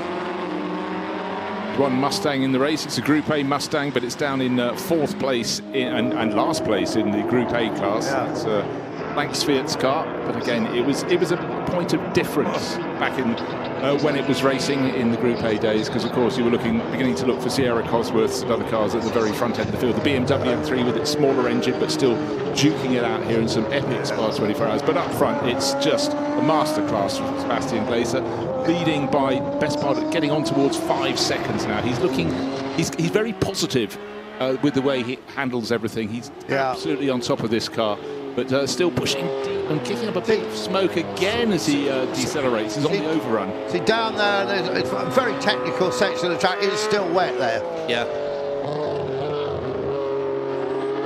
When we say down there, we mean to Bruxelles. You've got Bruxelles. I forgot that. I can't remember the name of those new corners. Rivage in old money, of course. Yeah. Still. And they changed the names as well, just to make it complicated. Last night, if your headlights weren't working or weren't on, you'd have seen nothing. There was so much spray during this race. Well, we had that interesting situation, didn't we, when Hart was closing for the lead, where his headlights definitely weren't as good as was it Glaser who was chasing? Yeah, it was. Yeah. It was a blaze of white light and a rather weaker, yellower light in front, but it certainly didn't slow Olivier Hart down as he just hunted it, got past and then pulled clear. And the Watch twins, Guedart and Miele, still literally virtually side by side, not literally. I should use the word literally incorrectly, but until they are literally side by side, which they may well be in the next lap or so. Hart up to 4th, I notice. Yeah, he picked off Yves Skamama a couple of laps ago, and he's going to. Well, he's got to find 6 seconds to get on the back of the TikTok duo, the Watchmen of Guedart and Miele, second and third. We've had a message from racing that says start under investigation. Well, I mean, that's normally standard procedure. Yeah. I've noticed that's been up every single time. Of course, it was a rolling start. It was quite a late hold on the red light. Oh, a little bit of a twitch coming onto the start finish straight from our race leader. He's hardly put a wheel wrong, but he gathered it up very nicely. And we have had a change of position behind, because Armand Miele in the 60 Hermitite car is in front. It's amazing, look at that shot. See the black smoke coming first from the exhaust, and then the flames, which is obviously fuel being ignited as it comes out of the hot exhaust system. It's obviously been well fueled, this car. Sorry, let me just correct myself. I think Maxime Guénard in the Nigrin car that's ahead of the Hermitite-sponsored Ford Capri in there. Wow. Blue Oval battle. I think that will be ever-changing battle for 3rd place. It'll be interesting to be on the podium when I shall be trotting down to the podium, so interested to see how they interact. Most certainly, but up front, interesting now that Maxime Guénard has got the number 50 Capri up into 2nd place, and the livery on that was then carried over to the Zach Speed Capris, those amazing space frame cars that Eric Zakowski and the gang put out from Niedersachsen. what burst me up to David Hart is closing all the time. But again, the first three had got clear. Sebastian Kleiser pulled clear of Armand Miel and Maxime Guénat, and David Hart just had to work his way up into 4th place. He got ahead of the 635 CSI of Nicholas Traber. That is just coming up towards the top of the Kemmel Straight. A little bit of a gap, and then it should be the escorts, and so it is. It's Eric Sescho in 6th place now in the number 47, just ahead of Graham King, the race returnee, and the 2nd escort. That's car 37. And our Swedish friend Nystrom's doing a good job, isn't he, in that... just outside the top 10. Yeah, having a car that they hadn't tested it properly before they came here. An effective new build. And there was one little touch you liked on that car, didn't you, with the names of the drivers on the side, which is... Yeah, not the driver, the original The original drivers, yes. Yeah, they were in little, slightly diagonal signs. They were gold and had one letter on each in black lettering, and a lot of people in the UK put them on their garden gate to put Mon Repose or whatever the last name was. Yeah, but each letter is an individual little rectangle. Little tile. Yeah. I was quite sure they'd fall off in the heavy rain last night, but clearly stuck on very well indeed. But, you know, it's also quite nice, a racing car in a different colour. It's a sort of metallic-y olive green, effectively. Yeah, it is. Alfa Romeo GTB6, again, you know, standing at pit exit when these cars were going out on Friday afternoon when we got here, Andrew. It was just nice to hear that bark of a GTB6 engine again. And so many engine notes were so distinctive in period. And of course, you probably have about 6 different types of cars to listen to during it. But when you're here for something like a 24-hour race, either as a fan or if you're working, just be able to pick out the engine notes. Is something else that ties you into the race.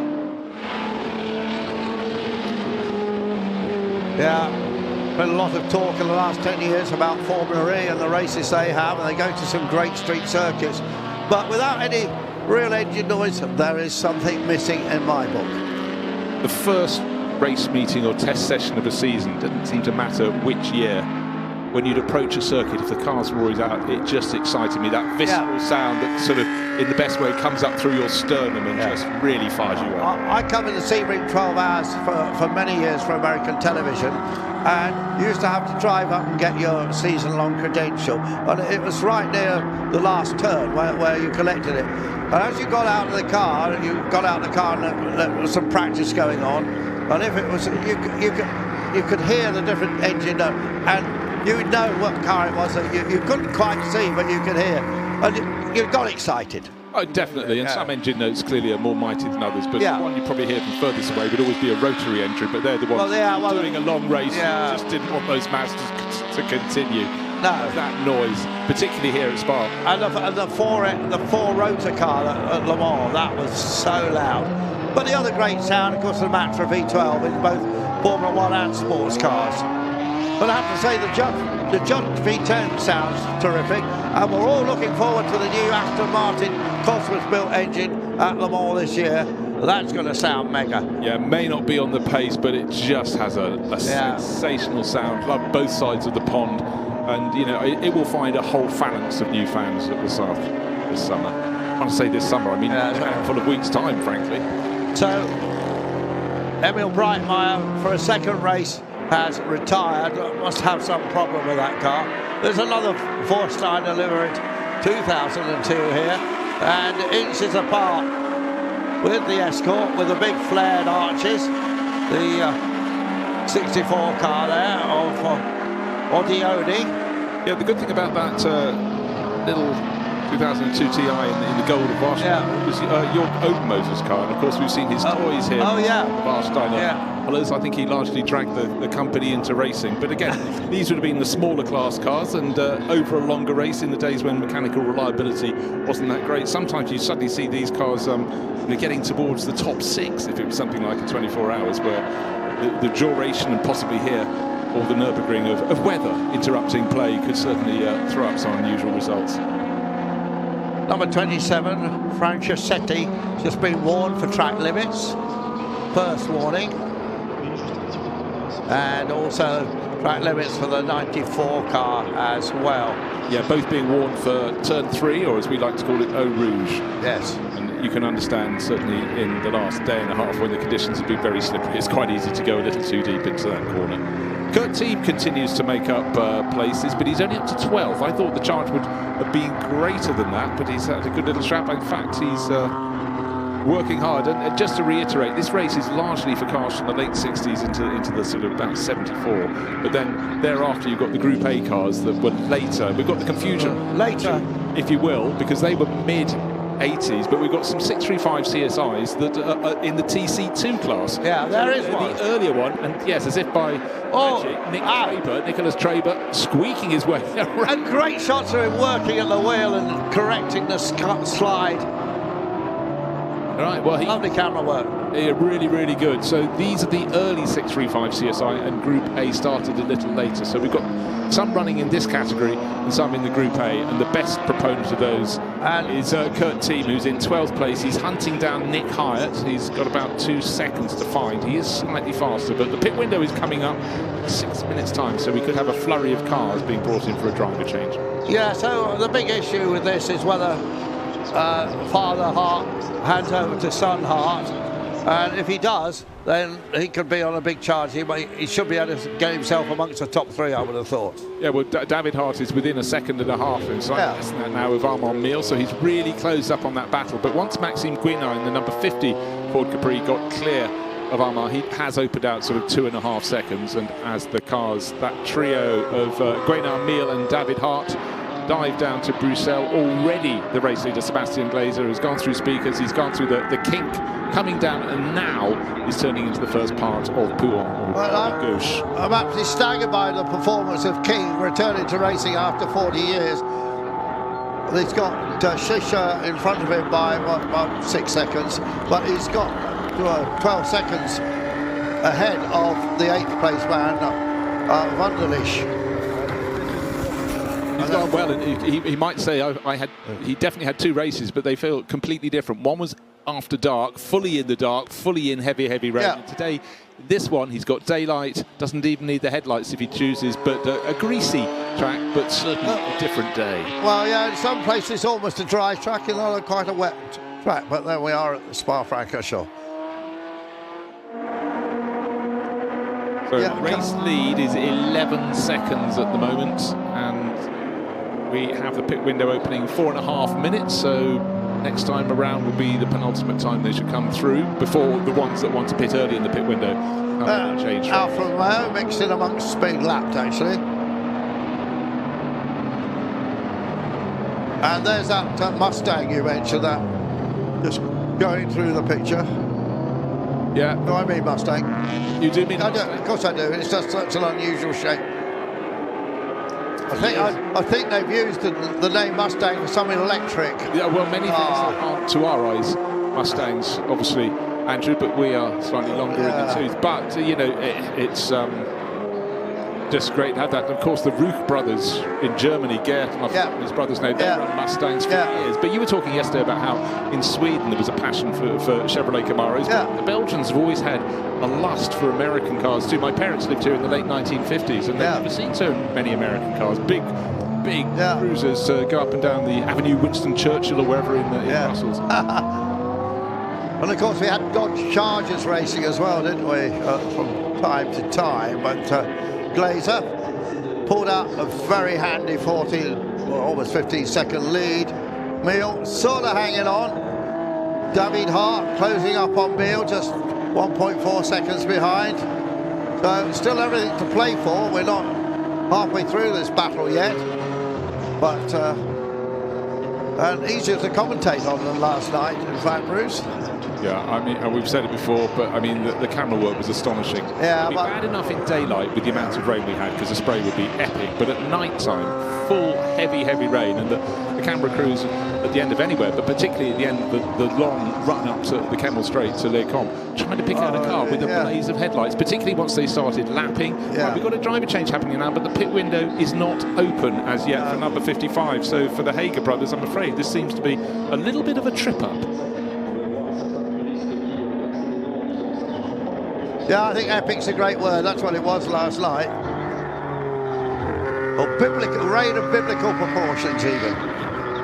Yes, I said the Hager brothers, but in fact Daniel Hager's down to race on his own, doing other races with his brother.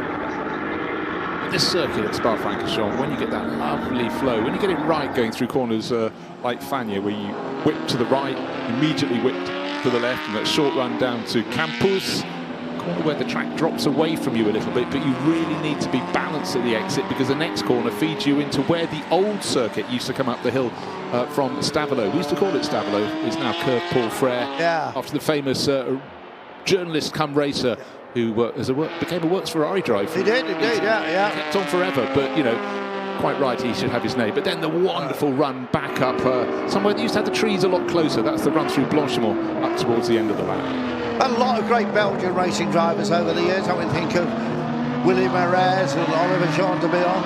And we've got to remember the guy that's on pole position for the Monaco Grand Prix has got a Belgian mother. There you go. They don't call him Belgian though, they call... it's funny, isn't it? There's a certain man who's called a Thai driver. His mother's Thai, his father's English. He's a Thai driver, but Lando Norris is not a Belgian driver. And there we go, you pick and you choose. Yeah. Might be something to do with their passports. Who the hell knows? Yeah, doesn't really matter. But yes, exactly. Alex Albon. If you want the money and Thailand wants a driver, then of course, why not? It's also his bloodline too. And also, of course, a great Thai driver in the past was Prince Bira Siam. A couple of books about him written by his cousin, who was looked after him, or his father.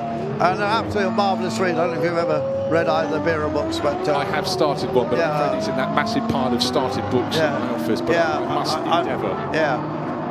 I just took one out that I'd had for a couple of years. It was written by a British driver for Race Austin Healey's a lot called Alex Paul, and raced many other things. So a terrific read.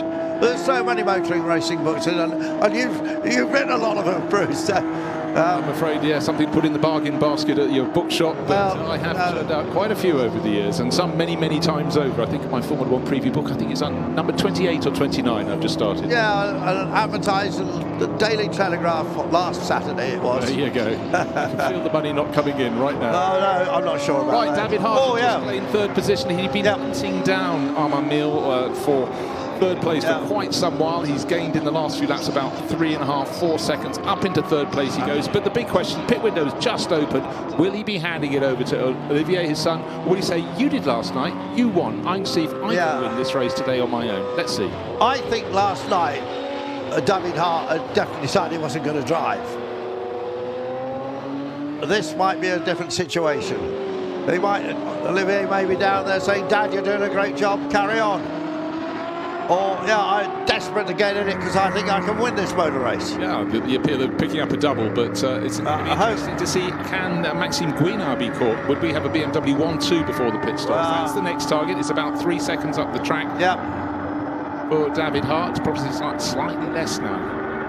That Ford Escort battle is still raging. It's about 9 seconds between Eric Sechot and Graham King, but Graham, I think, is going to be doing the second half of the race as well, whereas Eric is going to hand over number 47 Escort to a teammate in the form of Guy Fabrice Mestreau, and I didn't note in the full rain last night how they balanced up in terms of their natural pace. Maxime Guinard is not getting the best of the traffic as they went through Fagnes down towards Campus, and that is allowing David Hart and indeed Armand Mille to claw back a bit of the time as they chase after second position. But with the pit window open, there are going to be some people diving in very soon indeed, I think. The leader has been warned for track limits, incidentally. Yeah, a few people just getting... Again, the usual place. Right, 174, it's a number.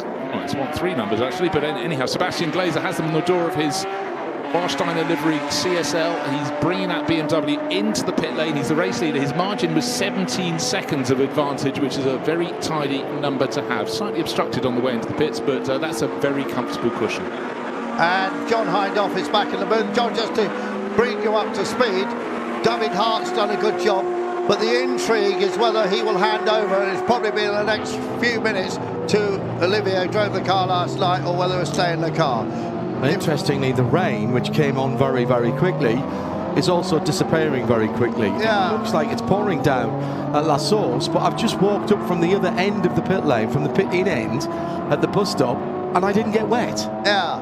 We're at Spa. Yeah, when I came down from lunch, it was sunny for about 30 seconds. There were cheers. Yeah, there were cheers, yes. Sun shines on the just, Andrew. Absolutely. Where did that go wrong? Yeah. Kurt team still leading that Group A category there, but not making any progress from really 11th place. Right at the back, though, in fairness. He did. Had a great drive up to there, John, and then, but then that's where he's stuck. But he has got quite a handy teammate who's waiting in the pit lane, Vincent Voss, who actually said to you, John, didn't he? He wasn't entirely sure about doing this race, but he's a racer. He said he put his work head off and put the young Vincent, who probably watched these cars as a little nipper, go racing and get out there. I mean, he said he hadn't driven competitively for 15 years. I'm really sure that he's done some Fun Cup races that could have, Fun Cup. Maybe he done Fun Cup. It from his high end as to what's professional. If you're relatively new to motor racing, Vincent Voss was a very successful racing driver, Belgian racing driver in his time, but subsequently huge amount of success with Audis, particularly R8s. Oh, we got one and they got that Alpha. It's going to get going again. It's now recently switched to BMW and running the BMW factory effort in the hypercar and the GT3 and the GT3, where he's got Mr. Rossi driving for him. That's a good story, actually. The good news is that the 55 Alpha has regained the track and is heading back down the second part of Puog. Valentino Valle, 8 times a world champion in a variety of MotoGP categories, and he had already been doing some GT3 racing, including, and it was at Speaker's Corner again that claimed that Alpha. There's the 5-litre Mustang, one or two Belga. In fact, they're both of the Belga cars in lane at the same time. The Ford Mustang 5.0 and the BMW. Yeah, Rossi had done some stuff. He did the 66 in Abu Dhabi with some friends a few 4 or 5 years ago in I think a Ferrari GT3. Yeah, of course, a Ferrari. Yeah, but John, much before that, he tested a Ferrari Formula 1 car at Fiorano and was really quick. And there was a little bit of talk that he might make the jump, but he was right at the height of his MotoGP absolutely was, prowess at the time. And so that didn't happen. And he'd expressed an idea that he might want to come and do some stuff, and immediately, of course, the telephone lit up with people saying, we'll give you a drive. Can we get access to your followers on socials, etc., etc. Whereas Vincent Voss went to see him in person, sat down with him and said, where do you want to be when you do this? And Valentino said, I want to go to Le Mans. I want to drive at Le Mans. That's what I want to do. And Vincent said, right, then would you like to come and test with us at the end of the season? We'll keep it quiet and I'll be honest with you and tell you if I think you've got a chance. And Valentino said, hello there. He said, we'll give it a go. And it was still in the Audi days then. Valentino was actually riding for Ducati, and everybody thought that was because of the Audi and Ducati partnership. It was Audi owned Ducati. It was part of the Ducati. Ducati was part of the Audi group of companies, and Audi looked at using the Desmodronic valve gear and how that could be adapted to cars, and Ducati used the Audi wind tunnel and some of their aero experience on their bikes as well. But it wasn't at all. It was down to Vincent, who'd gone on a personal level and sat in front of the man, and he went down to, I've got a feeling it was Barcelona for an end of season test, and I only know this, the Camaros that stuck at the side of the road.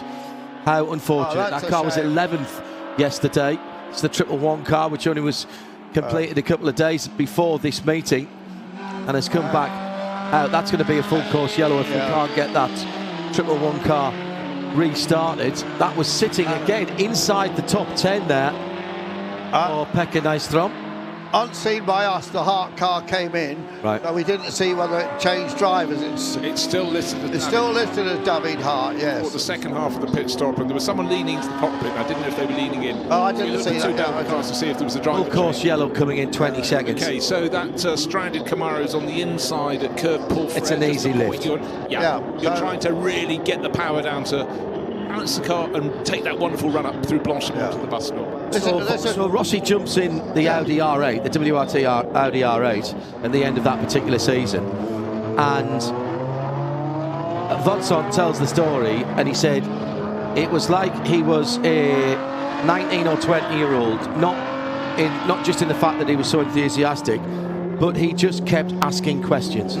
And the fact that he was a multiple world champion in different discipline, also in motorsport, he basically just said, treat me like I know nothing because I know nothing. Yeah. And he sponged it all in and showed some promise. Subsequently, the move to BMW, and he came to Dubai 24 and did some racing there, and his nighttime stints were outstanding. He's already had a test in the hypercar, the BMW hypercar. Has he? Yes. Yeah. That was last year, I think. I don't know the upshot of that, but it's quite clear from his driving, particularly in places like Bathurst. He wants to go back and get a better result at Bathurst. He wants to get a better result at Le Mans, but he has, I'm told by everybody in the team, he has no airs and graces. Yeah. Meanwhile, on the racetrack, watch the situation. The pit window is about to close, and the leader had not been into the pits. Oops. Leader in the pits now. Now, yes, just made it.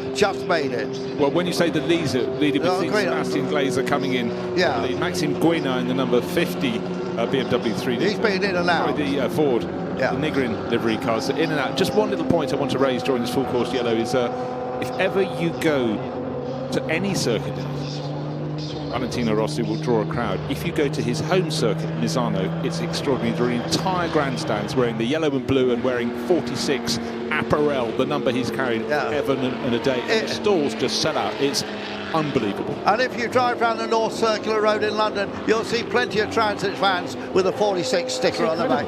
Yeah. It is incredible. This weekend, British Bike Grand Prix at Silverstone. Yes, no British riders, but no Valentino Rossi. There was no British riders when Rossi was, and they had a big crowd. Yeah. I mean, he's got a phenomenal draw from him. Well, and of course, Silverstone understand his draw, and they've got a corner named after him. There's a corner called Valley, just coming down the hill into the end of the lap. It has been for years. And of course, I don't know if you realise this, but he was a second-generation bike racer. Graziano, his father, I saw him racing, not racing against Barry Sheehan, but in the same race. I went to Valentino's last British Bike Grand Prix deliberately. I made time to go there, and he lived for quite a long time in the UK. London, didn't he? Yes. And he has a very British sense of humour, and still with his exceptional Italian flair. But considers himself a bit of an Anglophile. And at the end, probably why he gets on so well with Vincent Voss, actually. Yeah, exactly. But at the end of, I think it was his first season with them, or his second, might have been the second. He took all the mechanics from WRT, or certainly the GT ones, to his ranch and let them play on his motorbikes. Has a course to go around, and that's the sort of reward. Yeah, he's got a dirt track there that he trains on, and lets some of his VR46 team train on there. I mean, the man's still got it on two wheels. I saw some footage of him on a dirt bike where he pretty much rode the whole of the dirt circuit on his back wheel, including the corners, just except drifting the bike on one wheel. I mean, drifting it on two wheels is... George, for those who weren't with us yesterday, we just seen a picture of the Nigrin sponsorship with the man with the ladder. And you know the full story of that. It's worth telling again, actually. There it is, look. Well, it's the Lick Molly Nigrin car. Nigrin go back into the 1800s in Germany, and were formed as a cleaning company. And as we go back to green with the pit window closed, and that incident between the number 3, Marucci Bianco RS3100, and the number 21 car, Jean-Luc Blanchimont, in the Escort, that is under review. Yeah, with the advent of cars, they went into car cleaning products and they held on to that trademark of the chimney sweep with the ladder. Huge company, now being bought up by a conglomerate, and this car in period running with the Liquid Moly sponsorship on, which of course is another car care product put for the inside of your engine, I suppose. So running with Shell lubricants as well on that car. And of course another car care product, Sonac's been a huge German motor racing. Surprised there aren't any Sonax cars in this actually, but we do have a nice bit of sponsor going through our picture. I do remember the Sonax DTM Mercedes-Benz, the 190 DTM cars. They were phenomenal looking cars. Right, just one thing I'm going to point out. Vincent Voss, we've been talking sort of obliquely about him, but he is not listed as out in the sky. It's listed as Kurt Team having continued. I'll wait, because sometimes people forget to flick that switch on driver ID, but maybe Vincent's a bit too busy. But what we still are leads the group here. Has just been overtaken there by David Hart, who is another of the drivers who's doing the entirety of the race, when originally his son Olivier was supposed to be doing the second part of the race, but Olivier did all the race last night, and did he do it in style? He absolutely, full dark, full rain, full victory. Poor team still leading in now 9th place, the Group A category, having completed his pit stop. It's coming down though, because Tom Cloet, much more contemporary racer, is giving chase in his 635 series. And that was the two who battled yesterday, the opposite way around. It was Team having taken the car over from Vincent Voss, who was chasing down Tom Cloet. Now, if you look at the results, you'll say, Hindhoff, what are you talking about? Cloet won the class by a lap, but that was only because literally in the run from Blanchimont to the bus stop, Kurt Team, who was gaining hand over fist on Tom Cloet, about to go on to his last lap, the leader actually passed him, and therefore he didn't get the last lap that Cloet did. It would have been a lot closer. I think we've got a grandstand finish coming in the next 20 minutes, gentlemen. We were talking about the Hart's family and son, but I noticed looking down the field, Ross Hyatt has taken over from son Nick, because we heard a lot about that earlier before lunch, didn't we? Yeah, from the brother Charlie. From brother Charlie. And so Ross Hyatt, as we heard, a couple of Le Mans 24 hours in his pocket with podiums as well. Very interesting to find out who's running their cars for them, and it's none other than Trevor Foster. Think of all the years that he worked and effectively guided as soon as Charlie said that, we all went, yes. You've chosen Grasshopper. Yes. I mean, obviously Zytek, and then obviously a huge history in Formula One. Yeah. Wow.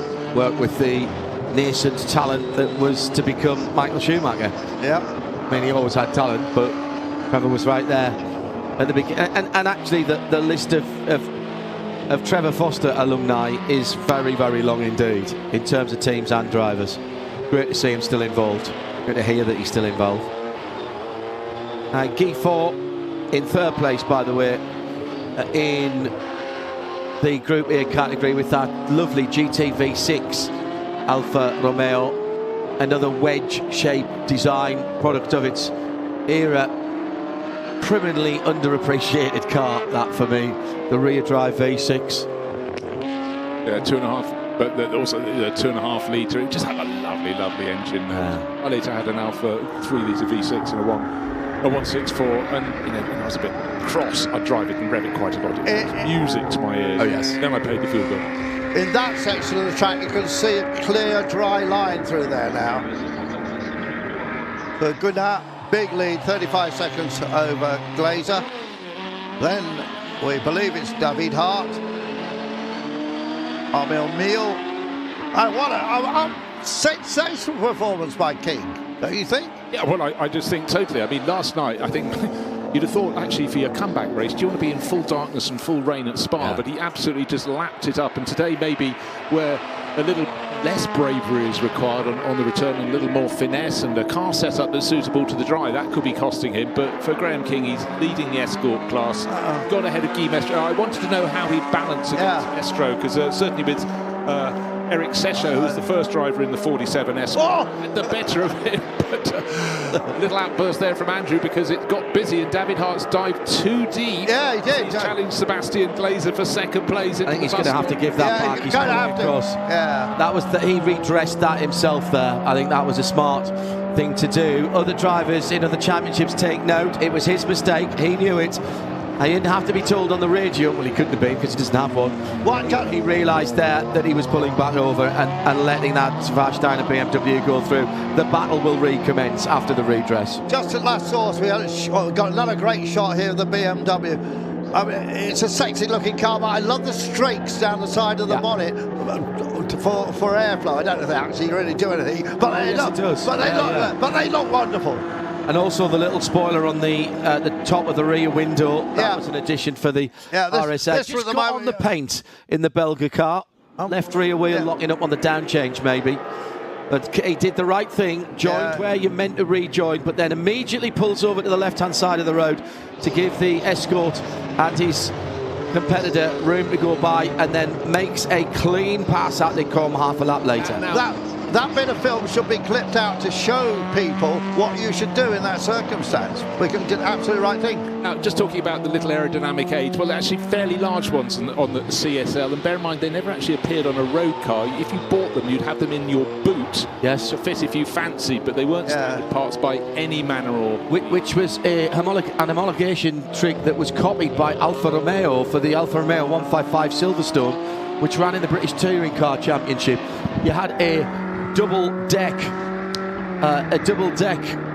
rear spoiler that sat in the boot, and you could ask if you wished for the Alfa Romeo dealer to fit that, or otherwise it just sat in its little plastic timing and scoring. I'm telling you, it is Olivier Hart in that car. They did change over. Okay. Yeah.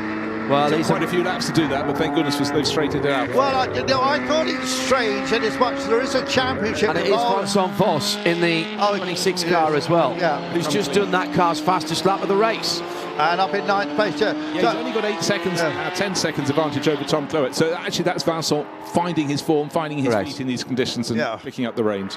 But if the Hearts are going for the championship, it was crazy for Olivier not to get in the car because he wouldn't score any points in this race. Correct. And they've got a very good chance of winning the title. So half a minute behind the leader who's just crossed the line. That is Maxime Gunat in the Ford Capri. Oh, that BMW was sliding through there, wasn't it? It's a full four-wheel drift. That BMW being Olivier Hart in second position. The Belga number 18 red and white car. You were talking about the strakes on the bonnet, which actually that Belga car doesn't have them, but that often see them on the bonnets of cars or on the roofs of cars. It's to keep the airflow attached to run up and over the car, and therefore to do what it needs to do on the rear spoiler as well. You often see that on stock cars. When we got the AS cars over to, which were the Arctic cars back in those days, to Rockingham on what they would have called a super speedway, we had to do quite a bit of modification aerodynamically on those cars to keep them safe, including putting the flaps in on the boots and the roofs in case the cars turned around. But one of the things that we did do was put those strakes on, and having had them in the wind tunnel, it does make a difference. It really makes a difference. Channels the air. Yeah, it basically stops the air from falling off the side of the surface. Keeps it attached. Called laminar flow. Yeah, I'm not an aerodynamist. Same as wing end plates. Wing end plates have the same effect. I'm not like Adrian Newey. I don't see air movement. Imagine if Adrian Newey had been around in these days when there were very few rules, and he could have messed about with bits underneath the floor and airflow and stuff like that. I don't think when these cars were racing he wasn't not thinking these things, because he was just about heading to university to do his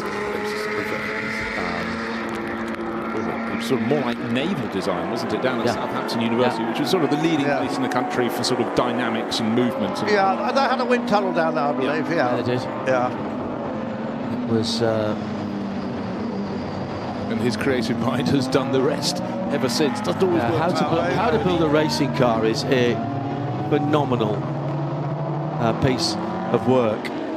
And for those for who think the same way, the fact that as he's telling the story about his mother coming to have to speak to the authorities at one of his schools and pulling up in a Porsche 911, which he then quotes the number plate of, and every road car he talks about in that book he quotes the number plate of. And right, it's a cry for help, John, you know this full well. I just went, yes, I know that. Right, penalties. 1 lap penalty for the number 55 car, which is the Matthew Holben 997 GT3 RSR. These are pit stops that are either out of pit window, or in the case of the time penalties I'm going to give you, were under the minimum pit stop reference time. That being for the number 34, which is the Olivier Breitmeyer, BMW, and also the number 155, and that car is the Charles Vaillard. It's a little gold Warsteiner livery 2002 TI. Yeah, lovely little car, that TII. So for the Breitmeyers, it hasn't been a dream result. They pulled out of last night's race. Yeah. Emile retired seemingly on the opening lap, and now a problem for Olivier in 9th. Olivier Hart is taking 5 seconds a lap out of the leader. What have we got left? 11 minutes. 3. Start doing the math. Possibly even less than that, as the yellow flags are out. 10. That is the inward part of Pouhon. That BMW number 83, the CSI, the 635 CSI, is coming sideways there. It's on the TC2 cars. And it's Christian Traber. Took over from brother Nicholas, who'd been running very nicely indeed. Did he jump as he pushed? Herein lies a question. 2 635 CSIs together. His is the one in front. He hit the curb. He lost it. Lost it on the curb on the way in. He just put the right rear tyre, Bruce, onto the turn-in curb, and he almost caught it. Now, about a year and a half, 2 years ago, he'd have still been on tarmac there. Yeah. That's relatively new gravel. He'll be absolutely cursing himself there. That was 3, maybe 4 inches of the right rear tyre on the slippery paint. Prepare for full course yellow. We're getting from our race control. That car is not coming out of there, and I think we might even finish under a full course yellow. Well, I tell you what, though, Andrew, that has removed a huge element from this race. Was there going to be enough time for Olivier Hart? Gave him 5 seconds a lap to match Maxime Guénard. I think probably not quite. I think it was 1 lap too few. It would have been exciting. You most certainly would have been that thing. So there's the 138 coming through. That is Franz Wunderlich. Going well, 6th place overall. Yeah. He's not got anyone particularly close to him. He's got a 10-second advantage over the second of the escorts with Guy Fabrice Mestro, but he's behind Graham King, who's just having this remarkable return. He can't afford to have another 40 years before his next race. Not quite run a bit deep into the red there. The dark red number 27. That's the Alpha. Fantastic looking car. Again with those tacked on wheel arches. Alberto Franchisetti in the GT AM from 1971. Model designation that was revived relatively recently for a very limited run of Giulia Quadrifolios. No back seat, stripped out, big rear spoiler, lowered suspension, even more lowered suspension, and I believe a cage as well in that car. If we do get a release in the full course yellow, oh, you were talking about that number 27 Alpha is in a 5-car battle. Yeah. And you know, they're covered by about a second and a half. Let's hope they get to scrap to the end. In a world of sort of 2002 TIs, the Alfa Romeos, and I think there's an Escort in there as well. But we'll keep an eye. But that, unfortunately, the 635 CSI car number 83, Christian Traber, going nowhere. But it's a question, Andrew, how quickly they can get it out of the gravel at the entrance to Pouhon. I don't think it's going to be easy. They've got to hook it up and drag it out. And they won't want to drag it out backwards. No, they won't want to. I don't know where the snatch vehicle is. I think it's pretty close. Cameraman, yeah, getting a bit arty. Yeah, nice, but we've all seen that shot before, mate. I'm so happy with it right now. Just checking the footwear of the mechanics in the pit lane. Not really a hobby of mine, quite frankly. Right, the Hyatt family CSL, the yellow one is just in front. Olivier Hart. That means there must be a lap between them at this point. Ross is running in 1, 2, 3, 11th position. Yeah. So he's just under a lap down. But 174 looks as though Spa-Francorchamps had this race in the bag, but the pit stops were a whole host slower for him by about 20-30 seconds. I haven't doubled back through all the punishments to find out why he didn't come back in from the lead, but I can't remember if it was a full course yet. Yeah, so Glazer, of course, was a winner in Barcelona, so this championship is starting to shape up nicely. Yeah, by the time we get to the next round, which is the round before Le Mans Classic. Le Mans Classic is not a part of the championship. So Dijon next time out in a couple of weeks' time, that will be halfway through the championship, and then we have Monza, Paul Ricard, and the final at Estoril in Portugal at the end of the year. At Le Mans Classic, of course, they call the groups plateaus. Yeah. And the plateaus go back pre-war, which, of course, we don't have in this series. I mean, we see them in other series, particularly in Britain. That's getting heavy now, yeah, isn't it? It is. You know, who'd want to be a weather forecaster in Belgium? Yeah, you need eyes in all sides of your head to spot that one. You look one way, oh, Bruce Jones fashion, it's clearing now, but the black cloud is behind you, ready to drop. But again, it might look as though it's about 7 or 8 in the evening, but it certainly is not. It's about just gone 2:30 in the afternoon. It may yet brighten up again, because I'll double check on my little weather map, but the track right now has suddenly become full wet. It was greasy, had little flurries, but this is probably the longest batch. AMW's running again. Oh. Out of the... Oh, it was out. Well, I go back on what I said. We're back to green. Back to green. That was a great snatch, as they say. They have been at the top of their game. I would put the team here in terms of quality of snatch here as quick and as efficient as what you see on the streets of Monaco. No, I agree. Really good. I've really been impressed, because I don't know, maybe the way they've got their gravel trucks, but they do seem to be able to pull cars out. They do better than other circuits. Do you think they're using a different grade of gravel here? It certainly works really well. Well, funny you should say that, because that's been a subject of some debate over the years. If you remember, Toyota lost a Le Mans that they had pretty much in the bag with a late puncture on the GT1. Yeah.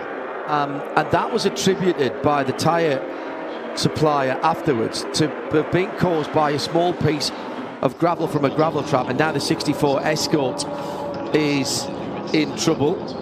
That is the all-white car that is at the side of the circuit, looking brilliant with its mini lights on. Could be about to go on a tarmac rally stage as well. Absolutely. Yeah, that was determined to have been a piece of gravel, which was a small piece of flint. Yeah. It was in the gravel. And not pebbly style. Correct. Yeah. And I've got some of that gravel still at home. And when I look at that now as to the little bits and pieces of gravel that may have found their way into my luggage at various times down the years at Le Mans, I mean, it gets everywhere, doesn't it? They are much more pebble-like, as if you'd got them from the big, very round edges, and they tend to be slightly bigger stones. Anyway, the gravel traps work really well here. That car was pulled out of there so quickly.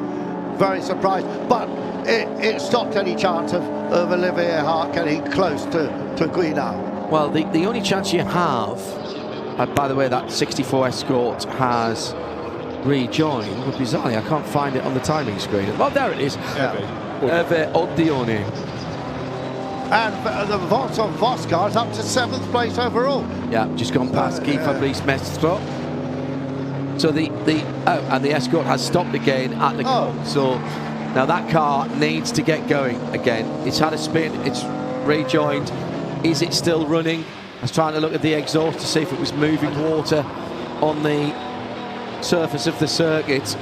I don't and the red flag has come out. All right. The race is done. So Vincent Vos will not get that position. However, he'll still win along with Kurt's team, the Group A. Plus, the results will go back to the last completed lap, which will be at the end of lap 16 for Maxime Guinard. I was going to say, Bruce, the only chance that you've got if you're chasing is to get a jump when the green flags come back out and hope that whoever it is that you are racing has been somewhat tardy in their reflexes and their response. Well, such was the pace of the top 4 crews that they have a lap on everyone else, because the best of the rest, Graham King, leads the under 2 litre class in his escort in 5th, but it was for Capri, BMW 3 litre CSL from another of those, and the Capri Valmont-Miele. But, you know, from the start of the race, and the same last night in the heavy rain, you could just see them pulling clear, much more power than the 2002 TIs, etc., etc. Best of the Group A class. Well, Vincent Vos, you must have enjoyed your afternoon's work here. You can go back to your day job of running race teams very successfully. That's Team WRT. But he held off the challenge of Tom Clerk, but they'll have had fun, both in the top 10. And, you know, very, very different cars. When he went to Group A, John, as you'll remember, they were much sort of closer to showroom standard. They certainly weren't production class cars, but they were sort of one step up from that. Yeah, Group A. Group N were the lightest modifications in cars, and they really did. And they weren't much more than a standard car with some trim taken out, a cage put in, possibly different shock absorbers and springs. At one stage when I was still living up in the northeast of England, my milkman, Derek Hardy, was the British Group N Rally champion on tarmac. He ran a black Sunbeam TI, Series 1 TI with the small, those ubiquitous small square, well, oblong headlights. 1245DH was his registration, just in case you're wondering. And write it down in your notebooks. I was running Avengers and Sunbeams at the time, and what was deemed not necessarily good enough to go back on a rally car was certainly good enough to get me backwards and forwards to my job. I was working at Washington Development Corporation there. So the Liquid Moly Shell Hitty car comes into the pit lane. We were very hopeful that the afternoon would dry up when we started this race some 1 hour ago. BMW versus Ford Capris at the front. It was BMW, Ford, BMW, Ford, Ford, BMW. But even as the opening laps in the sunshine were taking place, the Fords were starting to come through. A little bit of hip and shoulder early on, and the Warsteiner car turning up the wick, number 174 TC2 car going nicely, and the BMW Team Luigi car. Keep our eyes as well on Kurt Team coming through from the back of the grid, got him to 11th position very quickly to lead the Group A class. But the joy was seeing these cars, which 1973 onwards, will be many people who are watching today will remember these cars. The Alfa GTV going well. Then the little mistake into the final corner by the Hart BMW, but immediately realising the advantage had been taken, so self-redressed that. And Andrew's right, actually, that is a perfect piece of a learning opportunity, I think is what it's called nowadays. Yeah, you'd say teaching opportunity, yeah. Absolutely so. But you know what, across the course of a season, some great circuits to come and play on, but you know, Spa, you don't know what you're going to get. They got what they got. They got darkness, they got full rain, they started in greasy but dryish conditions. They got this at the end. And yeah, they will learn. Maybe Dijon in a couple of weeks. You know, the food will be at a similar level here as Belgium, which has been fantastic. But you know, the background, very, very different sort of circuit. You know, you mix and match through the course of the season. Don't go too far away. You've got time to make yourself a hot drink. But please stay with us here on Peter Auto Live on YouTube around the world, and also for the first time with the Goodwood channel as well. Hello to all of you there. Nice to know that you're tuning in. We've got Group C racing coming next. Unfortunately, the weather hasn't played ball, and once again, the most powerful, and these will be quite the newest cars we've got, because we've got some 2000 cars, but certainly some of the most evocative cars Mercedes-Benz C11 from 1990, Nissan R90, Porsche 962 even, the Coutre in that car, Ralph Kelleners to join him, as well as the 962 of Philippe Cadori, March, Porsche, Tiger, Spice, and the Sethmore, which didn't come out to play yesterday. I don't blame anybody for not coming out to play yesterday. The weather was awful. You know, the thing about the Sethmo is when I was coming to the circuit, I was just talking to Andrew about it, and as we drove through the tunnel for the first time, just following you in after you'd collected us from outside the circuit, what did we see going through the bus stop at the Sethmo? So funny, you talk about something and there it is, and it's not something you saw for very long in period. But it was one of the first cars that introduced a dorsal fin and modern prototypes, but it wasn't obviously at the class that would run at the front end of the field. The Escort that caused the red flag has come back to the pit lane.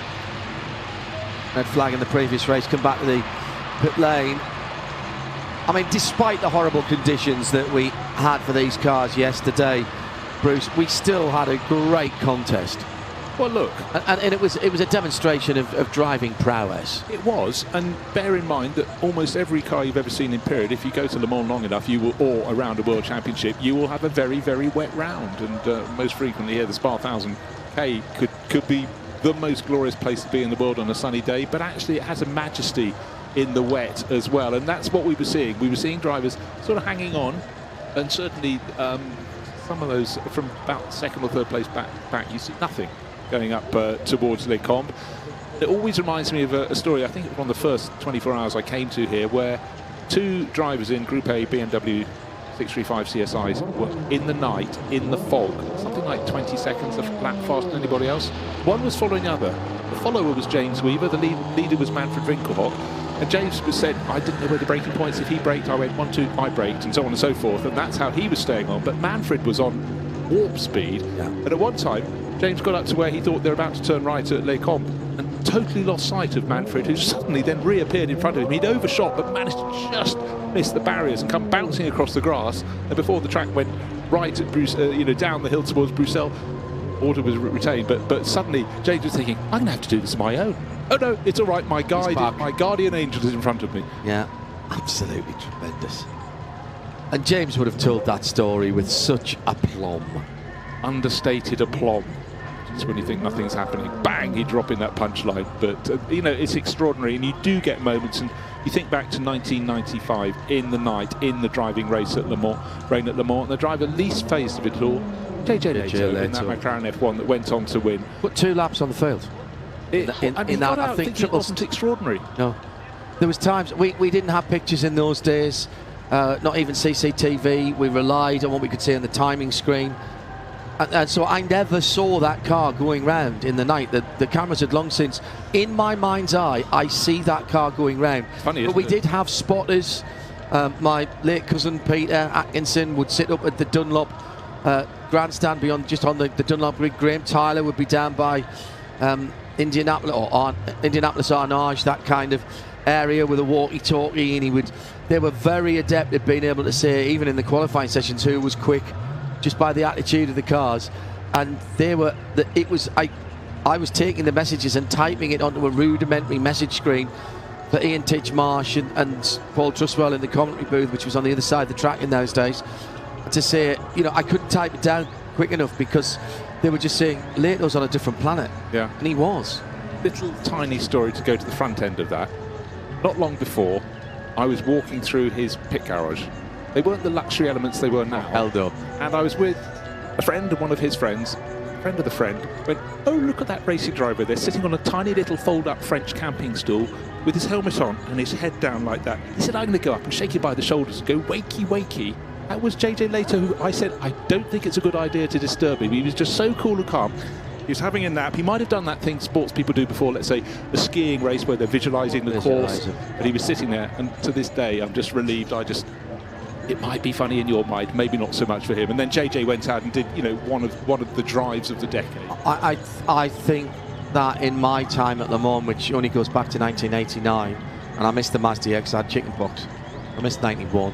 But that's the only year that I haven't been a part of the race. I missed the COVID years we went at the track, but we still called the race, of course.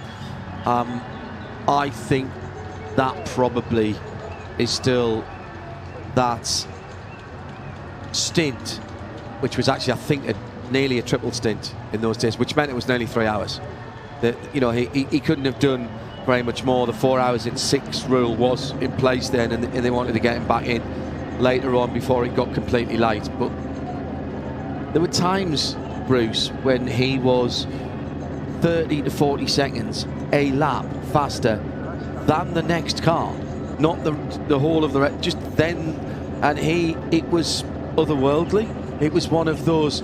Paul Trustwell always nominates someone or talks about someone as we get through towards the last couple of hours of the race who's done a hero stint, and Paul will look back at it statistically as well as what it meant for the result of the race. JJ Leto might as well have invented hero stint for me. 100%. And you think back to other drivers who just get in, deliver, and it's when they do it across a treble stint. You know, the TK, Mr. Lamont, hard man stints, and it's 3 hours, consistent excellence. 3 hours in those days. Triple stint now in an LMP2 car is an hour and a half. It's not even 40 minutes now. Incredible. That is because the ACO have cut the fuel tanks down on the LMP2s. It's about 45-50 minutes now because there's an energy cap on the top class cars. I hear birds tweeting, and you can to us as well at RSL_studio. Well, a short while ago I knew we were in Belgium because I could hear some music booming in the paddock, and it was Plastic Betrons. Ah, ça plane pour moi. A nonsense song. We were set the task of translating that in Mrs. Foster's French class when I was at Farringdon Comprehensive. We're back in the 1800 and some things. You couldn't find any reason once the translation was complete? No, I think she was making a point. It was actually a remake of a song that had the same tune called Jet Boy Jet Girl, which was a very different song indeed, actually, and wouldn't make the radio playlists nowadays. I'm not sure it probably did in period. I'm sure you'll be able to find it on some music site. Strange, nevertheless. Odd how we get round to things. It's almost like we're in the middle of the night somewhere. We have got a flatbed in the pit lane, a rollback recovery vehicle, which is blocking the pit entry at the moment. It is a very narrow entry. It's actually a bridge, isn't it, as you come in out of the bus stop chicane, and always have a tow vehicle at the pit lane end of that, just in case somebody gets stuck there and you can drag them in. It's always the worry that the pit lane gets blocked. Well, the curving pit entry road last year, the year before, the Spa 24 Hours race leader Alessandro Piccini got caught waiting, and I was just talking about that during the WC event a few weeks ago. Yeah. And the same thing happened. Yes. But this time it cleared a little faster. But imagine that you've said to crew coming in, they're ready for you. As one of the Lexus came in slowly. Yes, that's right. And it nearly got run into the back of by somebody too, because the pit lane speed limit hasn't started until you get out of that and you're unsighted because Correct. it arcs very heavily to the left. And you've done a good enough job getting off the track on the exit of the bus stop, and then you've got to go to driver's right, and then... I remember you and Johnny talking about that, the Codis red, white and black car. And then I saw the highlights, and later on in the week, I'd listened to the end of that race as I was driving up north, and this is the last 2.5, 3 hours of that. And my goodness, I thought that was breathless. When I saw the first half of the race, that was incredible. Did nobody tell them that it was 6 hours and not 26 laps? When you have a 5-car bunch running 2x3, 3x2, etc., up, you think, hold on, what comes next? Oh, good grief, it's Les Combes. How are you going to do it? And they're then passing some GT3 cars. It was fantastic. It bodes well for Le Mans, doesn't it? For really does. The big 24.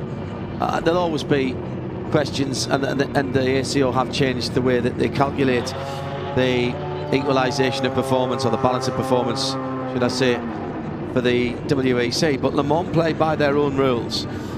It's not the FIA and the WEC who set the regulations. It is the ACO, and therefore they are not obliged to use the numbers from the last well, up until this season, it was the last 3 WEC races. Now it's what's turned the best 2 of the last 3. How do you quantify your best 2 races? I don't know. Well, we were doing really well, but then our drivers stuffed it into the barriers. We should have won it, but you can't take that one because we finished last. Yeah, but you were 4 seconds quicker than the rest of the field. No, but you can't take that. Anyway, Thierry Bouvet will explain all at Le Mans, I'm sure. The head of technical, a job that I respect him massively for having, and in the way he does it and how he makes himself available to talk to us in contemporary racing. Thank goodness all we have to do here is get the years to add up right so that we get decent racing. There'll be a natural advantage on some circuits to some cars and in some conditions to others, but we can revel in knowing that what we are seeing here is historic cars coming out, being run properly by really pro preparation and running teams.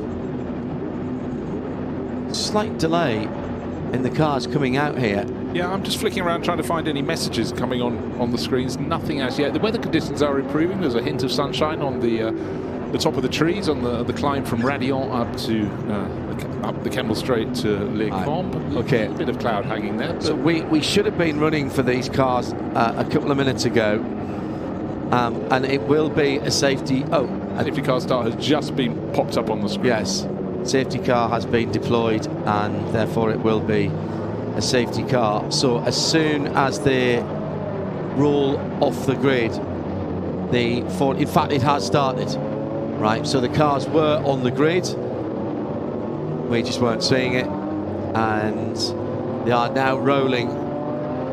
So the 3/4 of an hour has started. We are 15 seconds into it. Better give you the rundown.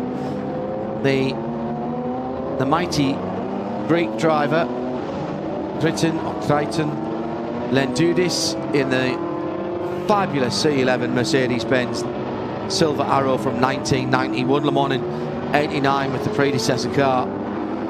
Then same era, in fact the top 3 are all from 1990, 3 different manufacturers. Olivier Gallant, who has been brilliant all weekend, on the outside of the first row rather, although it looks like we will start behind the safety car, so it will be a nose to tail start. Then a 1990 962C, that's the Yvan Vercutre car with Ralph Kellernes. The Peugeot is showing back in the pit, so I don't think that car has come out, which is a shame, because that 905 Evo 1B, the BIS car, a little bit younger, 1990. Yeah, it's Philippe Cattori who's gone through the first timing in 4th position in another 962C from 1990.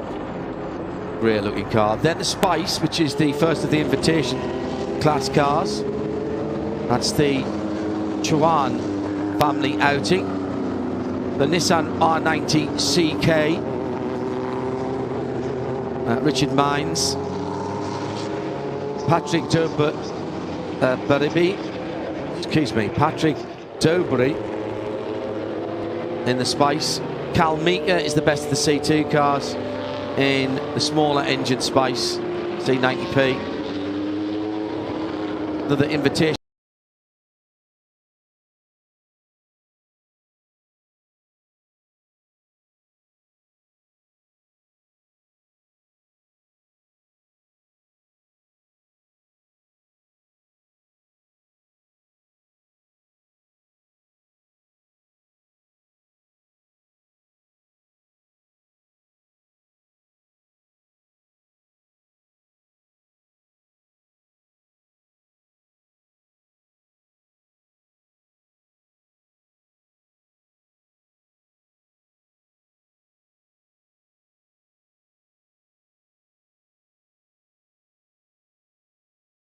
Class car along with hero Andres Josephson in the. You can wind the boost back, so they talk a bit being over 1,000 horsepower. It was 1128 horsepower, 237 miles an hour down the Mulsanne Straight, and it was you know, a real feather in the Nissan Cat. It took 5 cars to Le Mans that year in the attempt to and they blew away the opposition. Mark Blundell hadn't had a clear lap all week. There were no qualifying sessions or hyperpoles as we have now. It was open practice, and he hadn't had a clear lap all week. And the last practice session before the Saturday morning warm-up, and the boost wastegate stuck and therefore wasn't blowing out the extra boost, and they saw it straight away and called the lap off, and Mark decided to ignore that. As Bruce says, the engineering team, yes, well, radio reception around Les Arth is difficult. They were worried they were going to blow the engine, and Mark thought, well, I'm going to drive it until it does. He realised he had more power, but it was a voyage into the unknown for Mark Blundell, because he'd not driven the car in that trim. You had a set of tyres that only lasted about 3/4 of a lap, because you were allowed qualifying rubber in those days, which they'd bolted on, and he'd tickled around the first lap so as not to ruin them. And then he opens it up. The wastegate shuts in the let's have all the power, sticks in the let's have all the power setting, and he got a clear lap. And that was incredible. All that application, but you've still got to finish the lap. And as you say, about 3/4 of the lap, the tyres are good for that. The last bit, it's such a critical element of the circuit. Pretty much as you're coming into the Porsche curves, you've got no grip on the tyres. Got through Indianapolis and Arnage, and then you can't calm down. You know what's coming, but the grip has gone. But it was, again, a heroic performance. So, sunshine is now clear above the circuit at Spa-Francorchamps, but clear is not the view for anyone bar the race start leader, the pole man, Kriton Lindudis in his BMW. Mercedes-Benz C11, where am I going, BMW?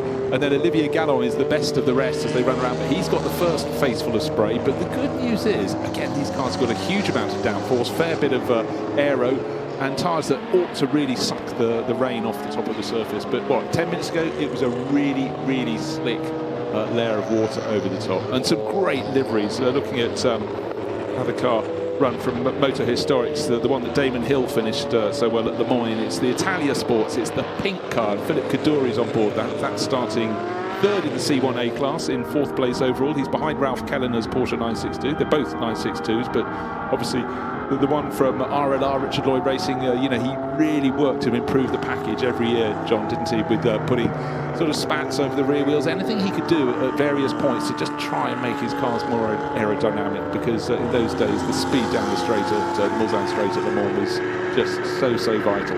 Yeah, just for qualifying, but in terms of just keeping a car sweet through the race. Yeah, just to finish that, Mark Blundell, he and Julian Bailey had flipped a coin to who was going to do that lap. And Mark, I don't know whether Mark won or lost. I really need to ask. Lost in the mist of time. Because they had no times. If he'd have aborted that lap, they would have started right at the back, which even in those days would have been a disadvantage. Absolutely. Even with the smaller field they had in 1919, the smaller pit lane. And working with the theory that they had to have all their drivers with a surname starting with B, Gianfranco Brancatelli was the 3rd driver aboard that car. Well, Cadillac Hertz Team Jewelry have done that in the 3B. The 3Bs, yeah. Not the 38, it's 3B. Yes. Jensen Button. Make a dodgy message on a number plate. Sebastian Porter. Very good. And Earl Bamber. Safety car lights are out, Bruce, so Lindudis in the Mercedes-Benz C11. A proper return to the Silver Arrows for that. And once again, he was right there on the safety car line. That's exactly what they did yesterday, and that was going to be very close indeed to overtaking the Cupra safety car. Lindudis across the line then, down into La Source, takes the inside line this time. Outbraked themselves yesterday into that corner. Big gap behind the Porsche 962. The rest of the field go through, but it is the silver 3-pointed star on the nose of the C11 Mercedes-Benz that rumbles up the hill. The first few cars already made their break. Landudis, he can see what he's doing in his Mercedes, so he's pulling clear, but a nice little battle. Change of position for third place, actually, because Ralph Kellener's, sorry, he was starting in third place, kept his class car there. It's run by Jost this weekend. People from Jost are running that Porsche as it should be. Of course, it's a number 7. Yeah. Also very much a Jost number. And Philip Kaduri in the number 69 at 962C. He's getting a face full of spray, but it is so much brighter than it's been since Friday afternoon here at the circuit. Bit of a gap, and looking to see who's next in line. It's the RCK Nissan with Richard Mines in the wheel. That's car number 24. Further back in the world of Tigers and Spices and Marches even. The one March in the field, overtaking going up into Les Combes. So positions changing a little bit further down the order. Georges Caban just losing one position there. Yeah, Ralph Callan is starting that, as Bruce said, starting that number 7. That just changed as they went through the line, so my apologies. See if there's any other changes there. I don't think so. Now, looking down the hill from the highest point in the circuit at, I suppose, Les Combes, the sun is out now and there are shadows beneath the cars, which is extraordinary. There's still a lot of spray on the circuit, but it is actually quite pleasant on the far side of the circuit furthest away from us, and the spray being thrown up now is from the underbody aerodynamics of these downforce cars. It'll catch this right. Some of the photographers will get looking to see where the sun is, to see if they can get the rainbow in the spray behind the cars. Right, one car I'd like people to look out for because it's gaining pace is hand over fist. It's a young Danish driver, you might not have heard him, Jan Magnus. He's driving a Tiger GC286. He's getting ahead of cars he has no right to get ahead from, but you know, that's Jan Magnus, enjoying himself enormously, getting more and more stuff. You think how many decades he's been racing, John, so much success in the States, but you know, this is what this championship is for. It's for people like Jan to come and play in cars he wouldn't have got to race in, period, but they'd have been there in his formative years. Might have even watched him on television as a young Dane before going out single-seater racing, but he's making great progress. So car number 70 on the move. He's sharing that with Jack Fabi. Jack will be delighted.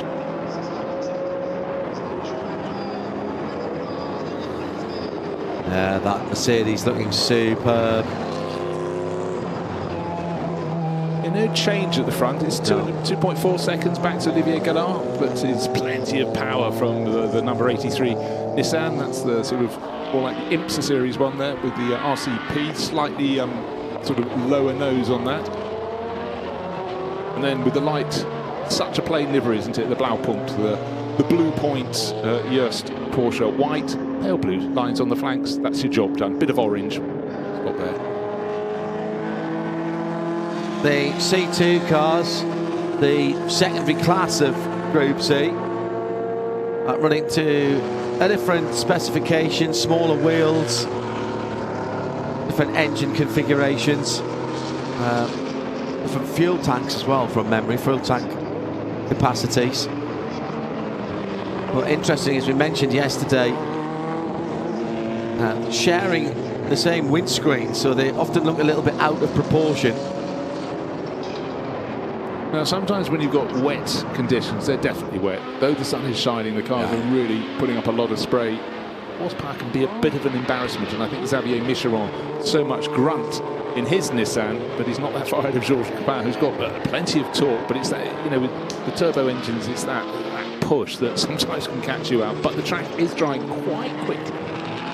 You're talking about an era here in the early to mid 1990s where anti-lag technology was nowhere near what it is now.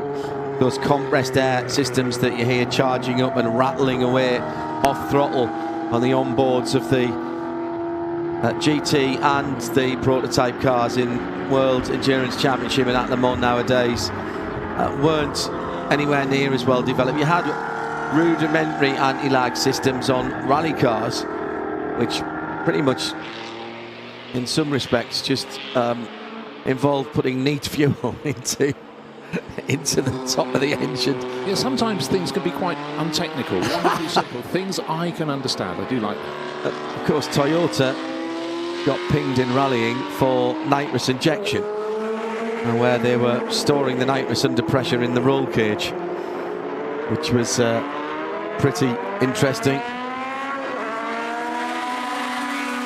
So again, we are plagued by not the best conditions for Group C. And Bruce Jones can introduce our next guest. Well, we aim for the top here, so we've got the CEO, the man who's going to be looking after all things to do with Peter also in the Classic, and it's great to have you here. It's Mark Ouayoun. Yes, and how are you enjoying it? We have rain, we have sunshine, we have brilliant cars, and the racing has been... this is crazy weekend. We have 4 seasons in one day.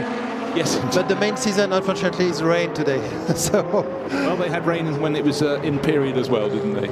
Yeah, but I think rain is something difficult for amateur drivers, obviously. But I was really blown away yesterday by the 60s race, the Touring Cup race. These guys behave on the track incredibly. I was really surprised. Nice race, no big facts, and it was really clean.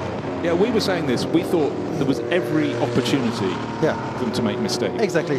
Yeah. Every opportunity to just maybe slide and hit another car, but they gave each other space. They were respectful. But talking to every driver we've spoken to, they talk about the family atmosphere that Peter also creates. Yeah, they love it. And so they need to talk to someone after the race. So if you just push them into a gravel track, that's not the way we go racing. No, we really appreciate that. This is part of the Peter Auto DNA. I spoke to many drivers, many team managers, and they all enjoy it. I also enjoy it now because I'm in charge. But this is a great weekend with so many series. This track is just magic. I was there 2 weeks ago for the WEC. Yeah. Very different conditions, but you really see these cars in their natural element. You know, and good crowds here. Thursday, Friday, Saturday and today. Good crowds of very knowledgeable spectators who come in some beautiful cars. We've been enjoying the cars on the track, Mark, but you've got almost like an historic or supercar car show here. The guys who were driving past yesterday, I was talking to some friends I hadn't seen for a while who were going out to do their track laps on Saturday morning, and every couple of minutes it was like, oh, hang on a minute, you have to look at that. We're 2 events into a 6-event season, Mark. What's your assessment of the 2025 season and championship, of course, now for Peter Auto Classic events? Yeah, I was just talking with our tire supplier yesterday, and they told me this is crazy. We have so much demand, so that shows that cars are racing. We have many competitors. All the grids are full or almost full. We see also grids with a clear momentum, like ERL, for example. ERL is just incredible. This is also, Spa Classic is also a kind of pre-Le Mans Classic. We have night races. We have 400 cars here, which is, a lot for a weekend. And the season is, I would say, at the right level. When you look at the quality of cars, the passion of drivers, the professionalism of teams. And I'm really glad because my organization is really, honestly, I can say that because we only have 2 races left, but I've done a very good job this weekend. Very difficult job. We just did a new start procedure for the Group C to make sure that all the grids can run today. Yeah. And this requests a lot of energy. Mark, we've been involved as Radio Show Limited with Classic Le Mans for a very long time in association with Peter Auto. I was here last year for doing the PA here. Nicola Bremel very kindly asked me over. You've involved us this year in a new and exciting initiative, and people are watching and listening, and sunshine, by the way, at the top of the circuit. For this, what was the decision-making process in deciding to do a full international English language and French language stream? It was when I joined the company 10 months ago, this one was one of my first decisions, because I think that nowadays, if you don't have that, you will miss huge opportunities to reach new target groups, fans, communities, and I'm really glad to know that our Goodwood friends are watching this today because we are working with Goodwood. I think this is in the interest of motorsport and historic racing in general. I think connecting, classic racing with modern racing is also very important. We have seen young drivers even today with Sarah. Yeah. I think it's really, and this is so exciting because you can really follow the race, and we see huge coverage and huge audience of the race after the race. Yes, of course, because it's there straight away as an archive. We've had social media contacts via studio@_Radio Le Mans, studio_RSL. From the US, from Australia, obviously we're the English language, so it tends to be English language speaking areas of the world, South Africa, the UK, obviously. And frankly, there's a lot of competition this weekend. There is. With Nürburgring and the 12 hours of Misano that we were covering yesterday and today. We've got Formula One as well this weekend. And yet the numbers have been really good, and the enthusiasts will put this on and sit and watch and listen to it right throughout a day yesterday that spanned the better part of 12 hours. Yeah, exactly. Yeah. And you see, you are talking about competition, but I mean, look at the images. We First and second on the track now at Pouhon. Yeah, it's beautiful, and we had so many battles. In HTC, for example, touring cars, we have seen great battles with Hart, with Mill, with Guénard, all of them in very narrow positions. Really great. Really close. Now, the lead battle about a lap and a half ago was 2.5 seconds. It's come down to under half a second, maybe a quarter of a second. We've still got Criton Lendudis leading in the C11 Mercedes-Benz, but Olivier Gallon, who was both are very good drivers. Yeah, but they're respecting each other. Yeah. This car's pit window has been open. It's still open. One of the spices that was going so well, number 98 coming into the pits. That's Patrick Dobreby, who really was right on the money in his class. He's just come in, but time aplenty. Don't count out Ralph Kellerners either in the number 7, the Blaupunkt Porsche. He is only 7 seconds behind the leader, 6.8 behind the battle for first and second, and they are the first to hit the traffic now. Lendudis making sure the 181 Andrea Josefsson saw him. Oh my goodness, that's going to cost him the lead. Saw him, he felt him, I'm afraid. I think there was a bit of contact there, and he limps into the pits. Is there any damage on the front of the seat? No, I don't think so. It was so low speed, but it was the ex-June Racing Duncan Bain Tiger found itself just beyond the yellow and red lines on the exit of the bus stop chicane. But the lead battle continues. What will it be across the line? Well, 1/10 of a second, that is all. The Mercedes still in front, and Criton won't necessarily enjoy being chased, but he will. It's a battle. He's a competitor, and Olivier Gallon has just picked his way closer and closer. But now it's gone out again. But again, a better exit from Radillon for Gallon, so he should maybe get close enough to get a bit of a tow, and of course a face full of spray. Still a lot of water. The tyres extremely efficient at lifting water from the track surface, and of course these are downforce cars. They've got underbody aero, and you can see that is throwing the rooster tail right up over the top of the chasing car. Kellner's keeping these guys honest, and in sight is fewer than 6 seconds behind. All this part of the track has been resurfaced relatively recently, and it's held up pretty well. Mark, it's great to see these cars, but it is important to have good racing. As we'll take another quick look at what happened there. Lendudis going down the inside. He's fine, and then he just understeered through the middle. I think he caught the inside curb there on the right. Being noted by the stewards. Great to see these cars going around, but to see these drivers with the confidence to race is incredible. Yeah, I mean, I personally love Group C. I'm really a big fan of these cars. Look at this battle. Well, you're not alone, and we just had the lead change, and it was coming from Olivier Gallon. He was hunted down Criton Lendudis. But let's see what the Greek driver can do in fighting his way back. He knows this Mercedes-Benz very well. He's had it for quite a number of years now. The role has changed. He was the hunted, now he's the hunter. And that's the ex-Mauro Baldi driven car. And he's sitting in the spray at the moment. Had the wiper on intermittent there. Is now having to sweep, and he's got a good run out of Stavelot. Look down the inside. Here comes Kellner's through the spray as well.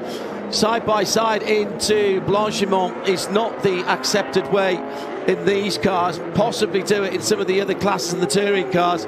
Landudis shows the three-pointed silver star, which is a decal on the front of that car. Remember, in 1989, the final pit stop for what would become the winning car with the yellow mirrors was the 63 car, I think, that year. The car was spattered with flies, with rubber pickup, and the only thing that they did other than wiping down the windscreen, and then also, as the lead is going to change again here, really good. The car is more powerful. He's faster in straight lines, clearly. Yeah, he's got loads of grunt. I mean, he wins the prize for the best sounding engine in this race. Oh yeah. It's a proper rumble, but you know, that was really well driven. A little bit of caution there from Olivier Gallon. There was a car coming, seemed to be catching right hand side, putting up a lot of smoke on the right hand side. Is that the little car they clipped earlier, the Andre Joseph? No, it isn't. It's a different one. I beg your pardon. So no damage to either of those. But right. So that last pit, then he's the hunter, but now he's the hunted again. Kriton Landudis in the lead of this race. But so that last 45 minutes will come down to nothing. But halfway through. So that last pit stop at Le Mans in '89, they wiped the screen, they put a new set of tyres on, filled the car with petrol, for which of course the engine had to be turned off. And just before they fired up that mighty Mercedes engine, one mechanic came back out and just with a little bit of rab wiped the three-pointed star, and it went into the museum like that. The rest of the bodywork with 24 hours worth of spatter on it, but the three-pointed star on the front had been wiped at the last pit stop, and you could I just thought, nice touch. That was my first Le Mans, and these cars left a huge impression on me. Pre-chicanes days, standing out beyond the kink, taking photographs when I wasn't in the studio, right at the Armco in those days. Wouldn't be allowed to do that nowadays, and rightly so, to be quite honest. And these two cars battling it out as they would have been doing in 1990. Don't look in the background for Ralph Kelleners, because he pitted from third place last time round, and so did Philip Kaddouri, who was a few seconds behind him in their Porsche 962C battle. But of course they will change. Well, these guys of Kellner's to a teammate. These guys have to come in at the end of this lap. They will not get another lap. So they've been quite fortunate, actually, that there hasn't been any neutralisation down towards the final hard braking area. Right, left, right. Wipe is still going on the Landudis car. He comes from the middle of the road, trying to feel a little bit of grip. He's got to come into the pits now. They both will. Yeah. Now, it's not a pit stop race here, Mark. This is important to point out. We're not going to see lightning quick, because this is about safety and making sure if there is a driver change, that it's done in a safe manner and plenty of time given. Exactly. Yeah. Very nice battle. It is, and I really think actually that little bit of contact for Kriton Landudis fired him up, because you think about how the Nissan was catching him, Olivier Gallon, who pulled ahead, and he thought, okay, that's over now. But a great fight back from But we're not finished. We're not finished. No. Everybody now has made their pit stops. So what I quite like to see is where Ivan Vercutre is. Is because he is out already. And so he should be ahead of Philip Kaddouri, but because he had about a 7-second advantage before the pit stops, but he is not. No, I think Philip didn't have to do a driver change, whereas Ralph Kelleners had to get out and Ivan to get into that number 7 Just Racing Porsche 962. It's the Spice SEC 90 from 1990. Okay, let's just give it another lap and we'll tell you who's leading the C2 class. It looks like it's Cal Meeker in the I'd say that in the Spice SE90P, but I don't want to just cook. So Mark, before we let you go back to your important work, and I'm sure there's still plenty to do, congratulations for you and the whole of the Peter Auto team for delivering already not just the 2 events that we've been involved with at Barcelona, Circuit Catalunya here, but of course you've had a couple of very important rally events as well, one of which butted right up to this. So congratulations to all the team who I know. Tell us about the highlights for the rest of the year, because of course it is a big year. We're back to Dijon, and of course being as it's this year, it's a classic Le Mans as well. Yeah, a very intensive year with Dijon in June. Classic Le Mans is in preparation, full steam. We have so many entries. I mean, all grids are full, of course, but now it's managing the expectation and frustrations. And I think we'll have a great Le Mans Classic with so many interesting cars, lots of beautiful cars you will see from the 60s, the 70s, lots of Ferraris, for example, that we haven't seen for a long time. Oh, good. Yeah, and we have a Porsche race also.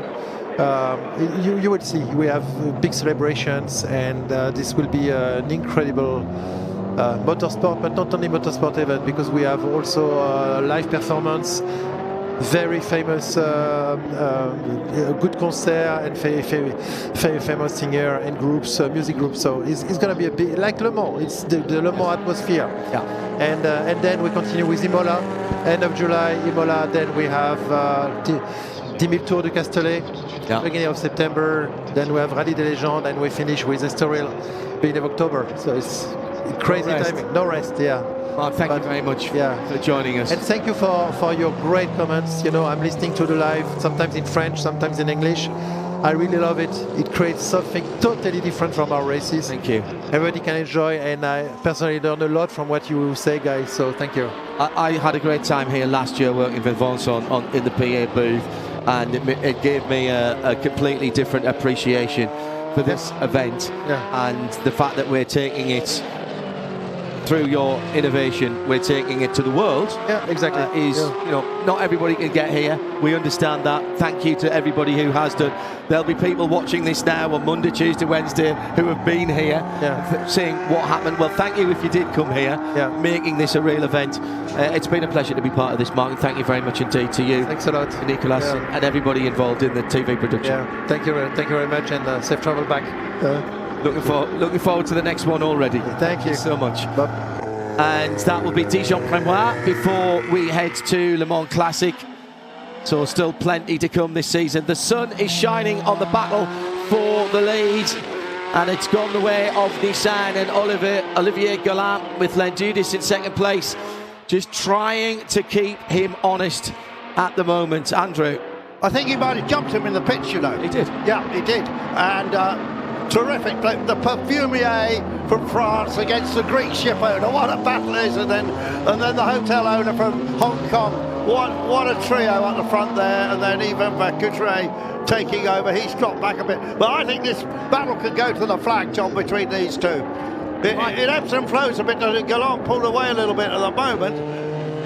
You might ask, how can they jump somebody in the pits? Because they have a standard pit stop time. Well, there are slight adjustments depending on the drivers, but I would have thought Lendudis and Olivier Galland would have been the same anyway. They are, and I think it was just a bit more of an efficient pit stop by the team from Equipe Europe with the Galland car. But look at Lendudis now. I mean, he's had a lot of success in this race in the past. Last year he won both the races. The year before he won one of them. See the slipstream coming through the Camel Straight, and already the Nissan has gone to the right-hand side. That's the defensive line. Might be looking for a bit of dampness to cool the wet weather tyres down as well. Are we starting to see that drying line? The defensive line from the first right-handed kink has worked. That's very fair. Those of you who watch and listen to our IMSA content, you will know that the rules on blocking in the States are very much more defined, that you are not allowed to move in response to the car behind. So if you want to take that defensive line in US racing, you would have to go early, and that's exactly what Olivier Galland did there. He made his intention absolutely clear to Lendudis, Bruce, and took the right-hand side of the track and said, hey, you think you've got the pace to get alongside and drive around the outside of me at the right-hand part of Le Combe? There you go. You have at it, sir. I'll let you not have my spray, but you're not having my slipstream either. But I will be on the defensive line as we get up to Le Combe. And you know there's 30 years age difference between these two guys. And Lendudis hasn't been racing that long, although he's 65. I think he got into racing in the Ferrari Challenge just about 15 years ago. And he's a terrific competitor, isn't he? Let's hope for He drives a lot of cars. I think this is probably his favourite. He's had some great results with this lovely Mercedes. He always looks so confident. I thought it was interesting, one or two of our guests have said that some of these cars with particularly the downforce cars, are actually a little bit easier for drivers because they are so confidence-inspiring. I'm not sure I'd quite like to have 800 horsepower underneath my right foot right now. John, you'll probably know this, and I should know it, but I wonder if there's cockpit adjustable boost on that Nissan. Yes. I think there probably is. Would have been in period, yeah. It's allowed here. I have to say, I haven't looked at the technical regulations. Well, do this track dries out, you might feel more inclined to start to use a bit. Yeah, that's the lap of the race last time. Mercedes was a little bit of a clash there, perhaps, on the entry to La Source, but again, we've seen... Got him again. Gone down it. The Nissan goes in deeper into the corner, and there's more grunt from the Mercedes. Down the hill he goes past the endurance pit, but there was contact. Normally aspirated versus the turbos spooling up there. Well, that was the fastest lap of the race from Lendudis. He was half a second back over the line after putting in a 2:32.1, and now he's got the Nissan in his pits, in his mirrors rather, right then left. He traced an absolutely straight line again. I think that's fine. Almost the overlap from Olivier Gallant in second place. Now to the right-hander, traffic in the way, staying out of the way. Right, 10 minutes left on the clock, and about 40 Oh, seconds really? right to that. And in the background, I did notice a really dark cloud as we were looking back down from the high point of the circuit at Les Combes, but down into Bruxelles. It's the Mercedes in front. Olivier Gallant chasing. It's been like this, but it has swapped over twice now. The Argentinian car, the Facundo Nicolas Chawan, number 111 Spice, leading the invitational class, moving slowly at the moment. That's the car that the leaders have just gone by. And Lendudis then still leading. But for John, for me, this is the best battle we've had all weekend. It's a terrific show between these two. And it's not over yet, is it, by a long shot? Look at this. I definitely think Olivier Gallant is looking to cool his tyres here. He goes offline again, down through Fagne. They've got a couple of back markers, just a couple of C2 cars, just a couple of corners ahead of them. They might catch them by the time they get to the bus stop. That could be interesting. But Lendudis leads this race. But Gallant, he'll be winding that wick up as he goes. So at this point, it accelerates up the hill through Curve Porfrère. I'm gonna suggest that the Mercedes is running more downforce, is running more wing in these conditions, because Crichton is able to really throw the car at the apex, and it's not moving around that much. He's also... They must have softened that car off as well, because he's getting great mechanical grip out of the slower corners. Now he's got cars to go by here. And the 29 doesn't see the leader as they come through. That's Kalmika, the leader in C2. And a big slide by the lead Mercedes, and that's cost momentum and time. But the Nissan not punching out the corners here. I just wonder whether the Nissan's got a little bit of a turbo boost problem. I was just suddenly slightly concerned that maybe Crichton Lendudis, off that bit of contact, had picked up a puncture and had felt it going down, immediately pulled to the right, but to the left from his point of view. But no, he was simply trying to make sure he had fully enough space to get his power down up. But look, that Nissan... The Spice has passed, but again, lots of spray from chasing Nissan down into the compression. But look how long, Bruce, it took the second place car, Olivier Gallant, to get past Kalmika. He was right on his rear wing coming into La Source, but he couldn't get out of the corner. Well, it's looking to see what will be the next problem for them. It's Hiroaki Nagai, the Japanese racer, huge enthusiast. He keeps beautifully out of the way up to Les Combes, and the Mercedes turns in, so Crichton Lendudis will go chalk that one up. That's another car between me and the chasing Olivier Gallant. On the start-finish line, it was, what, half a second between them. It's now 1.3, so the first third of this lap has been very, very good for the Greek racer. 2 more laps at the end of this one, possibly 3. It will depend when they get to the line. I'm just going to send Andrew Marriott to nip to the start-finish stand and just steal the checkered flag. Yes, I actually want this to continue. Yeah, Kalmika, of course, still leading that C2 class, but Jack Fabi, the British driver, getting a bit closer. This is the fastest lap of the race in for C2. Yeah, and the Argentines in the pit now, obviously, with some problem with the 111 car. So, disappointment for them from leading the invitational class. Right, now here we've got the leader coming up to another one of the Nissans, ready to put a lap. I think that's Xavi Micheron that he's coming up to now. Yes, it is.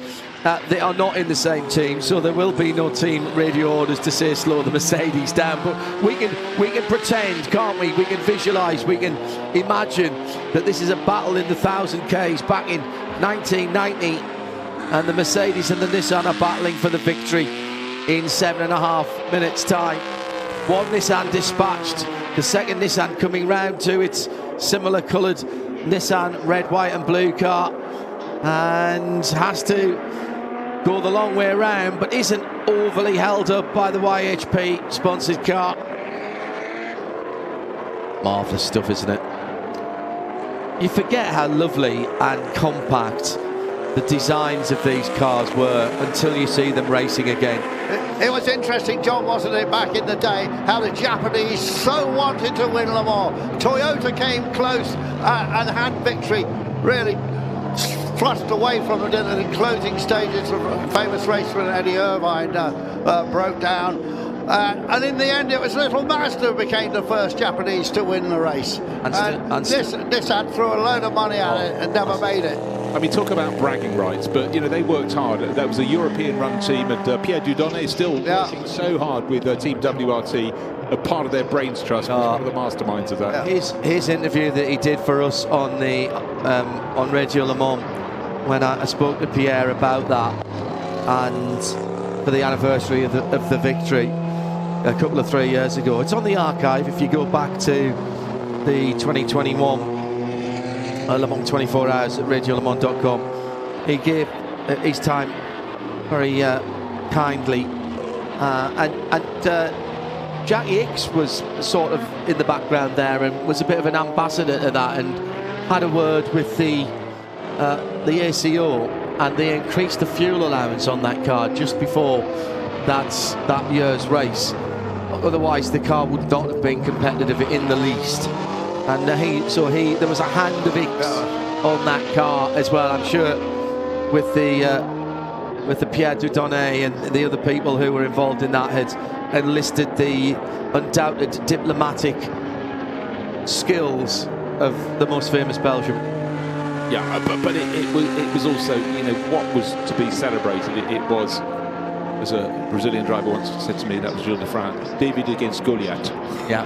It really was. You know, the money that Nissan and Toyota, he was only joking, of course, Gilles spoke far better than that. But it was the money they threw and the desire to win the race. And of course, endurance racing in Japan was huge at the time. Endurance is a character that the Japanese hold probably higher. Honour and endurance are probably the two most sought after character traits. Endurance, perseverance, and also almost the bigger the challenge, the more they respect you for embracing it. And we have to remember, well, we just talked about Eddie Irvine and things breaking late in the race. The cars were still incredibly delicate then, but at this point they were suddenly having a huge amount of power to try and contain as well, and that tended to break things. And so, you know, Mazda, totally different approach.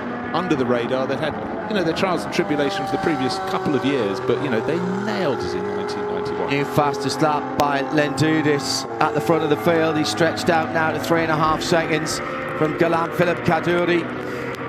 With a 2:34 last time around. That's the Porsche 962C, the number 69 car's fastest lap of the race. Yvan Vercutre not able to keep with the top three here, but he's leading the C3 category, and he'll hold on to that one till the end of the race. C2, Kalmiga in 8th overall in the number 29 Spice. Oh, and off for Vercutre. That's out of 4th place and into the battle. But look at the weather. That's why it's raining really heavily on the far side of the circuit. He's red flag. It's a red flag for that.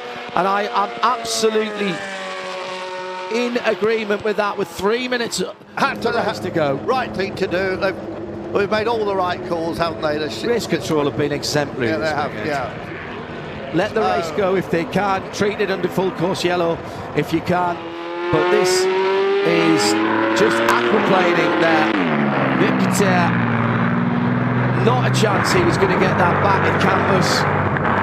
And the car coming to a halt in the barriers. It won't be badly damaged. It's not great protection in that particular spot, isn't it? So with the barriers out there, the Tech Pro in front of the banded tyres in front of the Armco. The worry there would be somebody else coming down the hill and doing exactly the same thing and running into an unprotected car, as the rain is coming down like stair rods at the moment. So with 3 minutes to go, I suspect this race will not be restarted. We haven't had that yet from race control.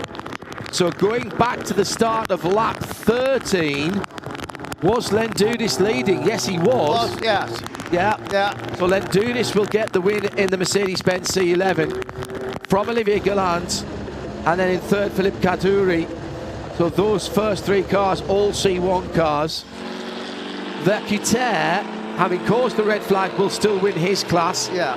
From Richard Mines in fourth in the C1 class, and Xavier Micheron in Hiroki Nagi. That is all in the C1 category. We've started off with such high hopes here, Andrew. Yeah, absolutely. Great battle, of course. Vercuter and Gallanders had won last night, so they were sort of, in a way, the defending champions. But it was a different story today here in the ever-changing conditions. But you just see the rain falling off the tyres of the car. We were just sort of hoping, Bruce, that we were going to get a drier line, and indeed, the cars at the front of the field were searching for the damper patches. Yeah, and then we had this great battle between the Nissan and the Mercedes, and Lendudis, of course, have won here in 23, one race. Last year won both of the races and then back to a victory. Had this little incident there, and we do still wonder if there might be a penalty for that, John. I doubt it, but what's being looked at? Yes, and there the number 70 car, of course, going well.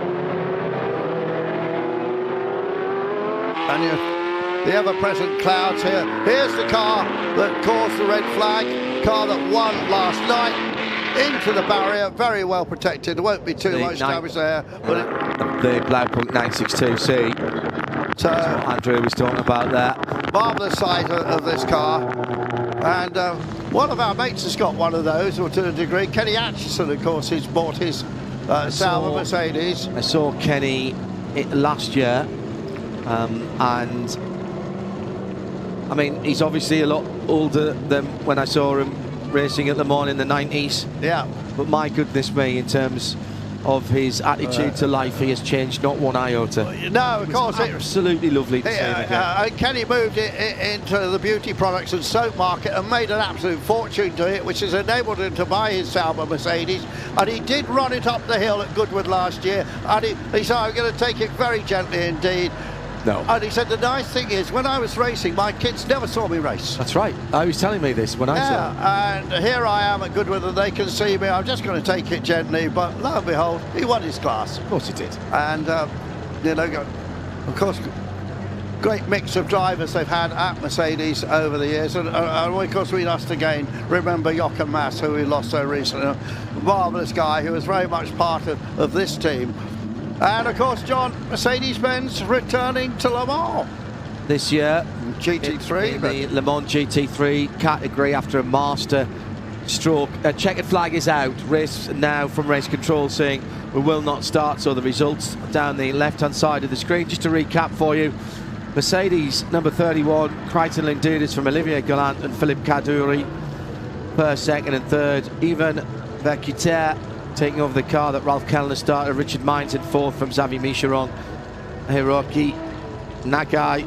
Calmita winning C2 from Jack Fabi, unable to close down a minute at the end. And third in C2, Sébastien Brissard. That's how they finished. 3 minutes and 9 seconds early. CER, the Classic Endurance Racing 1. And that's another great set of cars.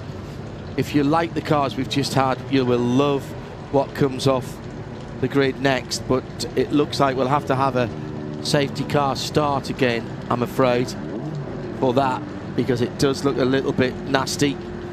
So the Chevrons, the Porsches, the Ford GT40s, the Lolas. Yeah, so fantastic array of cars coming up next. And Jan Magnussen, of course, started the race in the Jack Fabi driven Tiger at the end. I was just looking how far into C2 was he behind Carl Mika. No, it's a substantial That's minute. 54 seconds. Yeah, it's a substantial difference between the two. And they'd won the class in Barcelona both days. But I'm looking forward to seeing Jan Magnussen, former Stewart, Formula One driver, all that history in the American Le Mans series, still loving his racing. Daddy Kevin, of course, and Jan really bubbling when we talked to him on Friday about this T70. It's got a brand new motor in it. It's got a great co-driver in Chris Ward, and they haven't had a competitive run in this T70 yet. It's new to Jan, and I think that is going to be a lovely highlight of this meeting. Jan and Kevin both saying to me separately that they want to do, eventually they want to do Le Mans together.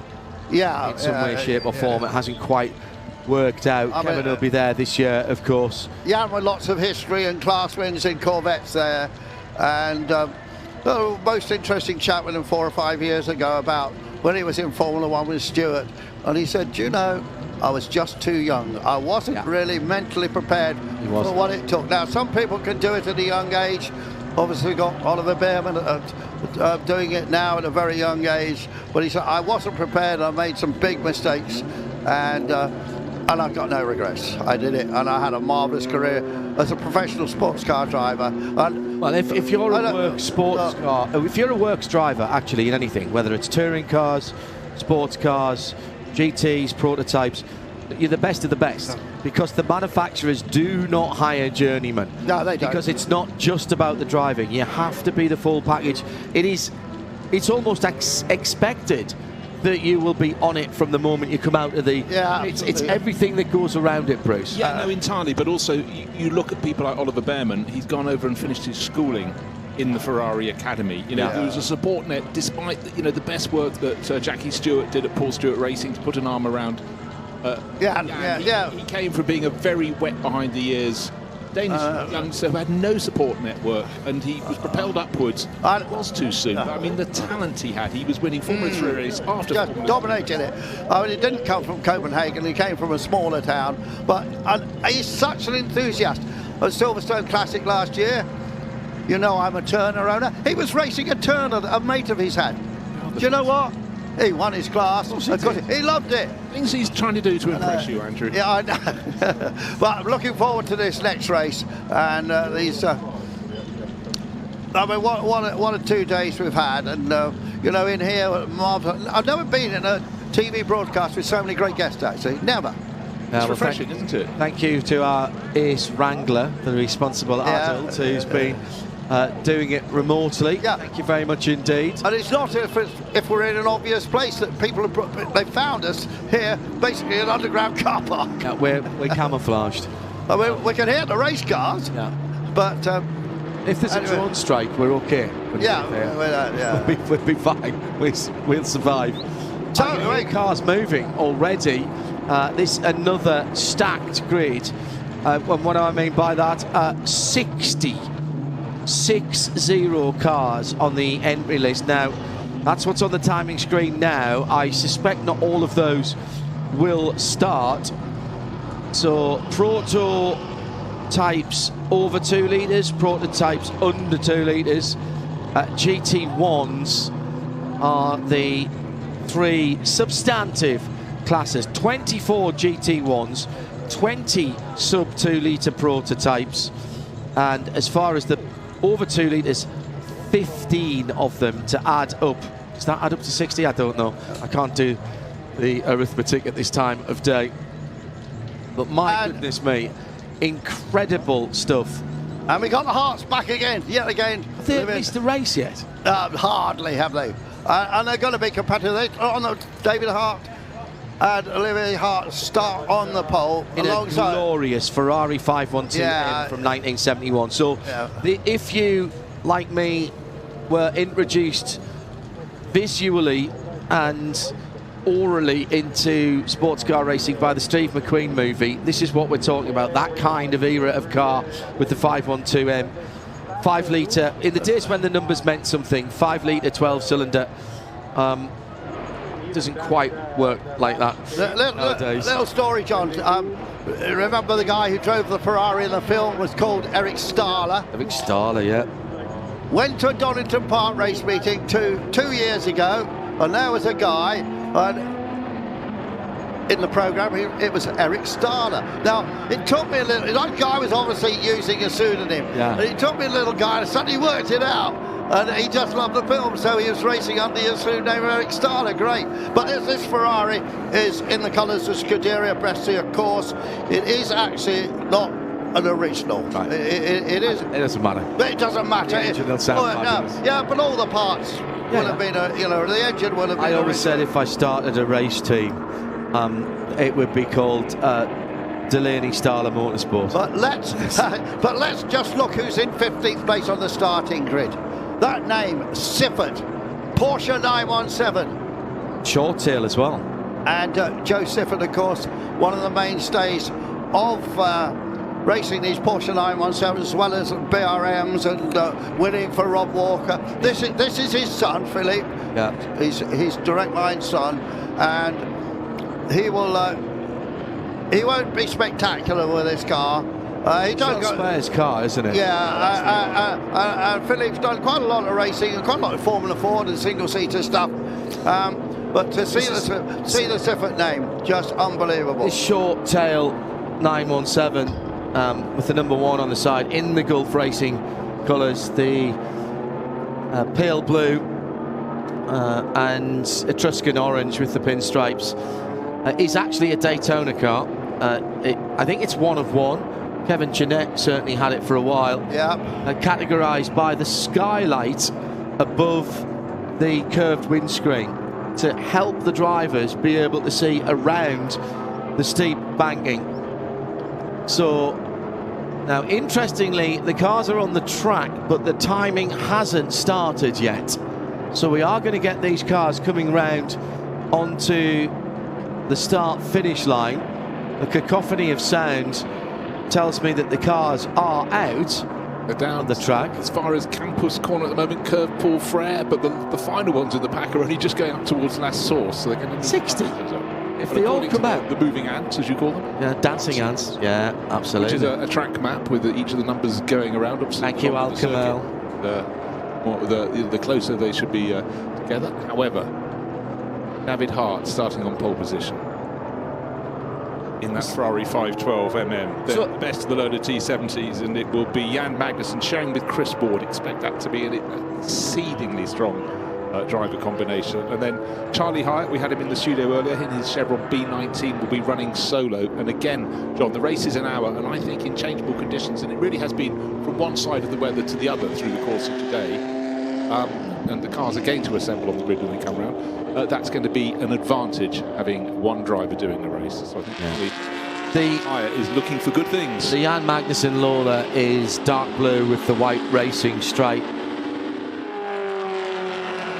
Almost the Sunoco colours on that car. We do have a Brumos coloured Porsche, and I'm delighted to say it runs the 59. The white car with the red and white stripes over the top. Jean-Louis Bonnet, the driver of that, does look great, doesn't it? There's just two broad stripes, very, very simple. A lot of the very greatest race liveries are simple. Cars coming round now.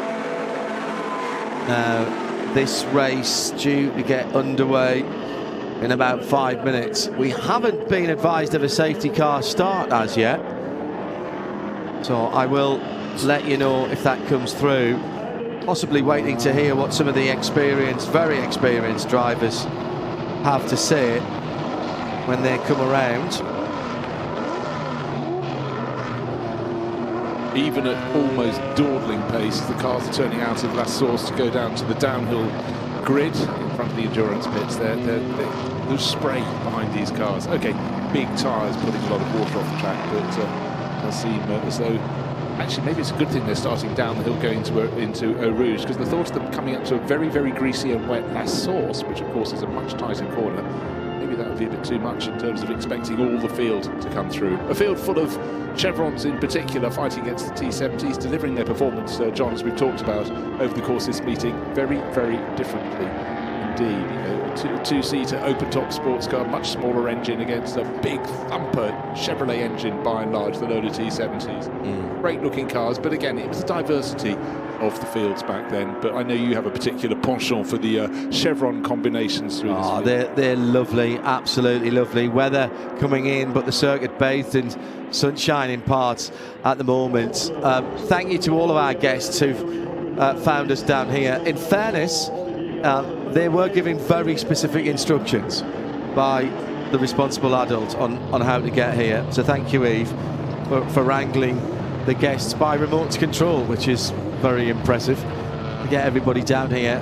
It has been a super atmosphere, and if you've been here and you're watching this next week, as it were, catching up, and I'm sure that will happen, thank you very much for supporting it. If you're watching this live, or maybe again watching on catch up, start planning for next year. It's always around about this time, and if you're in the UK, it's a very easy channel crossing, and then what, 3.5, 4 hours maybe down, or if you're driving. Bruce and Andrew flew to Brussels and then picked up a hire car from there. That was the logistics. We would have preferred to have a bit more time to drive. But the thing is, you can come here, do this race, enjoy watching it, and then go off to the Nürburgring and do some laps. It's not very far away. I love it. Yeah, absolutely. I've done that trip before. Yeah, I mean, you can do it in an hour. Yeah, easily. Also, on top of that, as we've seen here, a huge number of car clubs come down, and there's so many TVRs. It's 60 years celebrating the life of TVR. But as you saw down in the infield, we had a huge number of Porsches down here. We had the Lamborghini France Club. So, and these cars do get a chance to go out on the circuit. I mean, talk about that to add to your race meeting. Come and watch some of the best historic racing in the world on one of the best circuits. Get a go yourself. Yeah, and you don't have to try and break a lap record. You can just say that you've taken. And by the way, you know, you don't have to have $1 million car to go out on track. I've seen all sorts of Porsches out there, some very tidy RSs and Weissach cars. But by the same token, there was a couple of 986 Boxsters in there, which you can pick up a 986 Boxster nowadays, one of the early 2.5s, or even one of the 2.7 S's as they were in those days, for probably £5,000 or £6,000. John, watch out for a guy who has been racing for 50 years. John Sheldon, the racing dentist, survived perhaps the biggest ever accident in Le Mans in an Aston Martin, was a factory driver, and lives in Portugal now, but is still a massive enthusiast. He raced the Chevron a lot, and he's still racing now. So John won't be at the front anymore. He has been in the past because he's into his 70s, but he is, you know, great to have him here.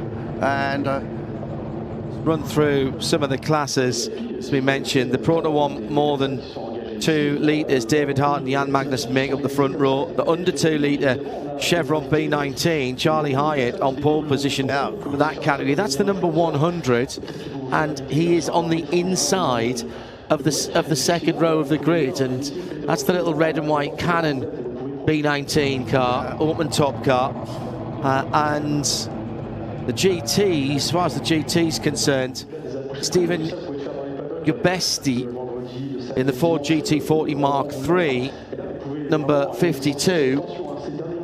That car on pole for the GT class, and that is the gold car with the black top to it in the big number 5 on the side. He shares that with Andy Willis, and alongside in second position Damien Kohler for the Ford GT40 from 1969, one of the later cars, the number 116.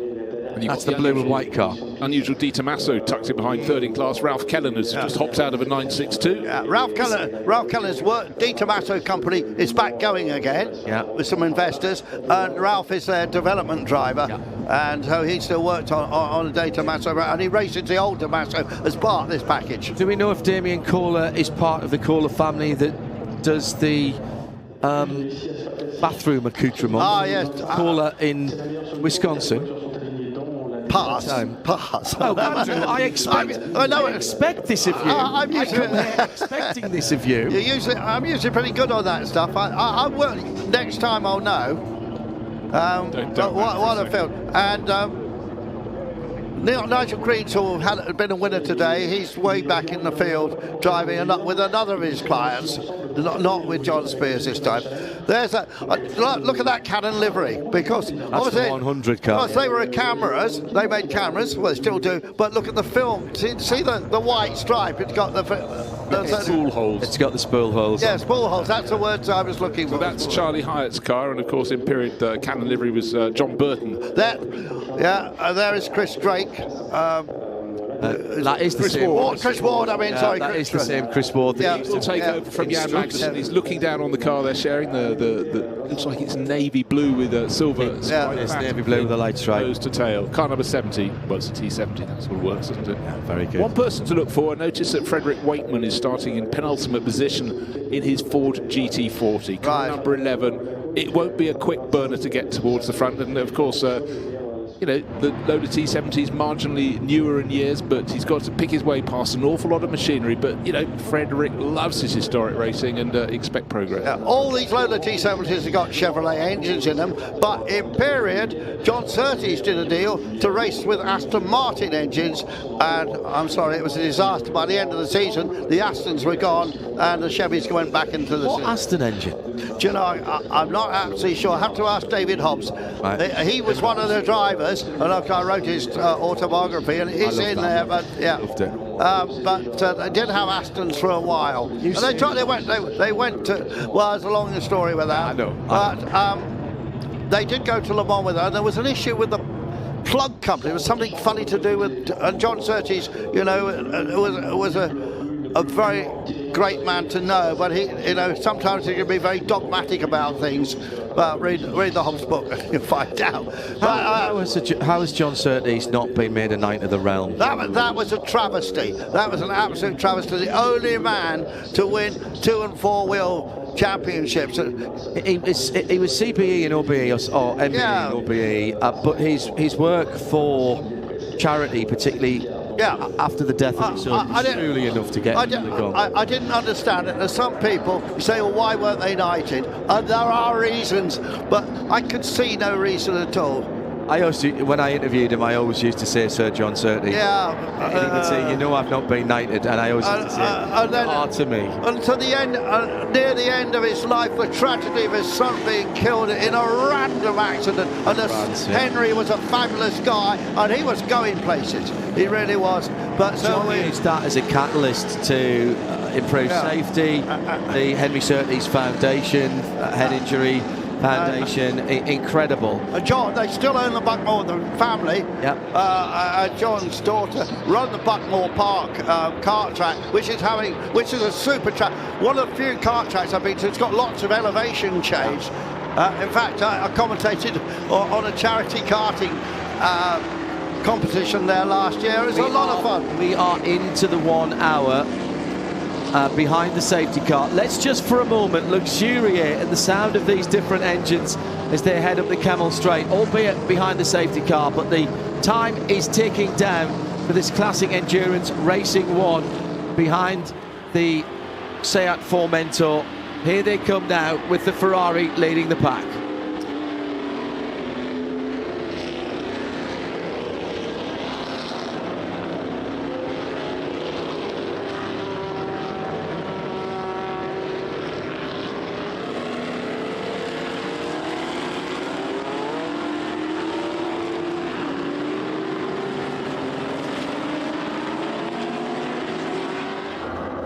Incredible. Absolutely incredible. What we used to say on my old channel, the sounds of speed. Sound of speed, that's right.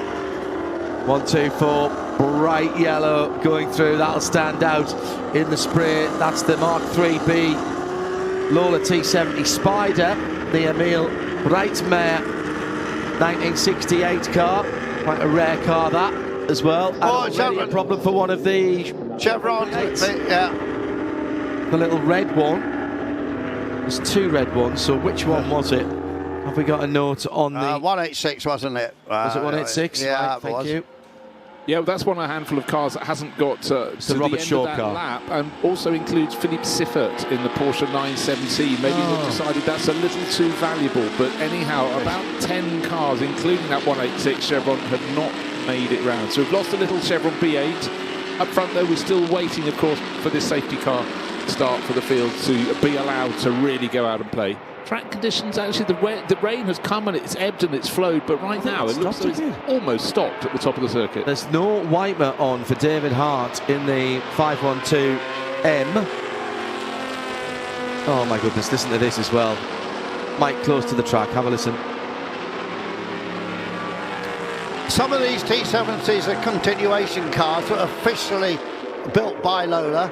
Some were built by Eric Broadley's company after he left Lola with a guy called Chris Fox. Other people have made them as well, and some originals. Ollie Bryant, who we've seen winning lots of races in his Lola T70, that's currently for sale, I think, with Sam Hydecock, and that is a real original. You know, we destroyed a few T70s in the making of the movie Le Mans. Yes, we did. With they had Ferrari bodywork on them, or T917 bodywork, and the one, of course, incredible one, when they fired it, it went.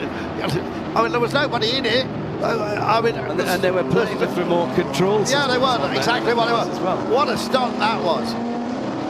You look very carefully at the one that hits the arm core, the servo that controlled the throttle.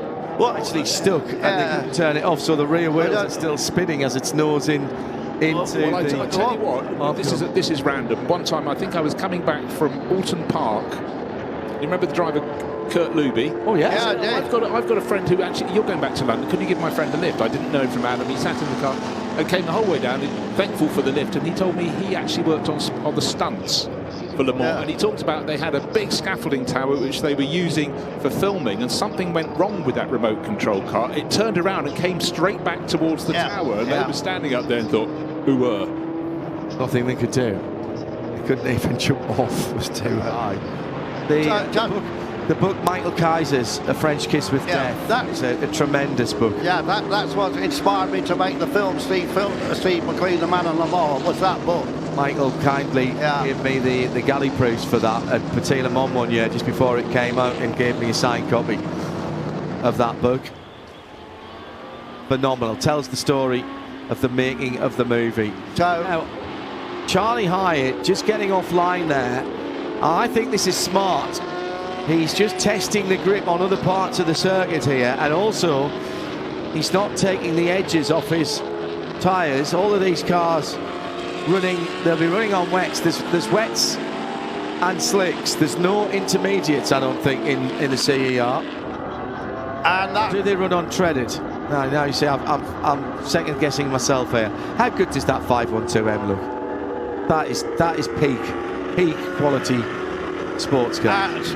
Silverstone last year, they had a couple of them because of Pearson's. Gary and John Pearson owned one.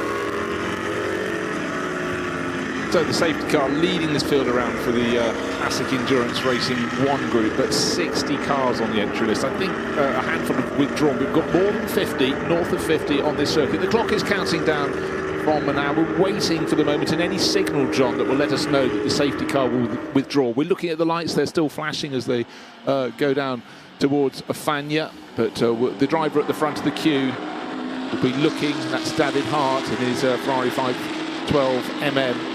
See when they're going to go out. Wouldn't go out yet, but they should go out soon if he's pulling off on this lap. And some of the T70s have got quite a history. Some race down in South America, including one that has, if you look on the roof, it says Emerson Fittipaldi and Carlo Avallone, who raced big time down there. Safety car lights are out, Bruce. Good work. The Cupra will be coming in this time around, so control of the field now passes to David Hart. And again, he's, I think, rather too close to the safety car here. I think he's probably trying to keep some heat in the tyres. Safety car is going to peel off to the right. You can't pass the safety car before it hits the line. He's had to check up a little bit there in the Ferrari. Particularly resplendent with the red coachwork and the gold wheels. Yeah, you really have to have the gold wheels. Absolutely do. Now, Charlie Hyatt is taking a look, see if he can dive up the Lola T70 of Jan Magnussen into that source. That might be ambitious, but he he's just trying to see. Speed, tucks in, and in behind Amon Miel and Emil Breitmeyer in the bright yellow Lola T70 followed through, and the best of the rest is Rory Jack in the second of the Chevron B19s in 6th place. I expect to see that Cannon car be passed by the bigger engine cars. It's happening. Here they are over the top of Radion. Have a listen to the cars as they come through here.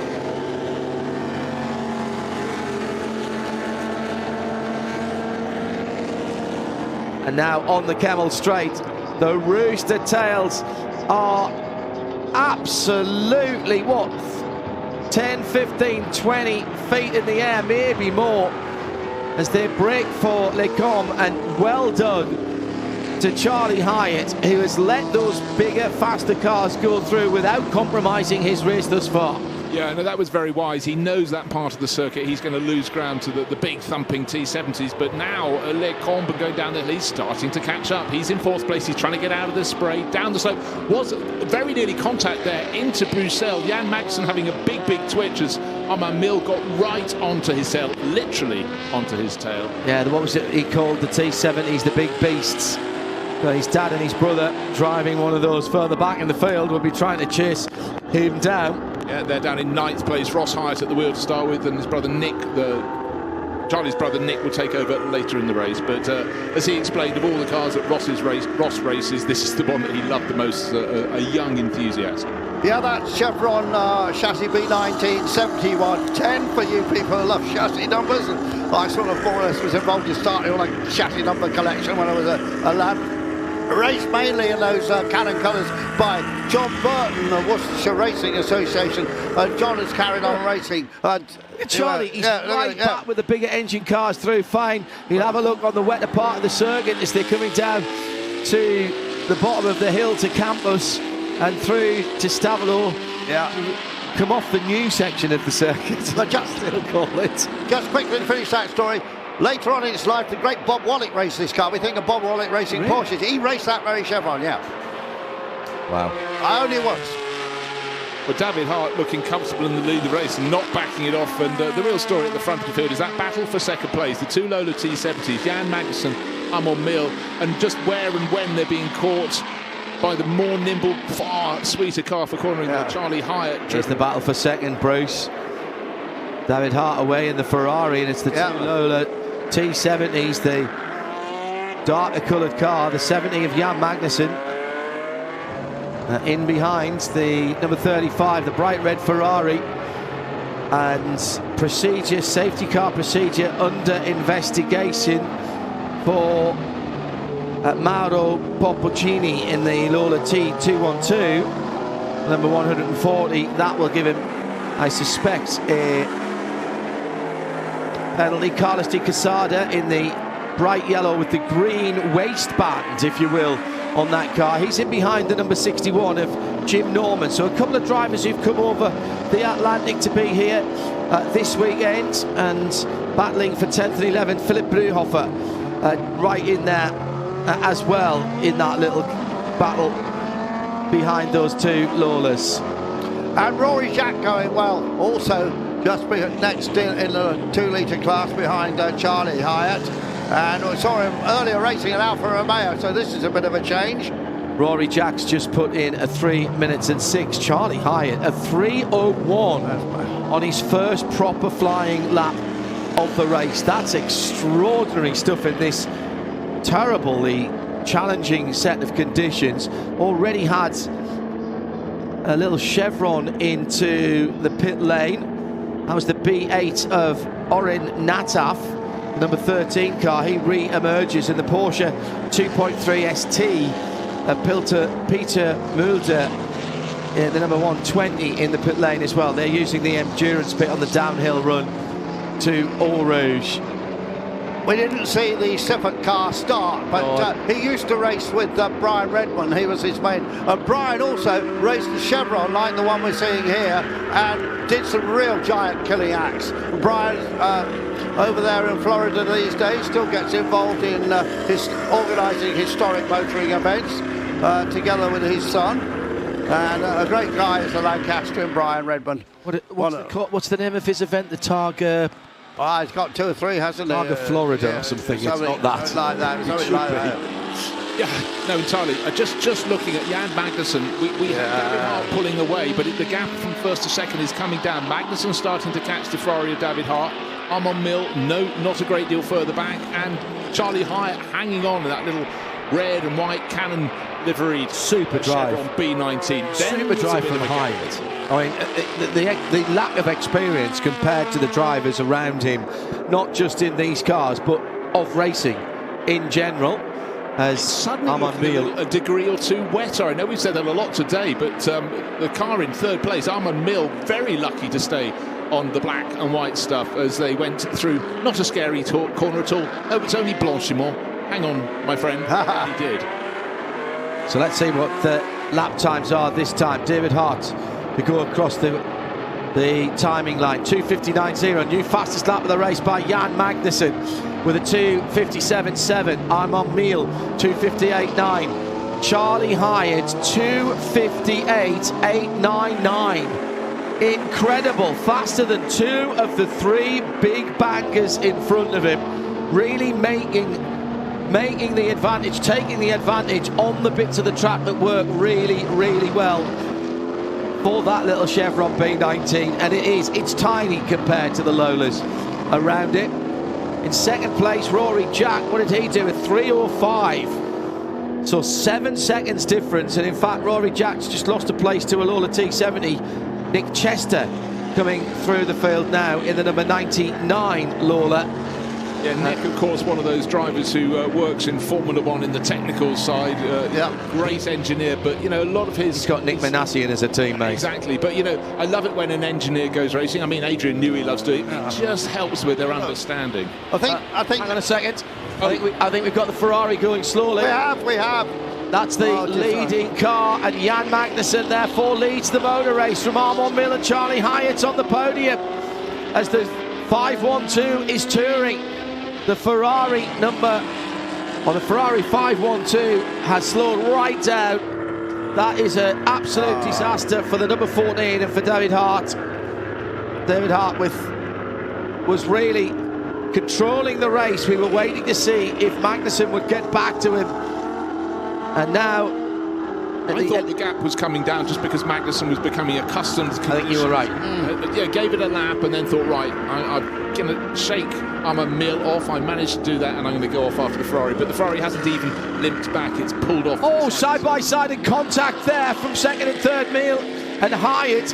Now, where's Charlie Hyatt gone? He sticks to the outside, but there was a little bit of hip and shoulder there.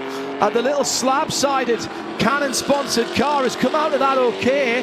There's a slight divot in the side, the left-hand side of that red and white number 100. What a fabulous piece of driving from Charlie. He hung on the outside. The cars both moving around there. Incredible stuff from this little Chevron. 2:58.899. Second on the track in time last time around to Jan Magnussen in the Lola T70 with a bit more horsepower. Bit more horsepower, but what can he do? Can he advance? In fact, we've just seen Armand Mill run off the circuit and rejoin only at Blanchimont, so that was lots of commitment. But see Charlie Hyatt through traffic. Yeah. Phenomenal. He's like a hot knife through butter. He's incredible. Following him through as well, we're going to have to keep an eye on that number 99 car, another dark blue Lola T70. That's the Nick Chester car. Yeah. The lane will open in 8.5 minutes, and Nick Manassian, quick Nick Manassian, the very English Frenchman. I think Nick Chester's just joined the Cadillac Formula One squad. Yeah. Sort of rings a bell. Yeah, he has. And under Graham Loudon. The great northeasterner. We were talking about Piers Phillips earlier on, running Prema in the US and putting their car on pole position for the Indy 500 later on with the former Ferrari sports car driver Charles Schwartzman. Well, so Ferrari Academy driver. He was one that might have gone to Formula One, but didn't quite go that way. Conditions changing all the time here, but also we saw the Gunston liveried Lola, driven by a Formula One driver, almost won a Grand Prix once, John Love. Bodywork there. That's the first time we've seen a Bodywork on track. That's a big shot. That's it. Yeah, it's Charlie Hyatt. He was in second. I paused for a moment till I could absolutely see the number. He's fine. He's moving around the car. I think this might be a full safety car. Oh, it must be. But it'll certainly be a full course yellow. The front bodywork of that Chevron has parted company. just taking a look, and it is at distance, I think that was probably quite a big hit. Well, actually, probably the worst accident we've had. Looks like it looks like he got a swapper on coming out to the final part of Le Combe, the right-hander, as he starts to come downhill. Maybe just caught the left-hand curve, might have fired him across to the right and bounced him out. Full course yellow. He had to work that corner hard because that was one of the corners at which he had an advantage. Look at his chevron, and he was getting closer and closer to race leader Jan Magnussen. The weather has suddenly become a whole lot worse as well. I know one part of the circuit has much more a darker camera, but there is more fluid out there. And just it's not I think it was the ambition, the fact, and full course yellow. There we go. Yeah, that is. I don't think that is at Le Combe. If the movement of the... That's another car. It's the Ferrari there with recovering down. Right, so that entry to Fagna. So that's the David Hart car, which has been pushed behind the wall. Fantastic bright green 127 Lola. That's Damon DeSantis, another US driver. The pistachio green with the black stripes, full course yellow, as we mentioned a couple of times. We'll wait to see if we can find out what happened to Charlie. Well, while we do that, John, let's just run down the order. We knew Jan Magnussen was in the lead of the race, but he was being hunted down by Charlie Hyatt. But now it's Lola T70, 1, 2 and 3. Armand Mill into second place. And Nick Chester, we mentioned, he was making great progress. Top, they're all in the prototype over 2 litre class. In the under 2 litre prototype class, Rory Jack assumes the class lead on the demise of Charlie Hyatt. Second in class is, well, actually, I'm still waiting for the screens to update. It's Charlie Hyatt falling down, but it will be another Chevron B19 of Alex Furiani will go up to second. Well, and going down to the GT1 class, it's Ralph Kellener's in the De Tommaso Pantera, and next in line is Kohler, just a second or so behind in his Ford GT40. Yeah, the reason that it's taken so long for Charlie to drop down is he's not being displaced until everybody goes through the next timing line. Yeah, and there was a big gap.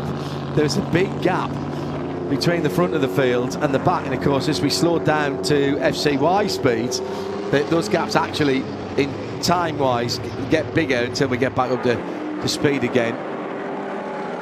What a shame for young Wyatt. Also, Emil Breitmeyer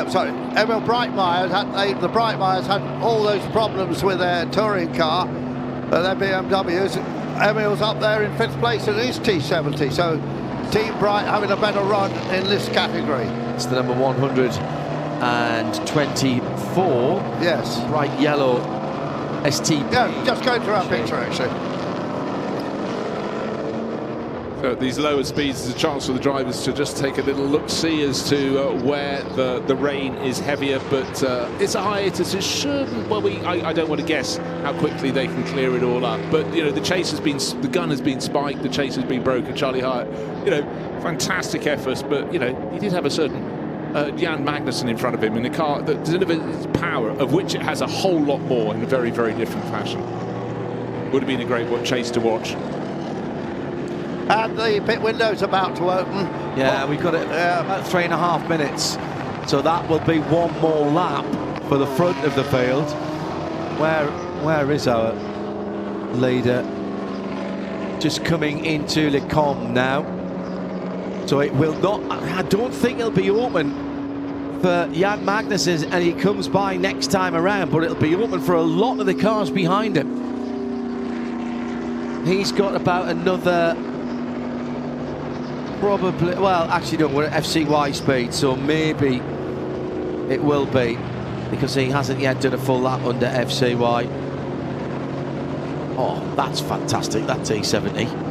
That's the Philippe Gaillac car, the red, almost orange number 122 with the arrowhead on the front. That again was a popular colourway for T70s, with the banding across the nose. The arrowhead started with John Surtees, used it on all his cars, sometimes blue and white, sometimes, or mainly red and white. A very nice artistic device, I think, for a racing car. But there we've still got the car being recovered, isn't it? The recovery vehicle's already there, and I think the car is almost on the flatbed, and already the track services team here at Spa-Francorchamps are working to put the safety barrier, or at least what's in front of the safety barrier, the tyres and the Tech Pro, back into good order. The tyres, I know it looks, we get this a lot from people sending us in notes to @RSL_studio to say that looks a bit weird with the tyres.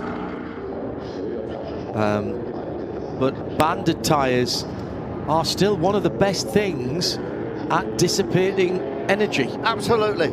It's amazing. And they're cheap. They're discarded, used up tyres. Yeah, seconds or ones with punctures. They are fastened together in stacks, sometimes bolted together, and then with almost like a conveyor belt, big elastic band put over the front of them.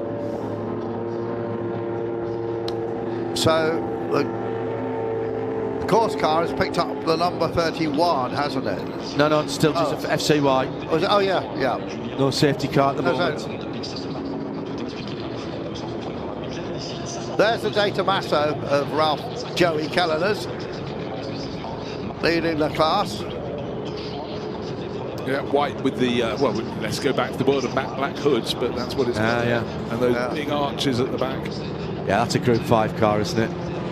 The Group 5 style machine. I mean, the road-going cars were pretty imposing.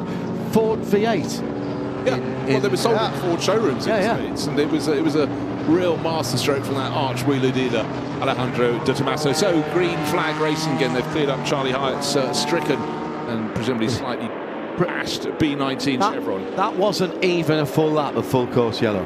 It's remarkably quick work. I'm going to say it again, but thank you very much indeed. Pit open. The pits. All right, so now so where is Magnussen? Is, I think, just the bus stop? No, he's just coming through to the bottom of Eau Rouge. So Magnussen will get the opportunity to pit this time, but some cars behind him could have pitted that time by. I haven't seen anybody take the opportunity, certainly not in the midfield as yet. 34.5 minutes still to go. Bruce Jones. Yeah, and for the completists, of course, the De Tomaso Pantera is a Group 4 car. A Group 4 car. Those of you watching in black and white, it's a Group 4 car. Thank you very much indeed. Saving me from myself. So plenty of spray as battlers rejoined. As John pointed out, it was a very short full course yellow period to clear up a couple of cars. The car that had led the race early on, the 512 Ferrari of David Hart, pulled off at the exit of Poole, and that was withdrawn from the circuit. And then a bit more remedial work to repair the tyre wall and remove Charlie Hyatt's little Chevron B90 that had been hunting down race leader Jan Magnussen. Jan now sitting on a 5-second advantage as we're green again in Lola T70s as far as you can see. The top 9 cars, 8 of them are T70s, but the car that leads now in the under 2 litre class, Rory Jack, is still waving the flag for Chevron in 4th overall. Can he do anything about the cars in front? Just to finish that full course yellow, it was a lap and a half under full course yellow. Almost exactly 6 minutes is all it took to clear that car and to put the barriers back into good order. Now, that relies on a number of things. Excellent organisation by those having to do the work, but also trust by those and respect from the drivers to those doing that work, that they will be doing the speed as they go past the scene of the incident. And that is a perfect symbiosis there of, we'll do our work and get you back racing, but don't be coming flat out round the corners, guys. Respect what we're doing.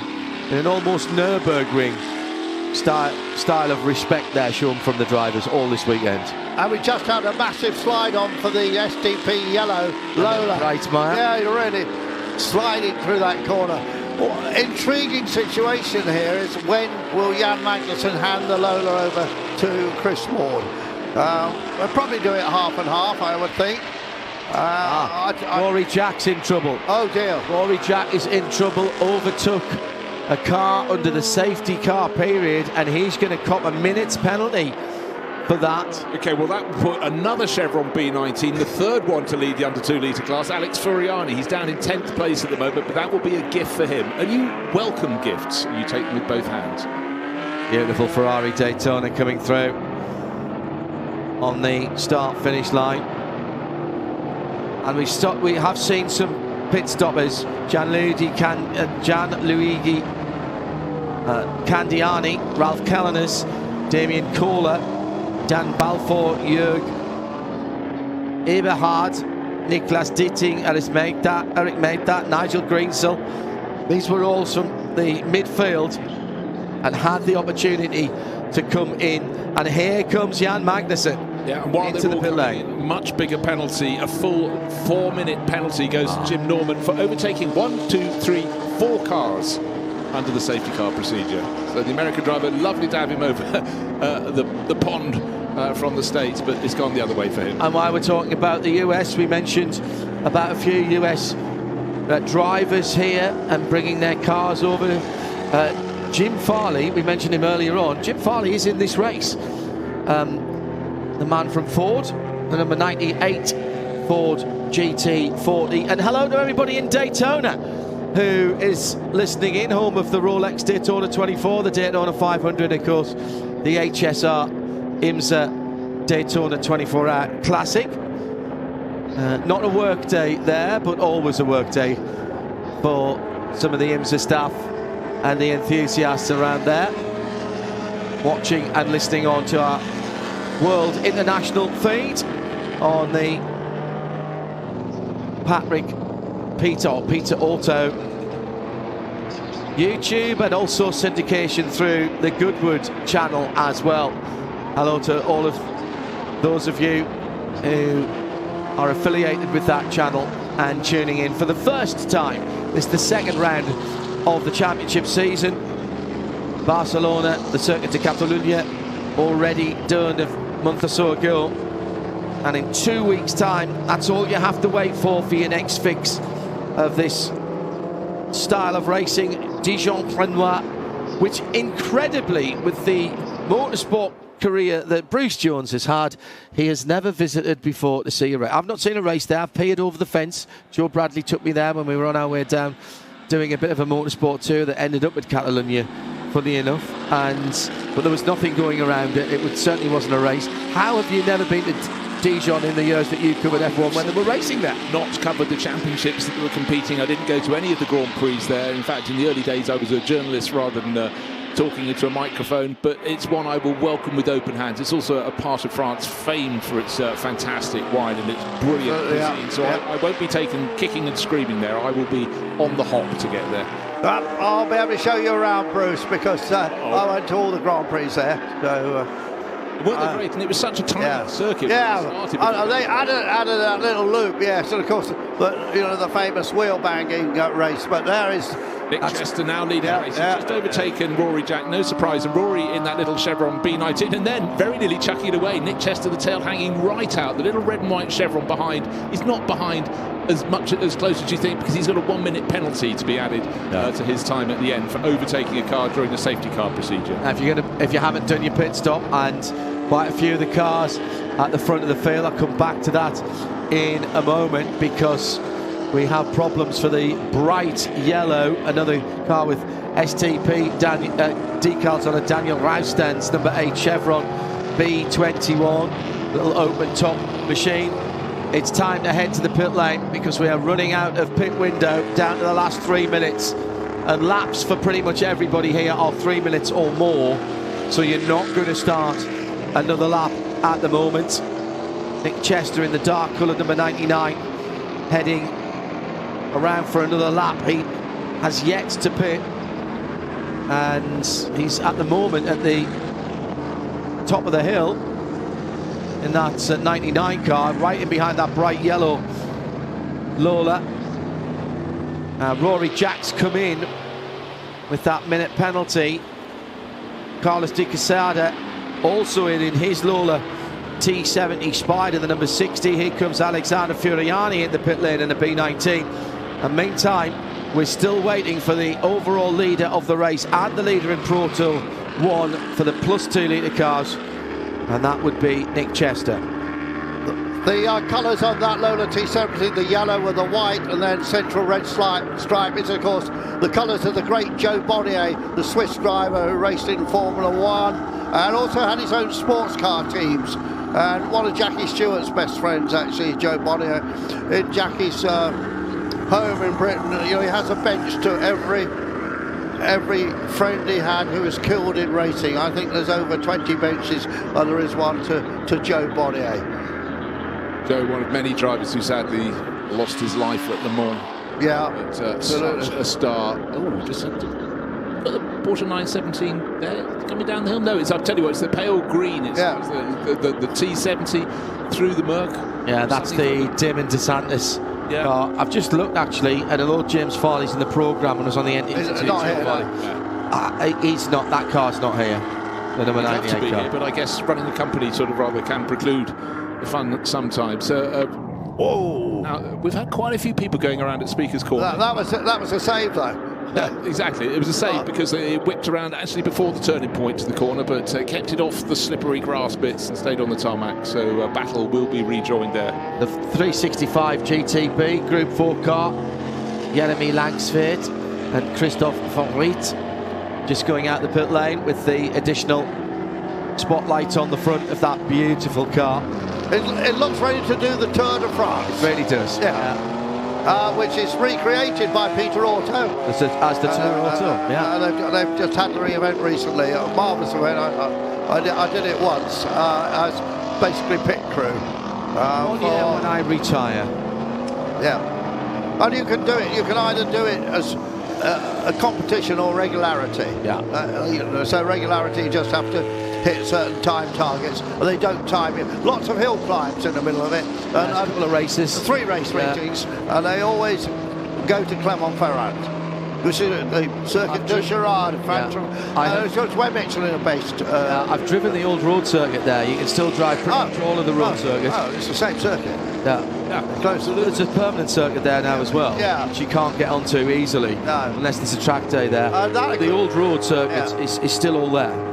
And famous for having the smallest ever Formula One grid in the French Grand Prix, in a race where Dr. Helmut Marko, we all know him through Red Bull, got the stone in his eye, went through his visor, and so he's been blind in one eye ever since. 2 T70s down there, receiving... well, Nick Chester is one of them. It's Nick Chester and Philip Skimama. Yeah. Likewise, but they have been late in coming to bits. I mean, the pit window is now closed. They got in time, but other people decided to come in at least a lap earlier. Christophe Florian in the number 49 Porsche Carrera RS. I think he missed the pit window. Oh no, let me have a look. Actually, there's actually pit window closed. No, Skimama was late in the pits as well, in that number 22 car. Well, it goes to show how close Nick Chester timed it, because he was only about 4 seconds ahead of that, but he made it in. 4 seconds was enough. Exactly, doing the maths, as they say. Mark de Siebenthal in the pit lane. Now, unless that is his, or that car's second stop, that's late as well in the 908.03. No, that's going to get a penalty. So that's been anything from a minute to a lap. Now, we've been talking about prototype classes over 2 litre, under 2 litre. We've also got to keep an eye on the GTs, and once they've effected all their pit stops, we'll let you know who's leading it. On the timing screens, it's showing car number 51, which is the Egidio car, Frederic Egidio, the Carrera RSR 3 litre. But I just want to be sure it's him, or will it be a GT40? No, of course, having pitted slightly earlier, Ralph Kellerman has come out and resumed the lead in class. So you have to wait for your timing screens to adjust when people are doing finishing off their pit stops. So the D2 Masso Pantera driver, 17th place overall. He's got a margin of about 4 seconds over the best of the 4 GT40s, which is second in the GT1 class. And that is car number 30, which is a sort of pale blue GT40 with a blue stripe and a white stripe up over its nose. Kellerman's last time around, Bruce, did a 3:15.6, which is that car's best against Marcus van Oeynhausen in the Ford GT of a 3:21. But I suspect both of those, or certainly Marcus's time, was an outlap Well, that might settle down. We've still got a yellow flag somewhere. We've just lost Scooter Gable. Car number 60 has pulled off somewhere around the circuit in his bright yellow Mark III loaded T70 Spider. Yellow flag at, I think, at Eau Rouge. Turn 3. Never a good thing. Is very much Eau Rouge, unless they've numbered the corners. Still there? Yeah, it's absolutely in the dip there. Can't see anything untoward as yet, but they don't wave. Everybody was slowing down there. And I think it might be Andy. No, that's the Scooter. I think that's the Scooter Gable car, the number 60 that stopped. Complete the first timing. Yeah. So one I think he's spot on there. What's left on the clock? Just over 20 minutes in this race, 21 minutes in fact. And it's really the time now where the second drivers in any cars that weren't being driven solo were just getting a feel for their tyres. Here's another name we were throwing out earlier on. David Hinton, actually. In the number 127. He often drives with Dean DeSantis, doesn't he? T70. Oh, that was tight. Well, he said thank you. You sure? Yeah. Well, I thought it was a thank you. Yeah, Chris Ward just getting up to speed now. Still not going quite as quickly as Arno Meal on sector times. Just checking the sector times. And Chris just feeding his way a little bit. Lost 3 seconds to Meal on that second sector. David Hinton, I think, is taking over the Damon DeSantis green 127. Yeah, that's they always share, don't they? And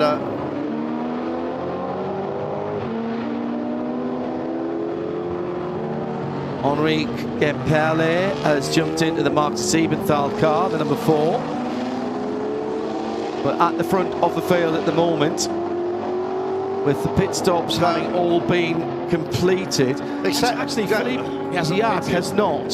No, he's going to get pinged for that. That's Philippe Giac. That's the red T70 we were talking about with the arrow on the nose, the golden arrow. But I was suddenly working out how has he got to the top of the field, and his best lap is about 3 seconds down at the very quickest T70 lap, so that wasn't going to calculate.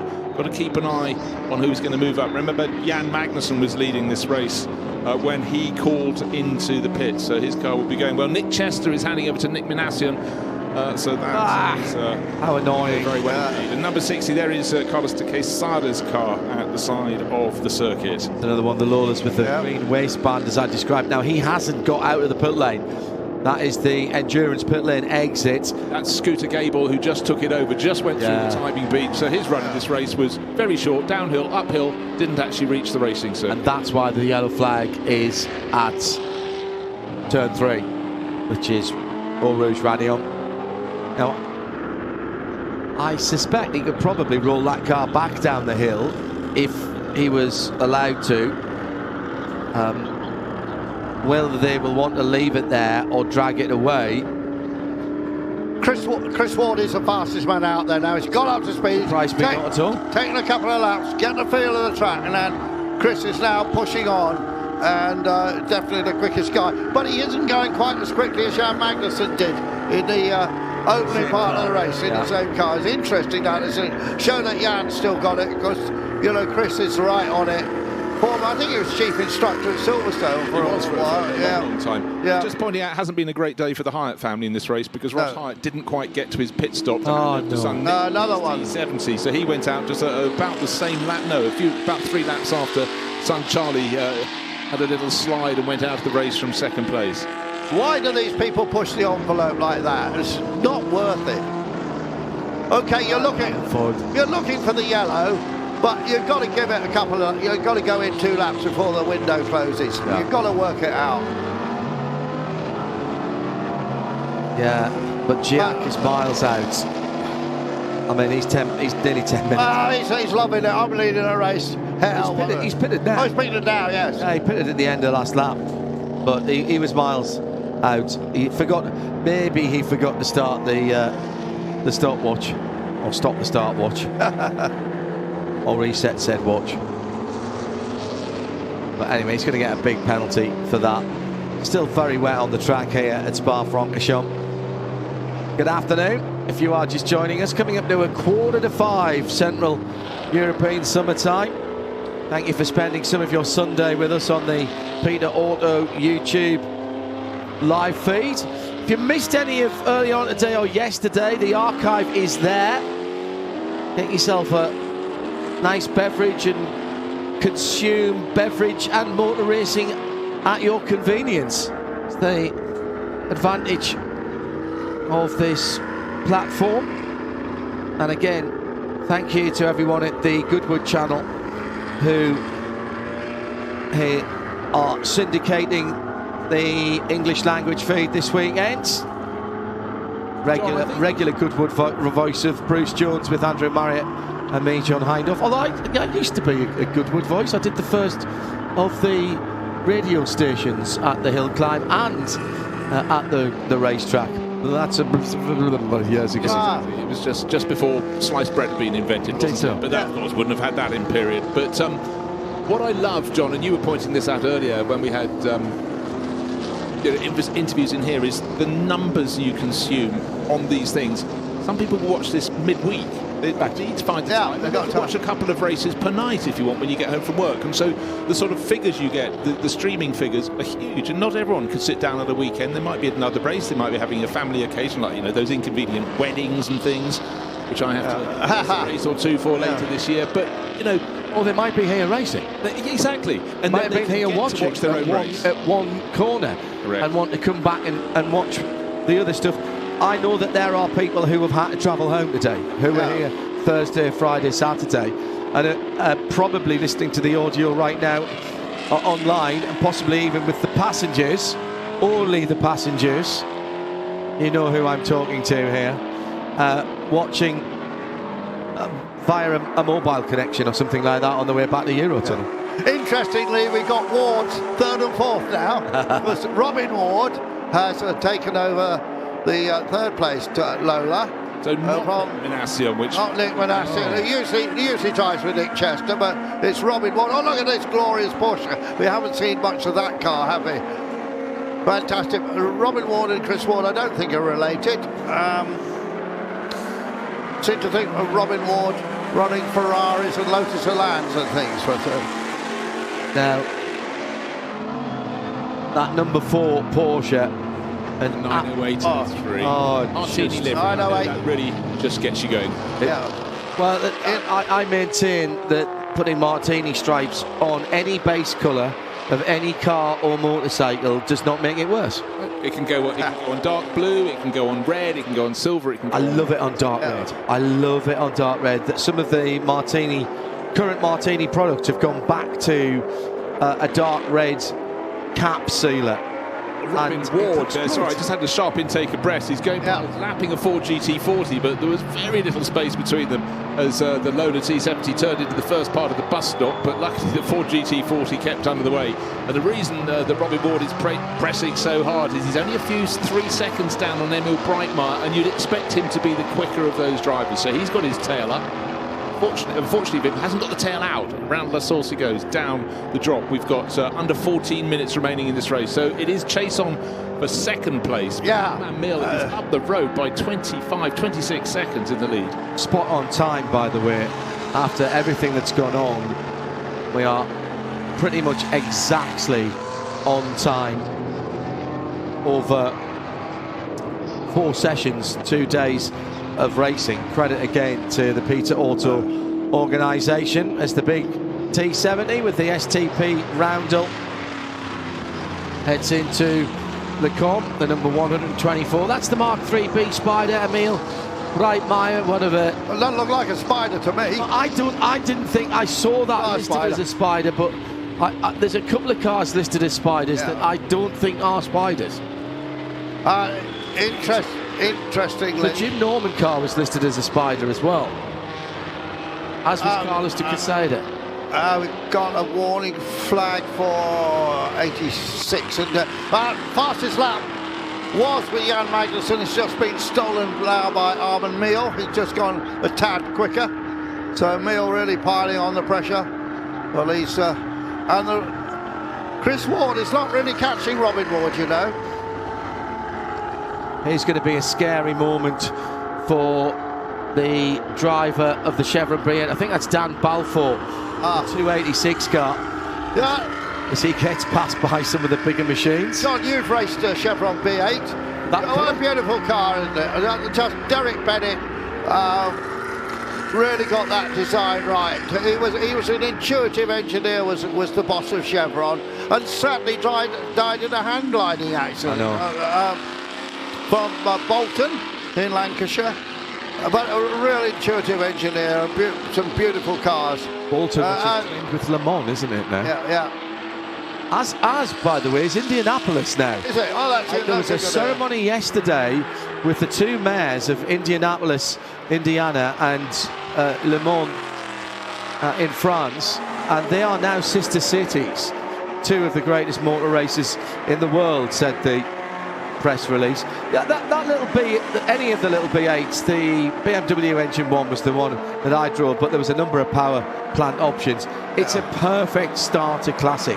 I'd never driven anything of this kind of era before in races, and coming out amongst the same sort of mix of cars that we've got here, with quite a lot of T70s. I was absolutely delighted in a very rainy race where I took over after a red flag. Silverstone, wasn't it? Yeah, not to get lapped by Alex Brundle, who was charging through the field. Right, I tried really hard. Oh no! Dived in at the last minute, didn't he? Yeah, well, a lot of them, they come round to La Source, and Chevron just gone out of camp, exit stage right, followed by Bear. It's the Ben Hatton car. Now, why is Breitmeyer in the pit? The Breitmeyer brothers had awful luck in he's slamming the steering wheel, he's not happy. Out of second place. Second place. He's not handing them the knob off the gear lever, is he? No, nothing like that. And getting He's pointing to the right rear. Not getting out.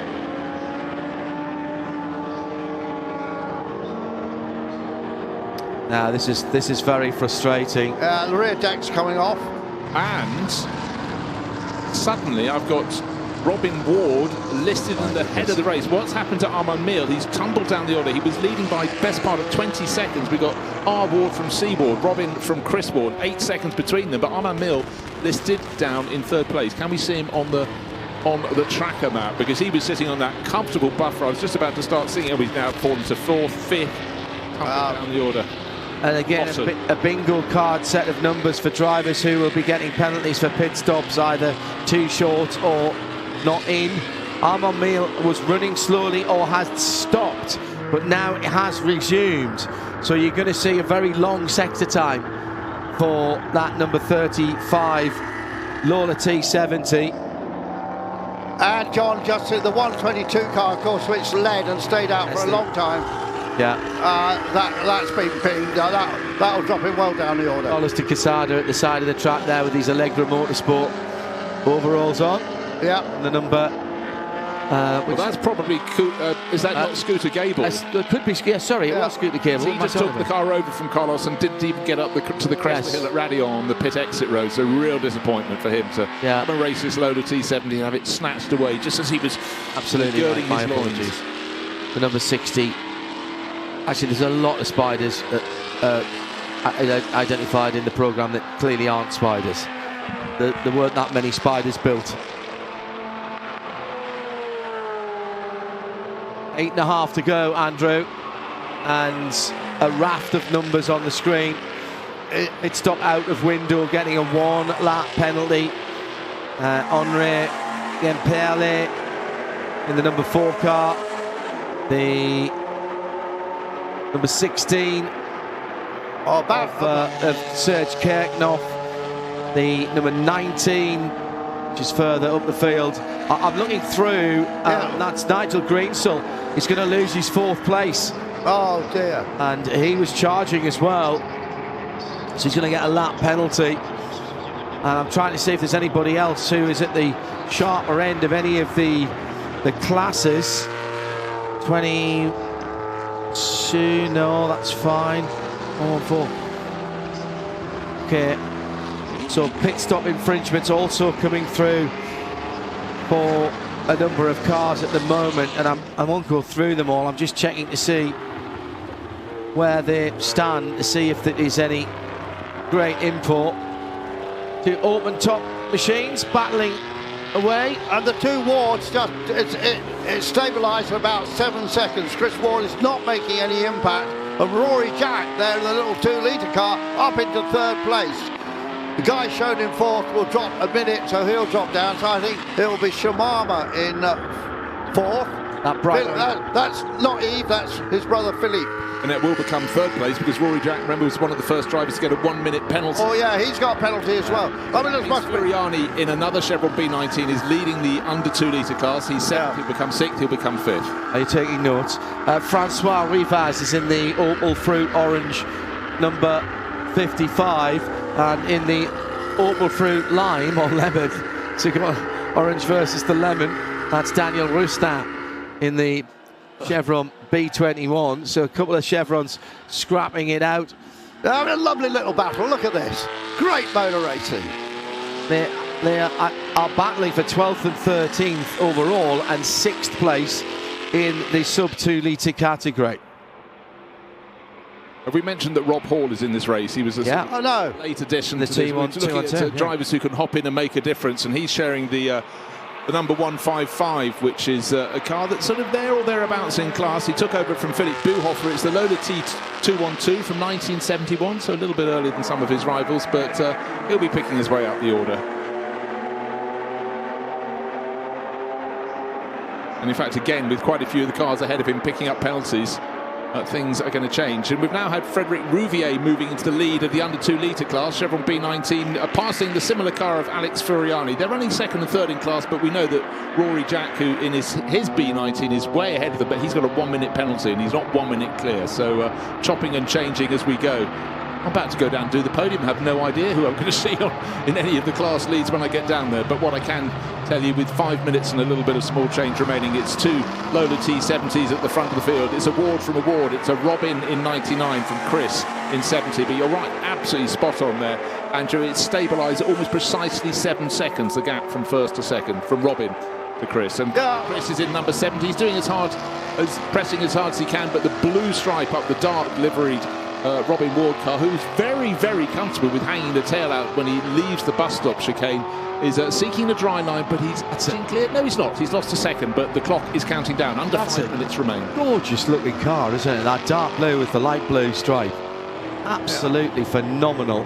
Yeah, I'm pretty sure this is the Robin Ward who runs the Daymax organisation. Daymax, and I run lots of Ferraris, and he's showing he's still a fine driver. And we've got the sun out again at the bottom end of the circuit where we are. Don't tease. I can see his shadow underneath the car. Oh, I don't mean a DN4 either. Here's that Porsche again, the lovely 90803 with the 2 Swiss drivers. Frederic de Aguidio has gone to the head of GT1 ahead of the Di Tommaso Pantera of Ralph Kellener's, and he's just put the fastest lap of that class in, a 3:04.9 against a 3:07.5 from Kellener's. 1.1 seconds between those two. 3rd is Damien Kohler in the first of the GT40s, and Armand Miel in 5th is leading the Proto. Has just put in the fastest lap in the Proto 1 over 2-litre categories, a 2:55.9 in these quick conditions. 2:55.9, and he's catching Philip Skimema.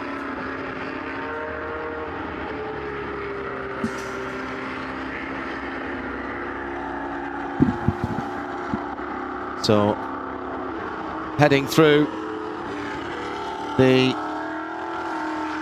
final 3.5 minutes of the race.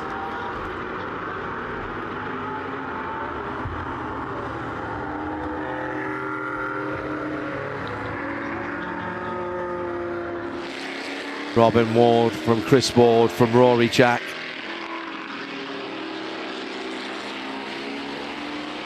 Penalties will be assessed as they cross the line, so very much provisional here, with a number of drivers making mistakes on their timing, but I can definitely see shadows underneath the cars. Are we going to get the final race in the late afternoon, early evening sunshine? Number 11 coming through, one of the Ford GT40s in a really quite unusual colour there. That's that sort of grey metallic with the white stripes. That's another American, that's Frederick Wakeman in the 1965 car. But at the front of the field, the dark blue Lola T70, the light blue stripes.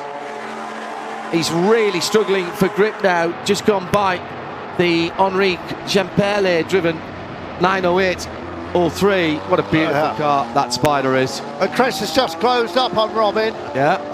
And you can now see him clearly. He's got the Porsche. Well, going to keep out of the way. Both just done their fastest laps of the race. Yeah. And it's about a second and a half. Chris took off Robin. He took 3 seconds off him the previous lap, and now all of a sudden it's under 5 seconds. This will be the last lap though, so it is now or never. Chris Ward's got to go through here, I think. Oh, Porsche just didn't get the chance to go through on Gemperle, and that has cost him a huge amount of momentum onto the Kemmel Straight. But traffic giveth and traffic taketh away.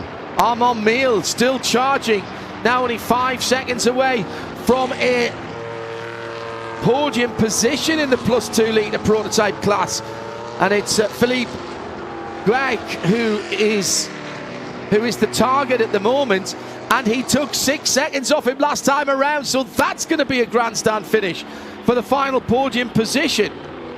My goodness, there's still plenty to play for here, and the leader is embroiled in traffic, and here comes Chris Ward again, well under 5 seconds now as he picks his way through the traffic. Now, no pits to car radio here, Robin, so it's all about the drivers watching their mirrors. A lurid slide coming out of Speaker's Corner by the leader. And lots of traffic to go by. Yeah, he's got to keep his head now, Robin. He's very experienced in Nick Chester's car. Oh, he's riding the curbs. It is sunny down there, but the curbs, those red and yellow distinctive curbs here at Spa, will be very wet, and Chris Ward's got his target acquired now. Just one Porsche between him and the top step of the podium. Great work, of course, done by Jan Magnussen at the start of this race. Chris continuing, and the car twitching, sliding. Robin Ward is really struggling for rear grip on that T70 now. I wonder if they've just slightly used their tyres earlier on, and as the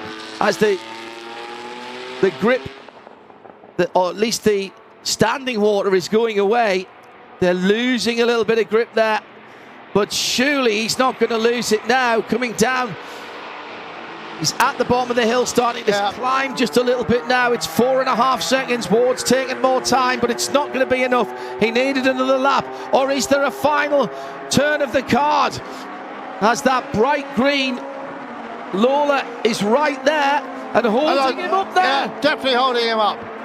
That is the Damien DeSantis car. That's David Hinton in that car.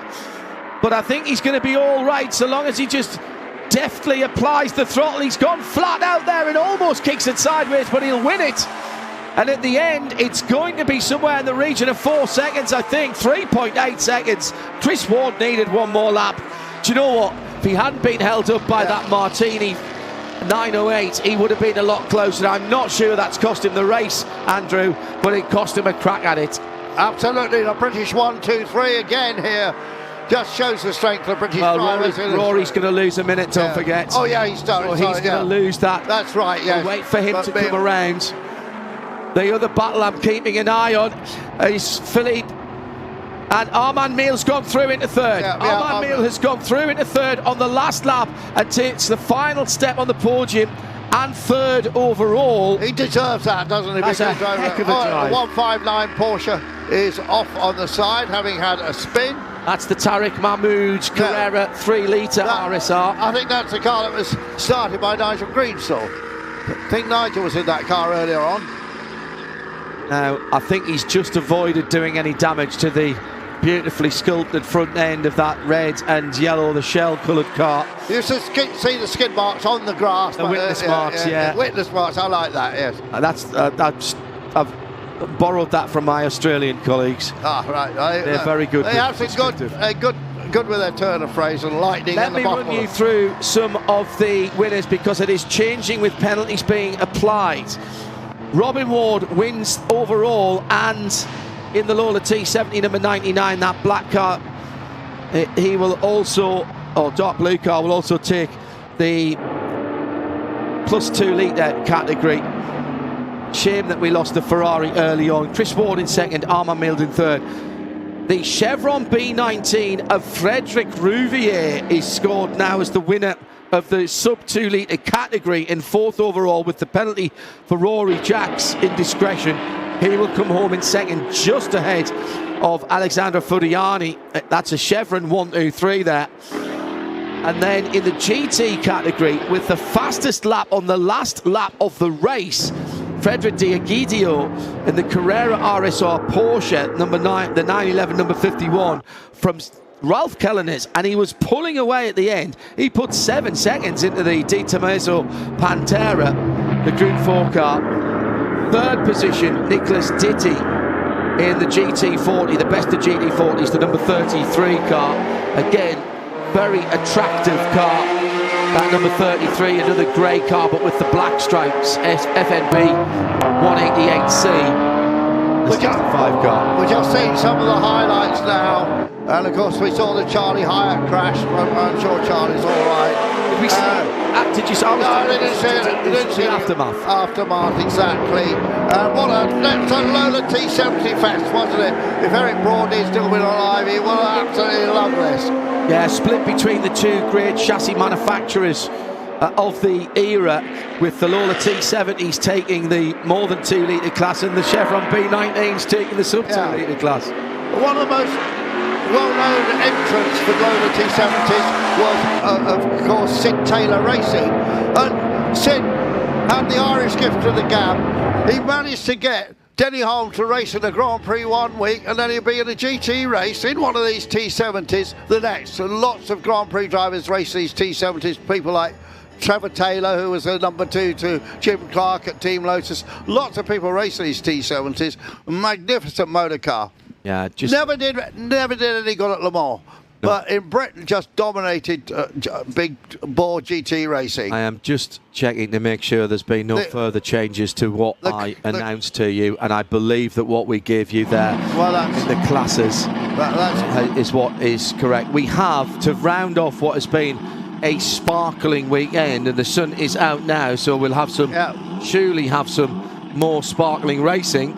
Certainly looking forward to the Gentleman Challenge. This is a pit stop race, aping the World Sports Car Championship in period. Ferrari, Jaguar, Maserati against the newcomers. Those were the big names, weren't they? And you had Cooper, Porsche, Lotus, iconic GTs and prototypes from the 50s and early 60s to come next to round off the weekend. Before we get there, Andrew, your impressions of what we've seen this weekend over the 2 days? It's been absolutely magnificent. We had some great racing at one of the world's best tracks, of course, and that helps. It works well as a facility here as well, with all the paddock area. And of course, we've had the appalling weather. I mean, one of the most stunning things was that race late last night. But we got the gentleman back here. There's the Tajero, once driven and raced and seen by me, racing by Jackie Stewart. It needs to have that on the side. It's not Jackie Stewart. Raced by Jackie Stewart, by Andrew Murray. No, it definitely does not. Oh, it absolutely does. It adds to its Palmeiras of racing. And that patchwork bodywork we love so much. I was talking to Nigel Greensall a bit earlier today, and remember, we thought Nigel, if I remember, started on pole position for yesterday's race. Starts with John Spears on pole position in a list of and we're talking about last night's race, and he said that's as fast as it'll go. I said, did you have a problem with it? Because I thought he was going to win, and I think memory serves me right, they finished third. And he said, no, that's as quick as it was going to go. The lovely Lotus. I love Lotus 11s. As a kid, first few times when I went to Mallory Park before I was even a journalist, saw lots of Lotus 11s racing, often like that one, not painted, running in the bare aluminium. Look, magnificent. Well, the front row is John Spies, starting with Dr. Afshin Fatemi in the Costin and the Tajero that we've talked about, the 88 and the 100. Behind them, the number 194, Carlos de Quesada, in his 9046 GTS. That's the red and white car, isn't it? Yeah, of course. Remember, the 194. Yes, it is. Yesterday we had that magnificent drive by Gregor Fiskin. Yeah. You know, he had a name for that Cobra, didn't he? When he sat with us, he gave that Cobra it was something big. Scrapyard Special. Scrapyard Special. That was it. Well, it doesn't look like much of a Scrapyard Special to me. Anthony Schrauren is in the list of Nobly, number 14 on the outside of the second row. Frederick Wakeman in the Cooper Jaguar, number 11. Guy in the 600 Lotus 11, the 1500cc. So that would have been a Lotus Ford engine in that cross-flow 1500. Absolutely not. Climax. Climax. FPF Climax. Right. Yeah. Okay. Shelby Cobra for the 260, 1962. The number 68 for Gregor Fiskin, third in the what's called the F class, and he's got Volker Heichet in the Bizzarini 5.3 GT from 1965 for company on row 4. Row 5, Charles de Villancourt for the Nista Nobly number 22. That's a 58, 1958. Serge Krieknoff in the Lotus 15, number 16, and just outside the top 10. Nicholas Ditting and Katerina Kaivalova in Aston Martin DB4 GT and Jaguar.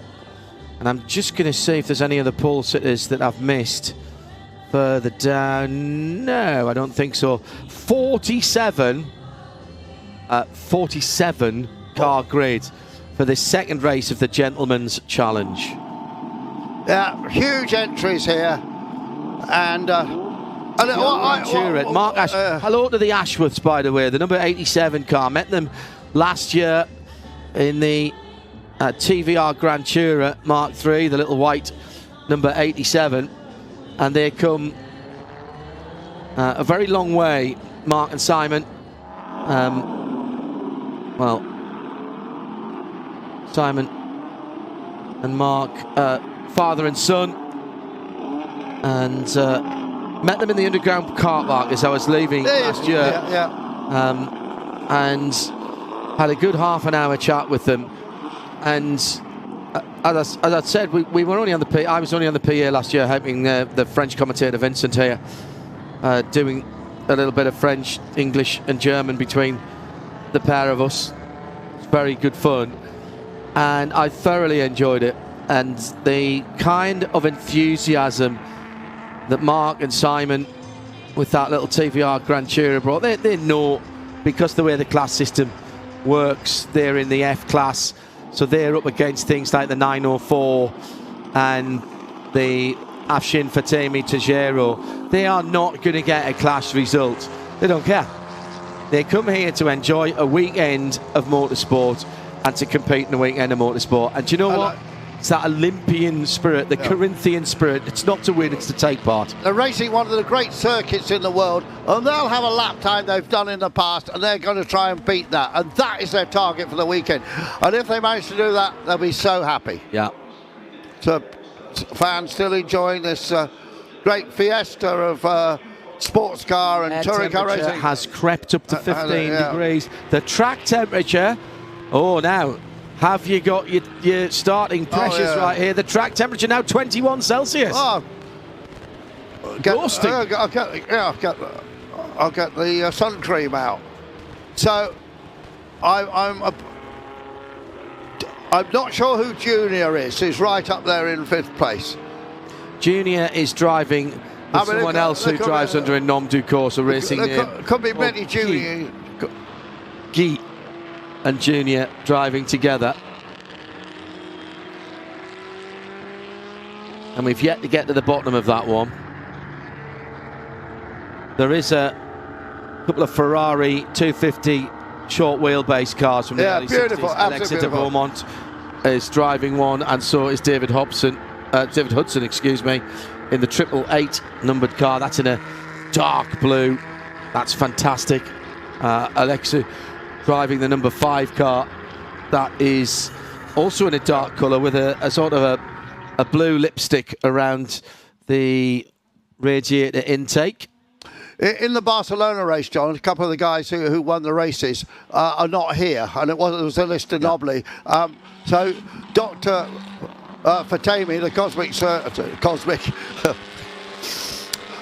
the plastic surgeon, he finished third in one of the races. So another good result here. He'll lead that championship. And when we get to Dijon, we'll have all the points worked out, and we'll get a feel for what's happening in this championship. But it doesn't really matter at this stage.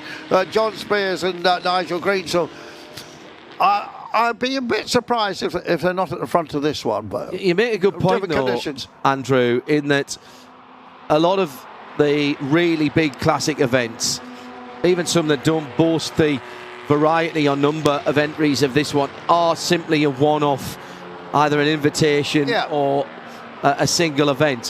What Peter ought to have done with these 6 events this year is make them into a championship, and therefore all the way down to Estoril at the end of the season. But the entries are scoring points. But a nice workable little championship with 6 races. 6 weekends, now the clock has started as we rolled off the line, so we've had 5 minutes as they come round to the start. We'll be going green this time. They've decided to make it a side-by-side start here. I have a suspicion it should have been single file behind the safety car. The lights are out, we're racing, and with 40.5 minutes to go, it is the 88 of John Spears in the Lister Costin, the blue number 88, with the semi-enclosed rear wheels, bright white stripes on that car. And that is one of the Jaguar cars. Some of them had Chevrolet engines in, of course. So that'll be a straight 6? Yeah, that's a straight 6. Same engines in a D-type. And but that little Porsche goes so well, you know. That's Carlos de Quesada in the GTS. Oh, big spin! Oh! For the Tejero. Round and the driver's door has come open. Yeah. And he can't. That stuff to he can't get it closed. No. Oh dear, oh dear. It looks like I think that door got a tweak when he spun around, and I don't think that is going to close, because I think that's got a bit of a buckle in that door, if I'm honest. I don't think it's just not catching against the hasp. I think when he went sideways, he lost it on the way in, and the door was blown open by the air, and that's been pulled right back on its hinges. That's not going to close. It's ripped the hinges, hasn't it? That's what it's done. Yeah, absolutely right. What a shame. Because it's such an interesting car. John Tejero was, like Brian Lister, built cars with Jaguar engines like that, and a good engineer, and a very rare car.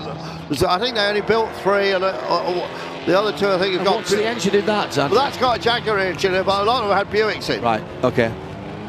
Again, so another I think 6. Your friend Till has got one, or certainly had one, and that had a Buick in it, so it's not that car. So that's a straight 6 mounted behind the driver? Mounted, no, behind. Right. Can't be right. Can't be right. No, not then. Must be in front. Yeah. Right, okay. Yeah, in front. So John Spears then battling with the Porsche, the 904-6 GTS Carrera. GTS, the nomenclature for Porsche.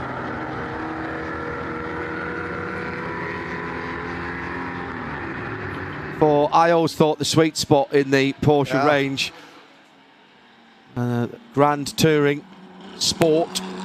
And there's Gregor Fiskin in that red and white Cobra with a great big number on the side. Big American numbers on the side, love it. Yeah. That Aston going very well. So how about this then? In the top 8, Lister Costin, Porsche, Shelby Cobra, Bizzarini, Cooper Jaguar, Jaguar E-Type, Aston Martin DB4, Lotus. 8 completely different manufacturers, and one might say with some of those cars quite different philosophies. I never would have raced together in Imperial. No. It doesn't matter. They're all about the same time. 1959 the Costin through to 1965 for the Bizzarini and the Cooper Jaguar. I think the others all in between. I think that Cobra must be a very early car. Yeah, it is. Yeah. It's a look at that Jag coming through. Car. Jaguar versus Bizzarini. The Bizzarini, I had to explain to someone last year that a Bizzarini wasn't just a slang name for another car door coming open, with this time the John Minshaw driven GT. I had to explain to someone that Bizzarini wasn't a a slang and rather derisory name for a car that had been put together out of a few scrappers. It was him. Big shutdown. And the nuts. The last source hairpin. That's Fred Wakeman. Fred Wakeman, who races so much. Cooper Jaguar with damage to the right front. It's left front for, it was the Bitterini and Volker Heikart coming through. Yeah, so the New York hedge fund manager there raced this car a lot. He's won in this. He's not happy. I think this was an ambitious move by Fred, by the Bitterini. Yeah, Fred was already committed. Was already turning in. He's coming from a little bit too far back there. Yeah, he is. You have to, as I say, it sounds like it is a derogatory comment on the car, but Bitterini was a manufacturer. Yeah. And named after an actual person. Yeah, well, there was a car called ESO. So it was the ESO Grifo, and then Bitterini rebodied them, but they were a separate manufacturer. And I once went from Derby to Dublin in a Bitterini Grifo, and it was, and the guy then raced it. I mean, drove there on the road.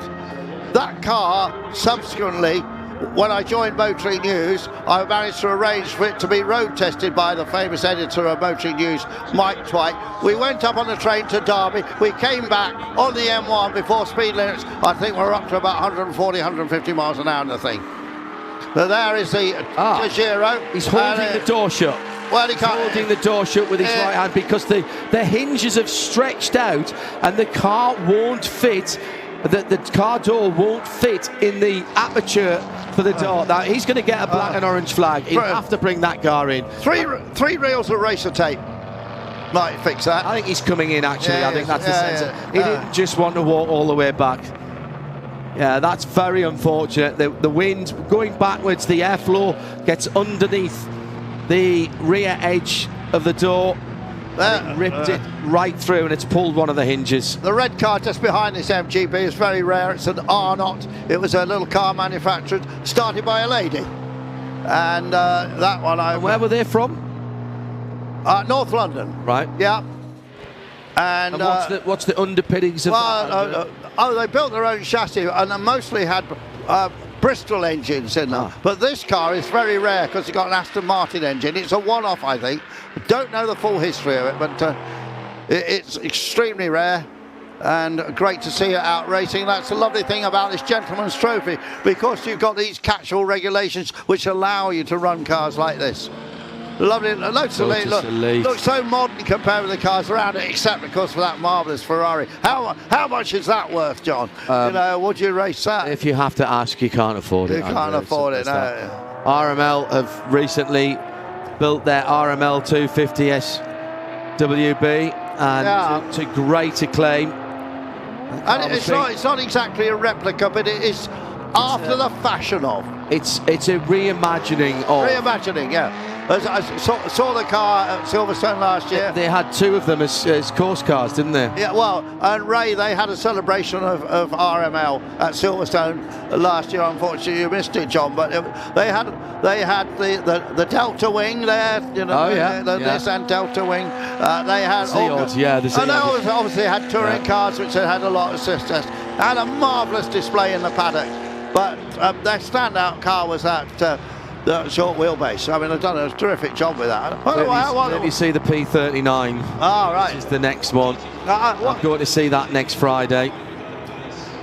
And Michael and the team there doing a tremendous job. Michael Malik has taken the business on from his father. They've been busying themselves doing conversions of various cars, including the Aston Martin Vulcan, and doing a conversion to road legality for that car in the last 2 or 3 years. But undercover they do a lot of work for manufacturers, don't they? I know they can't talk about, and it's been ever thus. Even when I was there at the end of '99 and through into the early 2000s, there was a variety of projects that were being taken on, both race cars and road cars, street cars.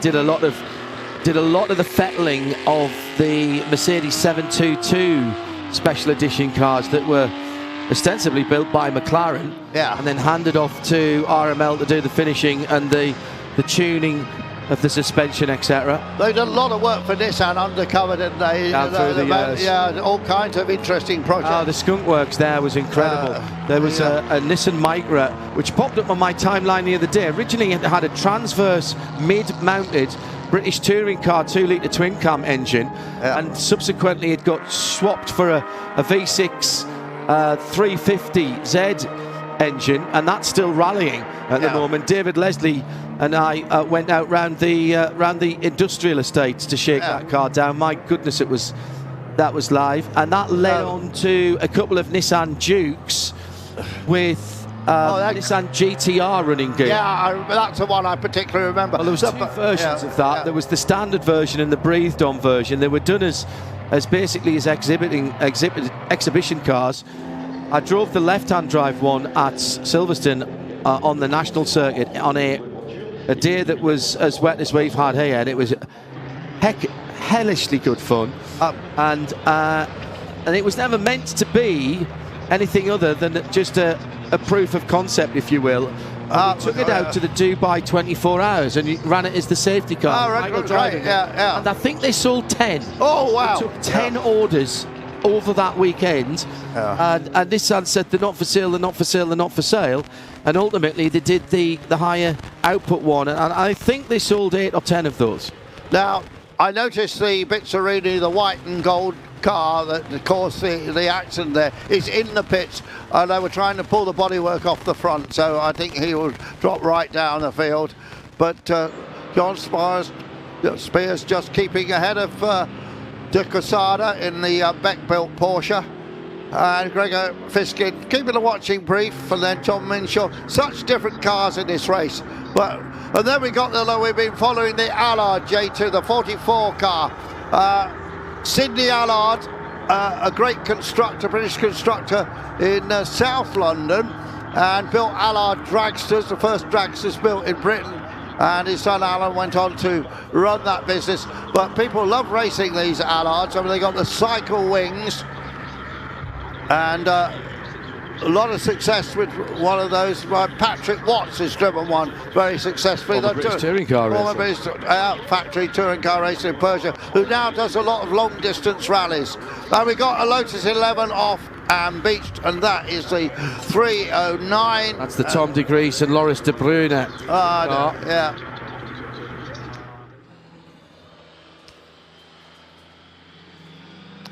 We just see the Allard going through, but back with our leader. And as the pit window is almost open, John, a minute. Yeah, full course yellow. That's Carlos de Quesada 9086 running the same engine as the 2-litre short wheelbase Cup cars. A little 2-litre 6-cylinder. FIA Group 4 racing category in the mid-60s, 1964. 180 horsepower back then. Only a little bit more now. Bizzarini is back going, actually. Just seen that one. It's in our picture right now. Tucked in behind Gregor Fiskin, but it was in the pits from a lap behind now. Wasn't Gregor Valley. In fact, haven't all of our guests here for money. Thank you, Eve. They have. For wrangling the guests remotely. When you have an interview like that and you're really learning stuff, you've been in motor racing forever, yet you're learning stuff. Yeah. You know, from what they say. And there's hundreds of, we can't get around and speak to everyone. It's like talking to Lee Maxted Page. Yeah. I'm a Porsche enthusiast. And I make it, I can get a bit anarchy about Porsches, for which I apologise for those who perhaps aren't interested. But he was telling me, and I was like, no, I need to know more about that. That's phenomenal. Yeah. I've never seen a number painted like that in a diamond show. I know he's got a bit, at least going diving into the pits, he's got a bit of racer tape on the front just to help with the cooling. The pit window's just opened. Oh, lucky, but well, I wonder where the line is. Yeah, well, I don't think he's hit it yet. I think it's where the chicane is at the start of the pit lane. That's Sergei Kriknoff, Sergei Kriknoff. And he entered fully 8 seconds, 12 seconds after the pit window opened. Well done to him. If Sergei Kriknoff was planning that along with his team, he's done a great job. So there's the 22 Lister. But Interesting to see when... That's Charles de Villencourt in the Lister Nobly. John Spears has the fastest lap of the race. It'll be interesting to see when he comes in. And so many different shapes. This is a wonderful thing about motor racing back then, all these different shapes. That E-Type just looks right, doesn't it? Still looks right. So here is, as I said before yesterday, just the oil cooler in the front there, owns 2 Listers. He owns a Nobly and he owns a Costin.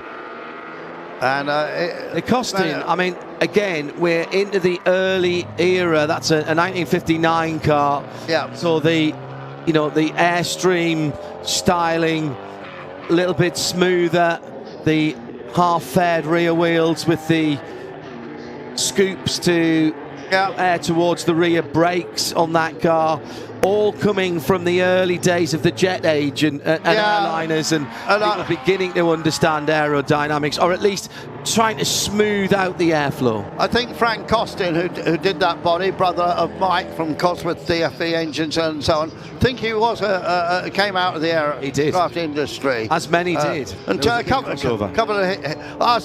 some beautiful British sports cars of the period there. 2 Healey's with a Morgan between them. And a Porsche 356 coming through. Yes. On tyres that look like they should be on a mountain bike. They are so skinny. And the Porsche, super light, Dr. Ferdinand Porsche, engineer by trade,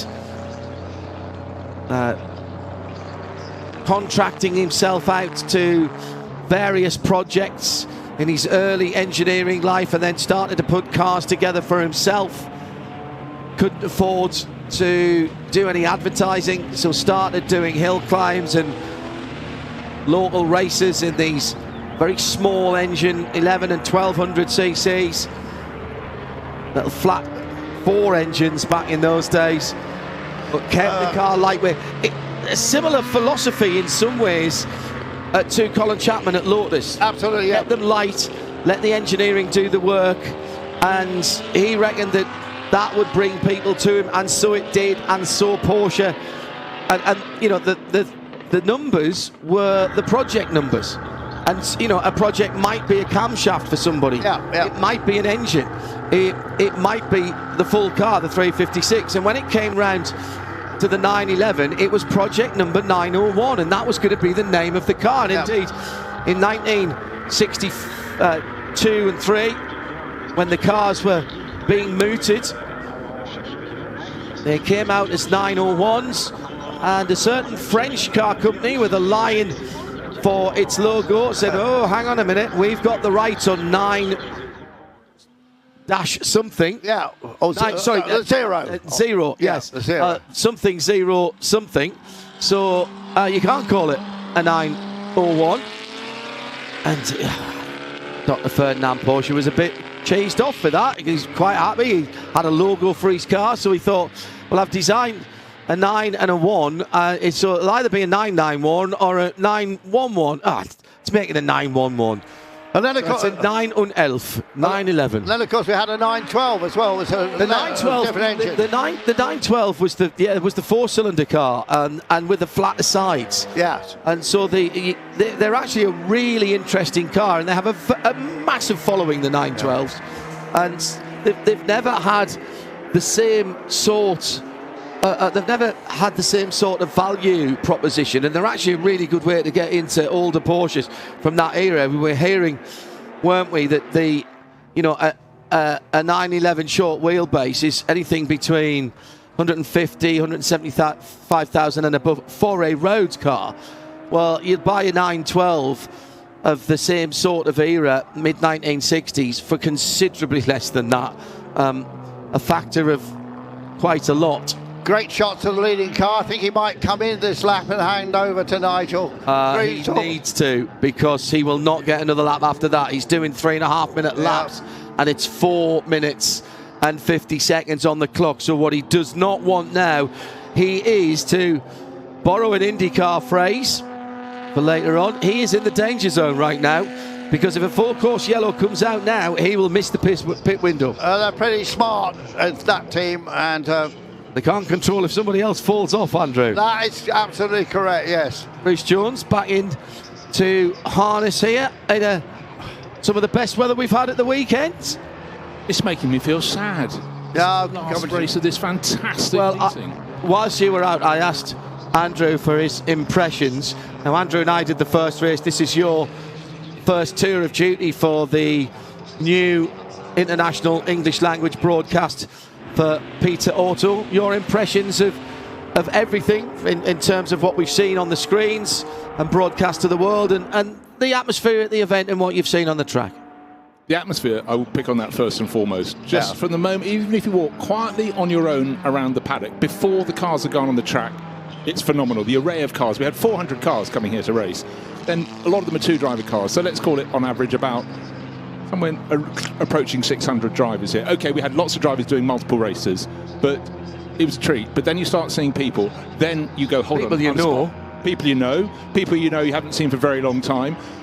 It's Spa-Francorchamps. The weather, you might say the rain spoiled it. It absolutely did not spoil it. And we had dry weather on Friday. I've been deeply impressed, but the depth of quality in the field and the variety, and I can fully see why the Peter Otto Classic Series have grown and grown and grown. The numbers, I mean, the previous race had 60 cars potentially going out to play. And of course, it's multi-class racing.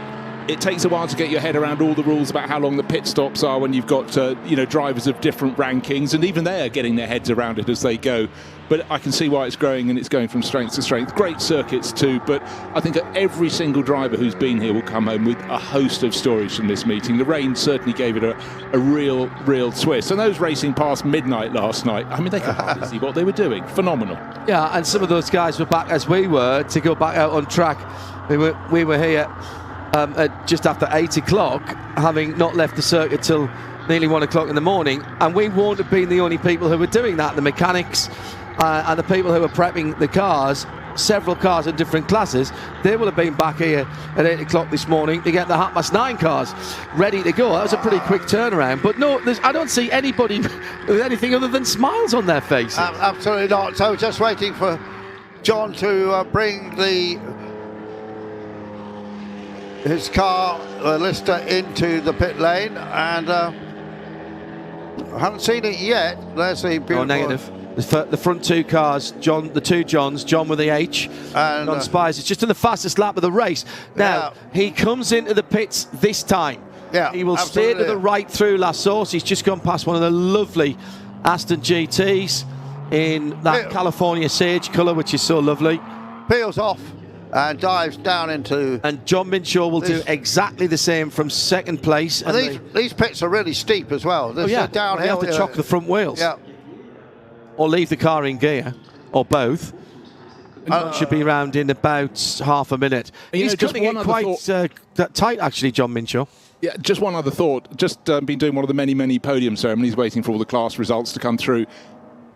You're just chatting suddenly with Jan Magnussen. We were talking about him on air, but he's there with Chris Ward, and they're racers, and just hearing them just going, yeah, but up through there it wasn't quite, and it was this and that, and we got this longer pit stop, but they're still massive competitors, but they're really enjoying it. It's one step back from where they would have been.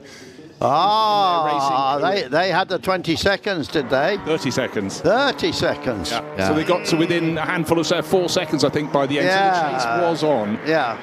But plotting how to do it. But here's the thing about that. They come back and do races like that, like this, and it reminds people who have been in the rarefied atmosphere of works driving and Jan's case, Formula One, reminds them why they got involved in racing in the first place. You just mentioned a chock under the front wheel. There's a hammer. Lump hammer. That is an accepted use of a lump hammer. Yeah. Pit lane, excellent stuff. Just go back to what Magnussen said, though, that in the chase, Chris Ward couldn't close on Robin. He could close on him, but he wasn't. They were doing mostly the same lap times. Yeah, they were. Robin Ward did a great job. No, he really did, and he was all smiles down, waiting for the podium with Nick Chester. As rightly he should have been. Yeah, no, entirely so. Another one of the Porsche GTSs in the pit lane is the number 7 car. That in that fetching shade of what has become known as GT Silver. And that is Eric Poirot. Well, there's a 64 car. There, of course, we saw a couple of Healey's earlier on. The Healey 100s, the earlier, that's a Healey 3000. Of course, lots of success with people like Rauno Alton and rallying those cars. So the Healey 100s, that would have been the 4-cylinder engine. Yes, that was, exactly. 100M, and I think, do they have a 100S? 100S, yeah. Yeah, they did, indeed. And then that blunt tool with so much power, the Allard J2. Yeah, I know. Oh. That's a hot. I mean, that effectively, that's a British hot rod, isn't it? It's exactly what it is, yeah. And it's great. I love it. Well-known. It looks like it comes from a different era, though, doesn't it? Yeah, it does. The well-known journalists and broadcaster and your ultimate boss, Simon Taylor, had something called a stove bottle special. I think it was an Allard, basically, wasn't it? Yeah, it looked very much like that. It used to have a place in the office car park, but we did rather admire it. Yes. Well, and he used to run it, not exactly daily it, but he would run it, he would take it out, he would do hill climbs in it. Yeah, lots of hill climbs. I used to consume Simon's column in a variety of the original Haymarket magazines, mainly about these old cars. Yeah, classic and sports car being the main one. Just saw that lovely Lotus Elite in the. I've decided it's lavender. Have you? And that's the guy from Canada we found in the paddock on Friday who just bought the car. Yeah. It had raced mainly in America. I wasn't clear whether he bought it over from America or bought a car which had raced in America here. I think probably the former, actually. He'd actually brought it over. And it never sat in it until this weekend. 356B. Now, that is a very handy little racing car. Agatha Julie in the 356B 75 hardtop. That's an S, so that's again slightly tuned engine, and the Bs didn't have the disc brakes. They didn't come in till the Cs, but some of the racing cars had them retrofitted, and a lot of the outlaw cars had bigger engines in, and they earned their chops on things like the Carrera Panamericana and things like that. They were very, very good road racing cars. Yeah, well, the timing hasn't clicked over yet, but I did see Nigel Greensall getting I've got Greensall on my screen. And we assume that Catesby Jones will get into the I also have that on my screen here as well. And Patrick Blakeney Edwards in the third place, number 68, and Katrina Kavalova in the mid-shot now in the 33 Jaguar Coupe with Nicholas in the Nicholas Ditting in the Aston Martin DB4 GT, that glorious looking car. And as you see it, we just see Nigel Greensall going through our picture. A dry line finally emerging. We get our director really likes that Allard, doesn't he? We keep seeing it. Well, you know, again, it looks out of. It's a 1951 car, so it's by far the earliest car here. But even then, it looks somewhat earlier than that. It looks pre-war. I was going to say, if you said that was a 1930s car, you know, if you didn't know about the cars, you would go, oh yeah, right, no problems. Yeah, but the absolute key for Sidney Allard was straight line speed, and it was why he's put that big Cadillac lump under, and everything else that just went accordingly. All the money effectively was spent on the engine, and the person I always loved talking to about racing a J2, because he'd be exciting talking about driving a tiny little car, Patrick Watts. He raced one a lot of times in the support races at Le Mans. Now he's concentrating on his daughter Amy's racing career. But in between, he does road rallies all around the world. Of course. Huge road rallies. Well, there's that intriguing little DB French car built for the index of efficiency or thermal efficiency at Le Mans. Or index of performance. And there was various iterations of that, but that's one of the really early ones. Now, what have you seen? Volker Heichart in the Bitterine. He's in the pit lane for a 2-minute stop and go, causing a collision. Now, nobody's saying that was intentional down at La Source, but there's no doubt that Volker, it was a little bit of a low percentage lunge that went into the side of that Lotus as Pat Blakeney Edwards puts the fastest lap in for the F-Class cars and gains down to under half a minute. Just a couple of points I want to make here. Is Nigel Greensall in the leading car, leads E2 class. Catesby Jones second in that 9046 Carrera GTS, the 1964 car with that 2-litre 6-cylinder engine, the same engine that you see in the 2-litre short wheelbase 911 Cup cars. He's leading his class. In the E1 class, it is the Lotus 11 1500 of Junior and Guy the 600 car. That is sitting in 6th position. That's a terrific effort. Hopefully we'll see. We might see them on the podium. Where are they in their class? Well, they're leading the class, yeah. And 6th overall. Yeah, so we'll see them on the podium, and I will find out who they really are. Yeah. Which will bring you great joy. Dijon. Dijon. Yeah. Great joy. Yes. So the 88 car still leading, that Lister Costin, the blue car, coming down the hill through the 2 left-handers at Pouon with a 12-second gap. And Nigel, his last lap was the lap out the pit, so we'll see how he's adapting to conditions. But I think they're pretty good at the moment. The track temperature is at 19 Celsius, so this is as good as we've had all week. John Spears, as we've said before, is in his 70s and has got a magnificent collection of cars, having founded a company called Best Invest, has just bought his first Formula 1 car. When I say Formula 1, modern Formula 1, I think he's bought a March 761 or something like that. And when you say modern, a March 761 is from when exactly? Oh, no, March 761 from...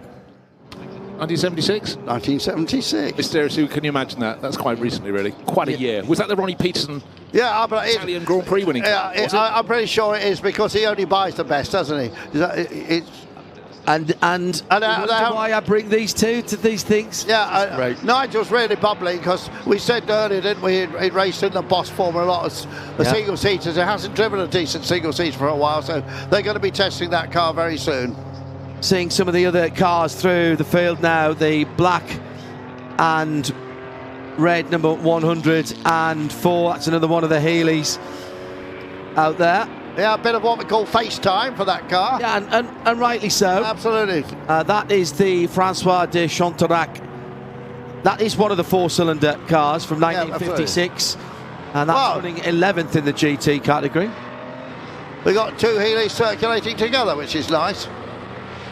Of course, when they raced Imperial, John, they didn't have the rear roll bars, rollover bars that we see. Nigel Greensill in the Costin. Let's find out what his first flying lap was out of the pits. See if he's getting used to conditions. How about the new fastest lap of the race on his first flyer? 3 minutes 18.826. Fully then some 6 seconds better than Catesby Jones in second. Patrick Blakeney Edwards is just putting the Shelby Cobra fastest lap in second place in that class, but that is still 4 seconds, 3.5 seconds away in that battle for first and second. So E2 car leading, F-class cars second and third, 27 seconds between Catesby Jones in the 2-litre 904 and Pat Blakeney Edwards in the 260 cubic inch rather than the 2-litre 2000cc Porsche. Then it's the Aston Martin, Nicholas Ditting second in GT. How's he second in class when there's not another GT class? Oh, E2 GT, I see. Right, so I suppose he's leading his class.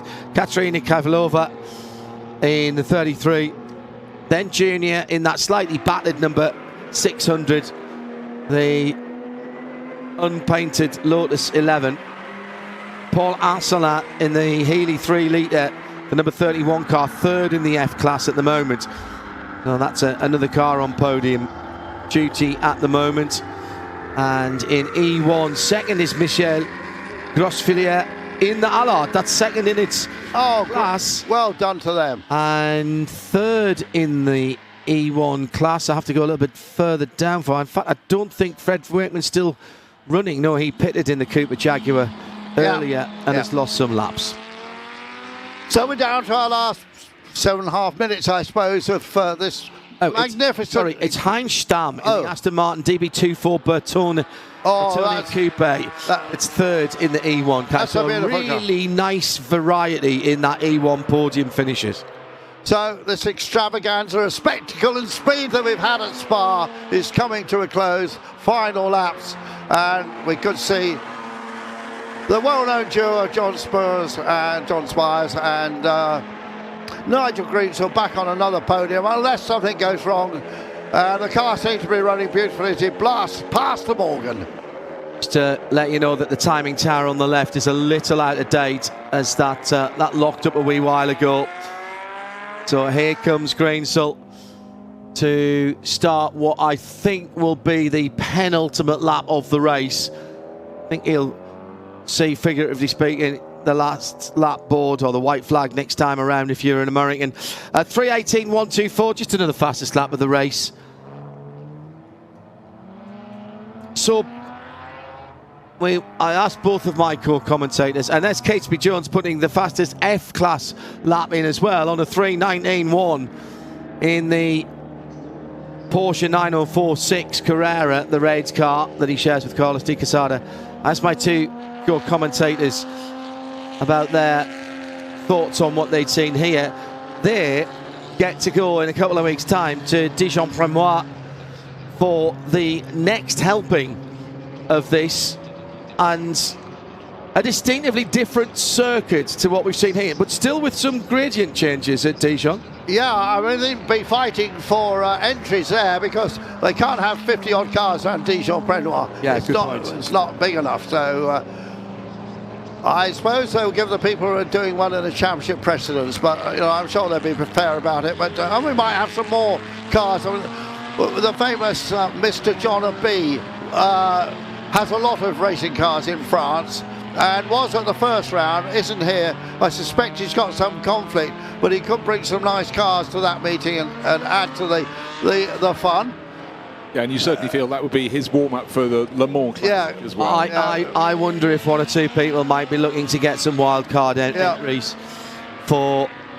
And now the timing has reset. Thank you very much to our colleagues in timing and scoring and TV on the graphics there. So that now shows exactly what's going on with just under 4 minutes to go. There's one more lap, I think, for the Lister. As I said, yeah. I think what you might see is a mix. I've got something hitting the ground on that car. Is that the exhaust centre box that I can hear clicking away? Metallic on tarmac. Yes. Yeah. I think it'll be a mix, gentlemen, between people who are maybe having a rest before Le Mans and fettling some cars, and people who are getting some cars out to give them a run before Le Mans. But there's quite a lot of people who are doing the full championship. I think Dr. Fatemi got back into the race with the Tejera, because I see it's still shown as running. Really? 8 laps behind, yeah. Yeah. This is the stop and hold penalty. That's his naughty boy penalty. Where is the 88 car of our leader? Another fastest lap in the E1 class for junior in the Lister, in the Lotus, and that is that Lotus, the number 600. That's leading the E1 category by a margin, actually. It's ahead of quite a lot of the E2 cars. Michael Grossfillier is a lap away. So whoever those two racing drivers are, they've done a very, very good job indeed. Now, just waiting for our winner to complete. And how lovely that the two Healey's are running together there, look. Yeah. One with a...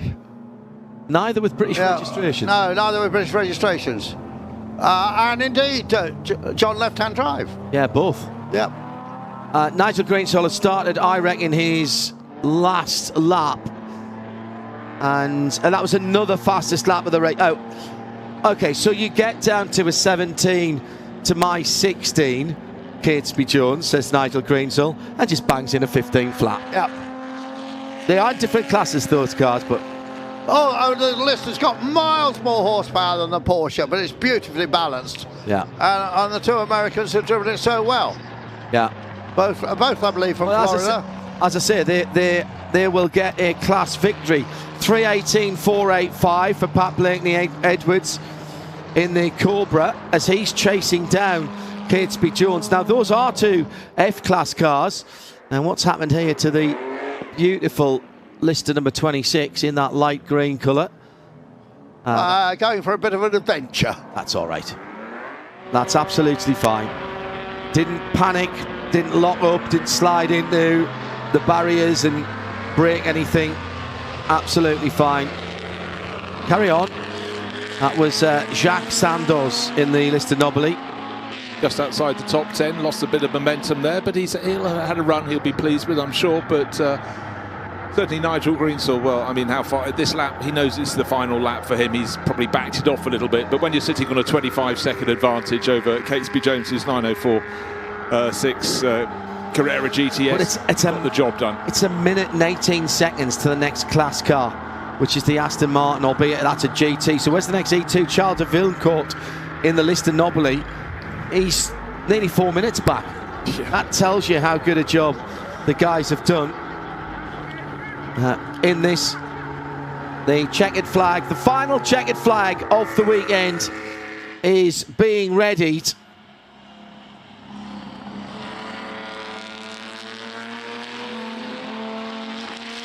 So a race leader going through campus, neat, balanced. Nigel Greensill always out towards the white line on the exit with just a little bit of caution as he runs onto the wet pavement. And a beautiful rasp from that straight 6 engine, very different from a V8. I do love a straight 6. Yeah.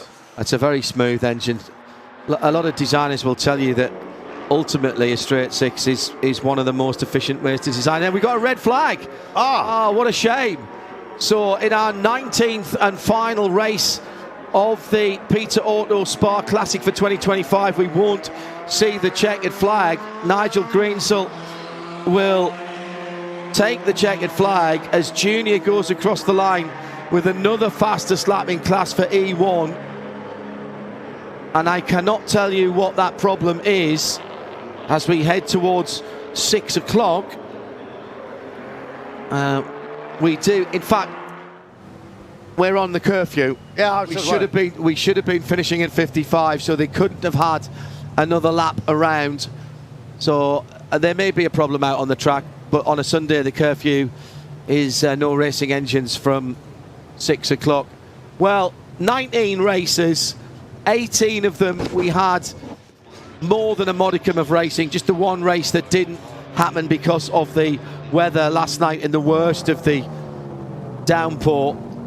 And it's been a festival and a real panoply of historic racing, and I mean, just wonderful cars, drivers, atmosphere, and great spectator numbers here as well. Andrew, final words? Yeah, I've got to head off to do podium duties, but not final words. One final word: memorable. Andrew Marriott with us this weekend, along with Bruce Jones in his first call of duty to this form of racing.